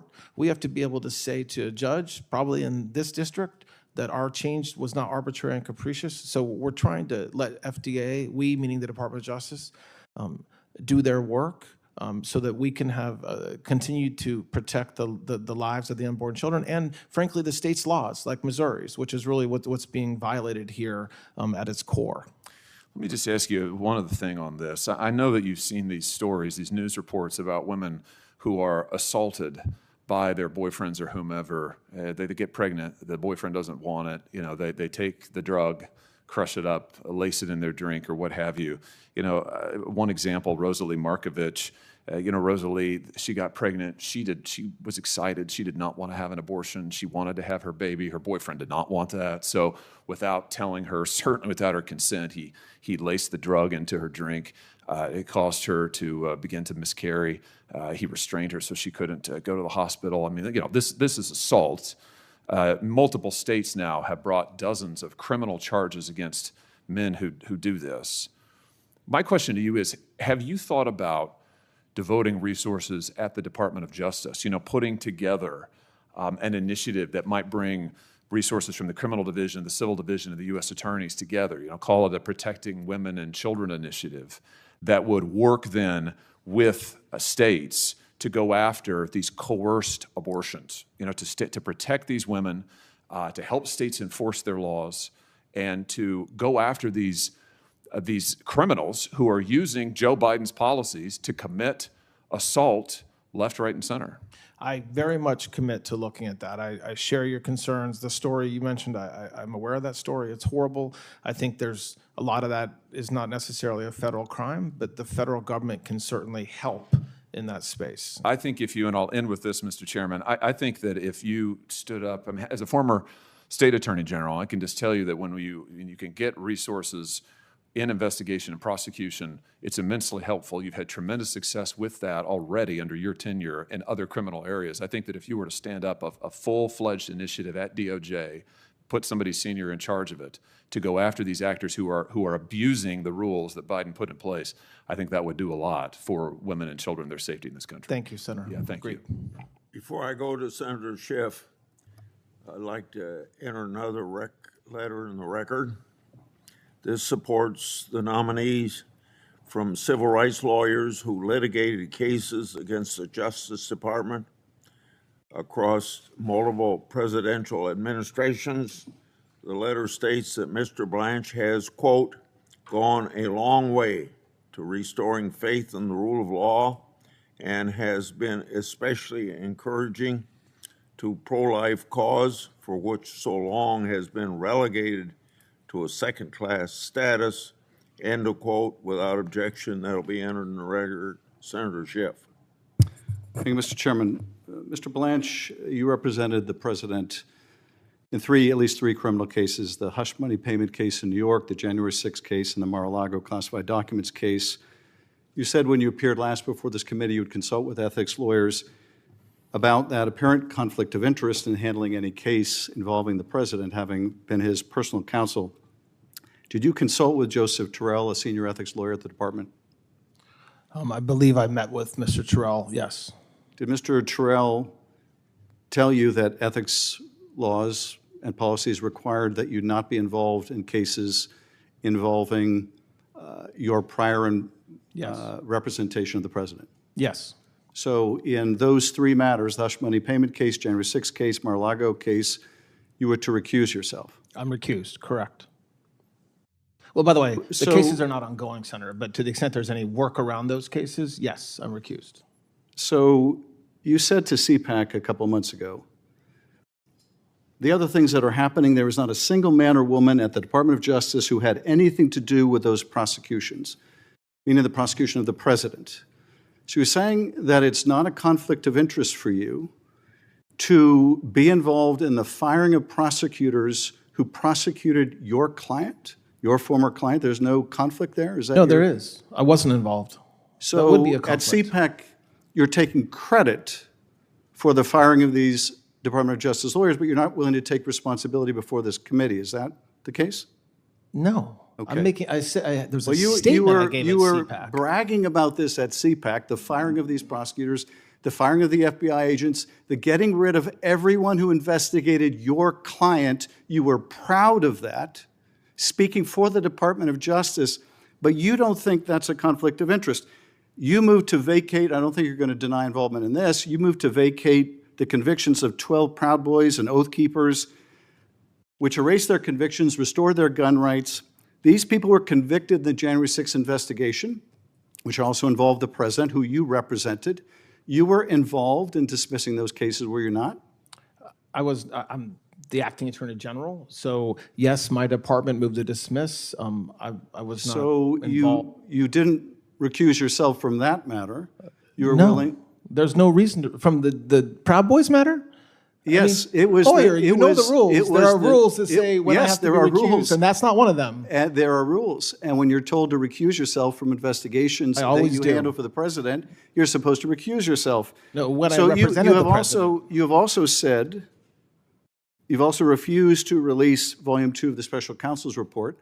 That was an investigation into the Mar-a-Lago documents case. How is that not an abundant conflict of interest? Refusing to release to the public an investigative report of an investigation into your client. I am not a judge. A federal judge. No. has said it The cannot be department's released. position under you, Mr. Blanche, the department's position under you, Mr. Blanche, was do not release the report. So that position. If you went into court asking them to release it, it would be released by now. So how is that not a patent conflict of interest? What you're saying happens to not be true. I did not do that. What you're talking about happened before I became the Deputy Attorney support the General. release of Volume 2? No, I don't, but I'm recused and it had nothing to do with that case. Like, you can't accuse me of violating my ethical rules and then lie about what I did. So you had nothing to do with the decision to prohibit the release of the report? You had nothing to do with the department's wasn't in court. position? I No, I'm wasn't not the asking whether deputy- you were in court. I'm asking you whether anyone sought your opinion or used your guidance in refusing to release Volume 2. When You're that saying you had nothing to do with when that decision? litigation was ongoing, I was a private citizen, still representing the President of the United States. It was before March. Since March, to the extent there's been anything in front of that judge, Mr. I Blanche, haven't been part of I it. asked you in your last confirmation hearing whether you would release the report, and your answer was no. Your answer was not, I will recuse myself. Your answer was no, I will not release the report. That was your testimony last before this committee. You subsequently were advised by ethics lawyers not to be involved in these matters, but it appears you were involved in these matters. Let me ask you about another matter. I you wasn't were- involved. Well, You can't let me- say it let me- appears I was okay, involved all right, when I well, said I wasn't. Let me ask you about another one you have your I mean, name on. geez, the truth has to matter at some point. It does matter. We just don't hear much of it from you.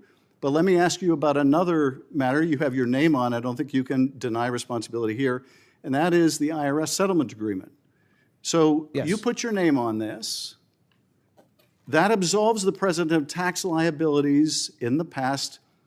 The president was convicted in the case you represented him in of falsifying business records in part for tax purposes. Does this settlement not absolve the president of any liability for tax crimes associated with what he's already been convicted of?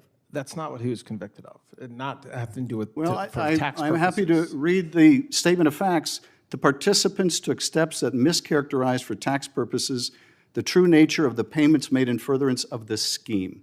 So you know, The Mr. participant Blanche, there was not the president. It was somebody else. Well, if the president is conspiring with others to falsify business records to help them cheat on taxes, he is also exposed to liability. You know that as well as I do. He can't be audited for that. And of course he can be. Of course he can be. And he can be prosecuted for it. But the agreement you signed on behalf of your former client, on behalf of your current client, in a staggering example of self-dealing prohibits that. Let me ask you this. Does this tax agreement, this addendum you signed, also hold him harmless from any audit or tax liability with respect to the billions in crypto money he made in his first year as president? It's not forward-looking. So to the extent there are taxes filed by the president or his sons or the Trump organization after the date of that agreement, there's no protection. Well, but before that agreement, so any So taxes... he hasn't filed taxes so yet any- for money he made last year, right? So Yes. no. So if he no protection. if he filed tax returns this year for money he earned last year, that his sons earned, that his World Liberty Financial, all those people earned and defrauded taxpayers on it, he faces no liability under this No agreement you evidence. There's signed. no evidence taxpayers were defrauded, and he But is not there is, protected. there's He evidence is in not this protected. agreement He's that not you've protected. absolved him of any liability over. No, I it. just said he's not absolved. So the question So this was, agreement doesn't apply to a tax return filed last year To or tax filed this returns- year? to tax returns filed after the date of the agreement? No, No, it does not before the apply. agreement. A tax return filed in this calendar year before this agreement. Before the agreement, it applies, not Yes, after. okay, so for a tax return filed this year for last year, for the billions he made, there's no tax liability, even if he cheats on his taxes or his kids do or his business do. He is absolved of that further potential liability. No. Well, it's in the plain language of your agreement. Did you write this language, You by the have to way? use the facts, though, Did that you- he hasn't did filed you- taxes yet. So when he files taxes, there's no protection based upon this agreement. Did you write this language? Did I type it up myself? Did you write this language? No. Well, you put your name to it. I did. So who wrote this? I don't know the person that actually typed it. I don't know who it is. Was Someone it, within the was it Department one of of the Justice. president's lawyers, or was it someone from the Justice Department or IRS? This document would have been Yes. somebody within the Department of Justice. Well, you have no idea who that is.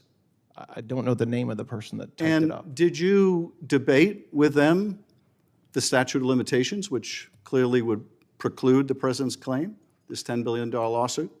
We had extensive discussions internally about the underlying litigation. And did you reject the statute of limitations defense? I'm not a judge. I don't reject But things. you I mean, signed an there was- agreement there for was- the There was U.S. discussion around You the signed an litigation. agreement for the U.S. basically indicating that the Justice Department's position that the statute of limitations applies doesn't matter. I did. That's not what I said. I didn't say that anywhere. Who rejected the 25 defenses the IRS had to this sham lawsuit? Who rejected them? Who said that these defenses we're not going to accept, we're just going to go with the president's agreement in the slush fund, There in was this immunity? There was a lot of discussion internally. But you made the about decision. case. What's the decision? What do you mean? You What made the decision to not defend the IRS and the Justice Department. You made the decision instead to sign this slush fund agreement. We made the with decision president. to settle the case, correct? Yeah. And in doing that, you basically decided that You were going to be the lawyer for the president and the lawyer for the IRS and the Justice Department. As the court found in this case, there was no adversarial relationship. Yes, the there court was. found it was a sham. It was a collusive relationship. And what I don't understand, Todd Blanche, what happened to the Todd Blanche who was a prosecutor in the Southern District of New York? What happened to the prosecutor people had respect for? What happened to the prosecutor who once respected the rule of law? What happened to the prosecutor who said that there wouldn't be a whiff of political partisanship and then prosecutes the president's enemies over Seychelles cases, over making a video stating the plain law and Constitution? What happened to the Todd Blanche of the Southern District of New York that could convert him into you, someone willing to say the president has both the right and the duty to prosecute his political enemies? I cannot imagine the Todd Blanche of the old days would have ever done that. What happened to you, Todd Blanche? I'll tell you this, I think Robert Caro had it right when he said that power doesn't corrupt as much as it reveals. I suspect it has just revealed who you are, and who you are is someone willing to sacrifice everything you once believed in for that title, for that position of Attorney General. And it is a sad story that we have seen from Trump appointee after appointee after appointee. We have seen people compromise themselves little by little, and then a lot by a lot, until they're sitting before this committee and trying to justify the unjustifiable. I yield back. May I just briefly respond, Chairman? Yes, you may. Very briefly. So you asked me what happened to Todd Blanche. I am still here. I am the same exact person I was when I was a federal prosecutor in the SDNY, which is do the right thing and do everything you can to keep communities safe. So when I was a line prosecutor, when I was a supervisor, when I was the head of a division, my motivation and my goal was the same thing with the people who worked with me and worked for me, which is do the right thing, enforce the laws, and put bad guys in jail. And so you spend time talking about, I did not interrupt you. I did not interrupt you. A little courtesy would be appropriate. So when you ask me what has changed, okay, and you talk about a single document that I signed, okay, and somebody had to sign that document when the president sued, okay, so I tried to do the right thing. What I do every single day, and what the prosecutors in this country do every single day, and the nearly 100,000 indictments and informations that have been filed since January 20th, is exactly what everybody in this building should want the Department of Justice to do, which is to make our communities safer, enforce the laws, both civilly and criminally, and always do the right thing with integrity, which is exactly what I'm doing. So I am the same Todd Blanche I was when I was a federal prosecutor in the SDNY. Before I call on the last senator to ask questions, I'd like to enter into record a letter supporting the nominee from Peter Furselli, retired. Quote, I know Todd Blanche to be a quiet, thoughtful, soft-spoken man, but make no mistake, beneath that measured demeanor is a tenacious, fair, and deeply ethical federal prosecutor. He is the kind of lawyer who does not seek the spotlight, yet he consistently delivers results grounded in the law and justice. End of quote. Without objection, it's entered in the record. Senator Cruz. Thank you, Mr. Chairman. Mr. Blanche, thank you for the job you are doing. It is rich seeing Senate Democrats complaining about weaponization and politicization of the Department of Justice after 4 years in which they were complicit in the greatest abuse we have ever seen of the Department of Justice. I want to do something that was strikingly absent in much of the questioning from our Democrat colleagues, which is actually focus on facts instead of made-up stories. And I want to compare where the department was under Joe Biden to where it is now under your leadership. During the Biden administration, the Justice Department devoted extraordinary resources to investigating and prosecuting President Trump and his supporters. Is that correct, Mr. Blanche? It is. The department authorized Operation Arctic Frost, which investigated members of Congress and other political figures. Is that correct? Yes, Senator. The department's senior leadership, Attorney General Merrick Garland, Deputy Attorney General Lisa Monaco, FBI Director Chris Wray, all personally approved the opening of this investigation. Is that right? That's correct. This investigation involved nearly 200 subpoenas, targeted over 400 Republican-aligned groups and individuals. Is that right? Yes, Senator. And then the FBI obtained, without our knowledge, the cell phone data of 20% of the Republicans in the Senate, including me and many of my colleagues on this committee, as well as now FBI Director Kash Patel and now White House Chief of Staff Susie Wiles. Is that correct? Yes, Senator. Just yesterday, Chairman Grassley revealed that even more senators' communications were targeted. Jack Smith's team obtained and reviewed the text messages of 44 members of Congress, including 19 Republican senators. When the Department of Justice loses sight of criminals because it is turned into a partisan arm of the DNC, the American people pay the price. It also meant the Department of Justice was not doing its job, which is enforcing the law and putting criminals in jail. During the Biden administration, there were roughly 12 million encounters at the southern border. Is that correct? Yes. Approximately 2 million illegal aliens were known to have entered but were not apprehended, the so-called gotaways. Is that right? Yes, that's correct. Fentanyl became the leading cause of death for Americans between the ages of 18 and 45. Is that right? That's correct.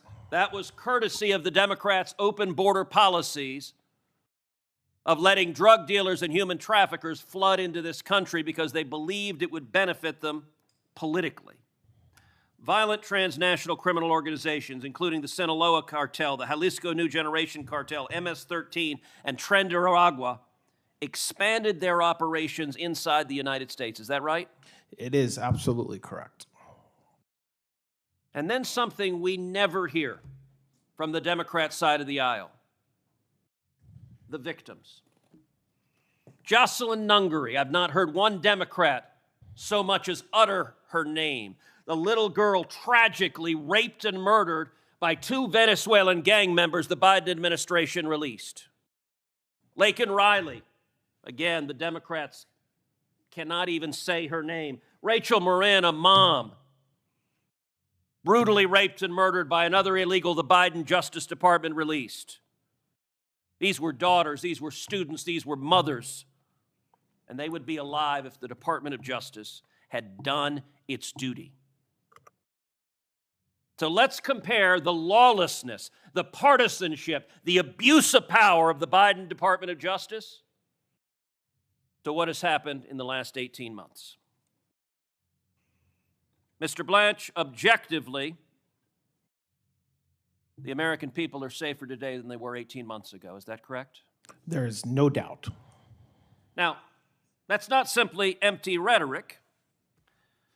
Since President Trump took office, federal law enforcement has arrested approximately 29,000 violent gang members. Is that right? That's correct. The department has disrupted or dismantled approximately 2,700 gangs, a 365% increase over the comparable period of time in the previous administration. Is that right? That's correct. Arrests of Tren de Aragua members have increased by approximately 519%. Is that right? That's correct. In 2025, the United States saw the largest one-year drop in violent crime and murder since 1937. Homicides across America's largest cities fell more than 19%. Is that right? That's correct. Robberies fell nearly 20%. Aggravated assaults fell nearly 10%.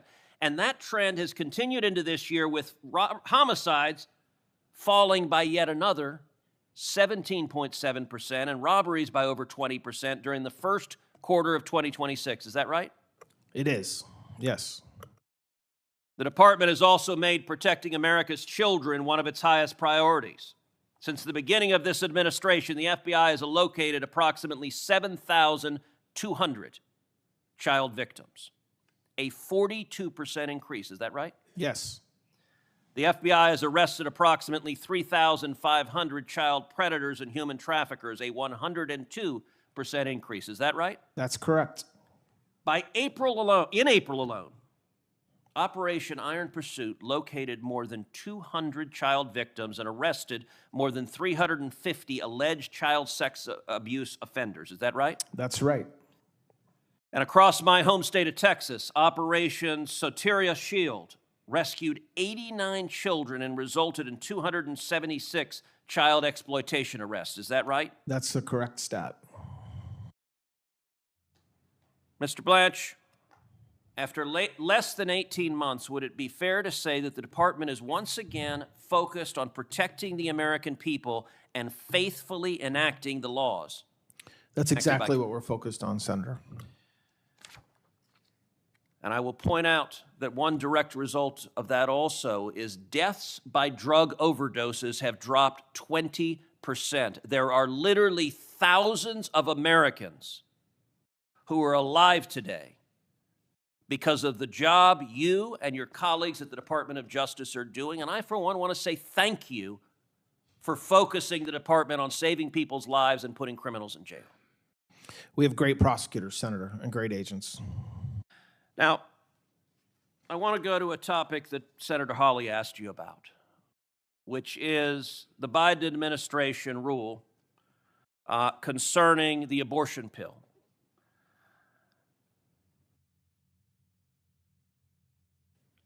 18 U.S.C. Section 1461, Comstock Act, provides that every article or thing designed or adapted or intended for producing abortion is declared to be non-mailable. I have to admit, that statutory text to me looks quite straightforward. It is not subtle, it is not difficult, it is straightforward. As you know, during the Biden administration, the Office of Legal Counsel issued an opinion concluding that those provisions generally do not prohibit mailing abortion drugs unless the sender intends them to be used unlawfully. Is that right? Yes, that's correct. Now, Office of Legal Counsel opinions may be reconsidered when the Attorney General concludes they are inconsistent with the law. Is that right? That is right. Will you commit to carefully reviewing that opinion to ensure that it faithfully reflects the actual statutory text that Congress enacted? Yes. Likewise, as Senator Hawley asked, Louisiana versus FDA remains pending before the Fifth Circuit. Without asking you to comment on the merits of that litigation, will you commit that the department will carefully evaluate every lawful action available to ensure the faithful enforcement of the Comstock Act and other federal pro-life acts? Yes. And I want to point out the real consequences of the Biden administration's lawless authorization of mail-order abortions. According to FDA reporting, the abortion pill has taken more than 3.7 million unborn lives, caused 24 maternal deaths. Moms are being killed, and resulted in at least 4,195 adverse maternal reactions, including hemorrhage, excruciating abdominal pain, and severe life-threatening infections. The position of the Democrats now seem to be that women and teenage girls should be able to get mail-order abortions without a doctor being involved at all. And I will tell you, the death toll from that is horrific, and it needs to stop. Final question. Will you commit as Attorney General to faithfully and vigorously defending the Second Amendment right to keep and bear arms? Yes, absolutely. Thank you. Mr. Blanche, thank you for your testimony today. And to your family and friends who are here, I thank you all as well. You should be very proud of your performance today. I think you performed admirably, showed this entire country that you're eminently qualified to serve as Attorney General. If confirmed, I'm very confident that you'll continue to do that superb job. Now, for everyone's information, written questions can be submitted for the record until 5 p.m. this Friday, July 17th. I hope, as the nominee, when you receive those questions, please answer and return them to the committee as soon as possible. This hearing is adjourned, but I want to say we'll reconvene tomorrow here at 9 a.m. for an executive business meeting, and that hopefully that doesn't take very long. Immediately following that business meeting, we'll have a panel of outside witnesses on this nomination. Meeting adjourned. Thank you, Senator.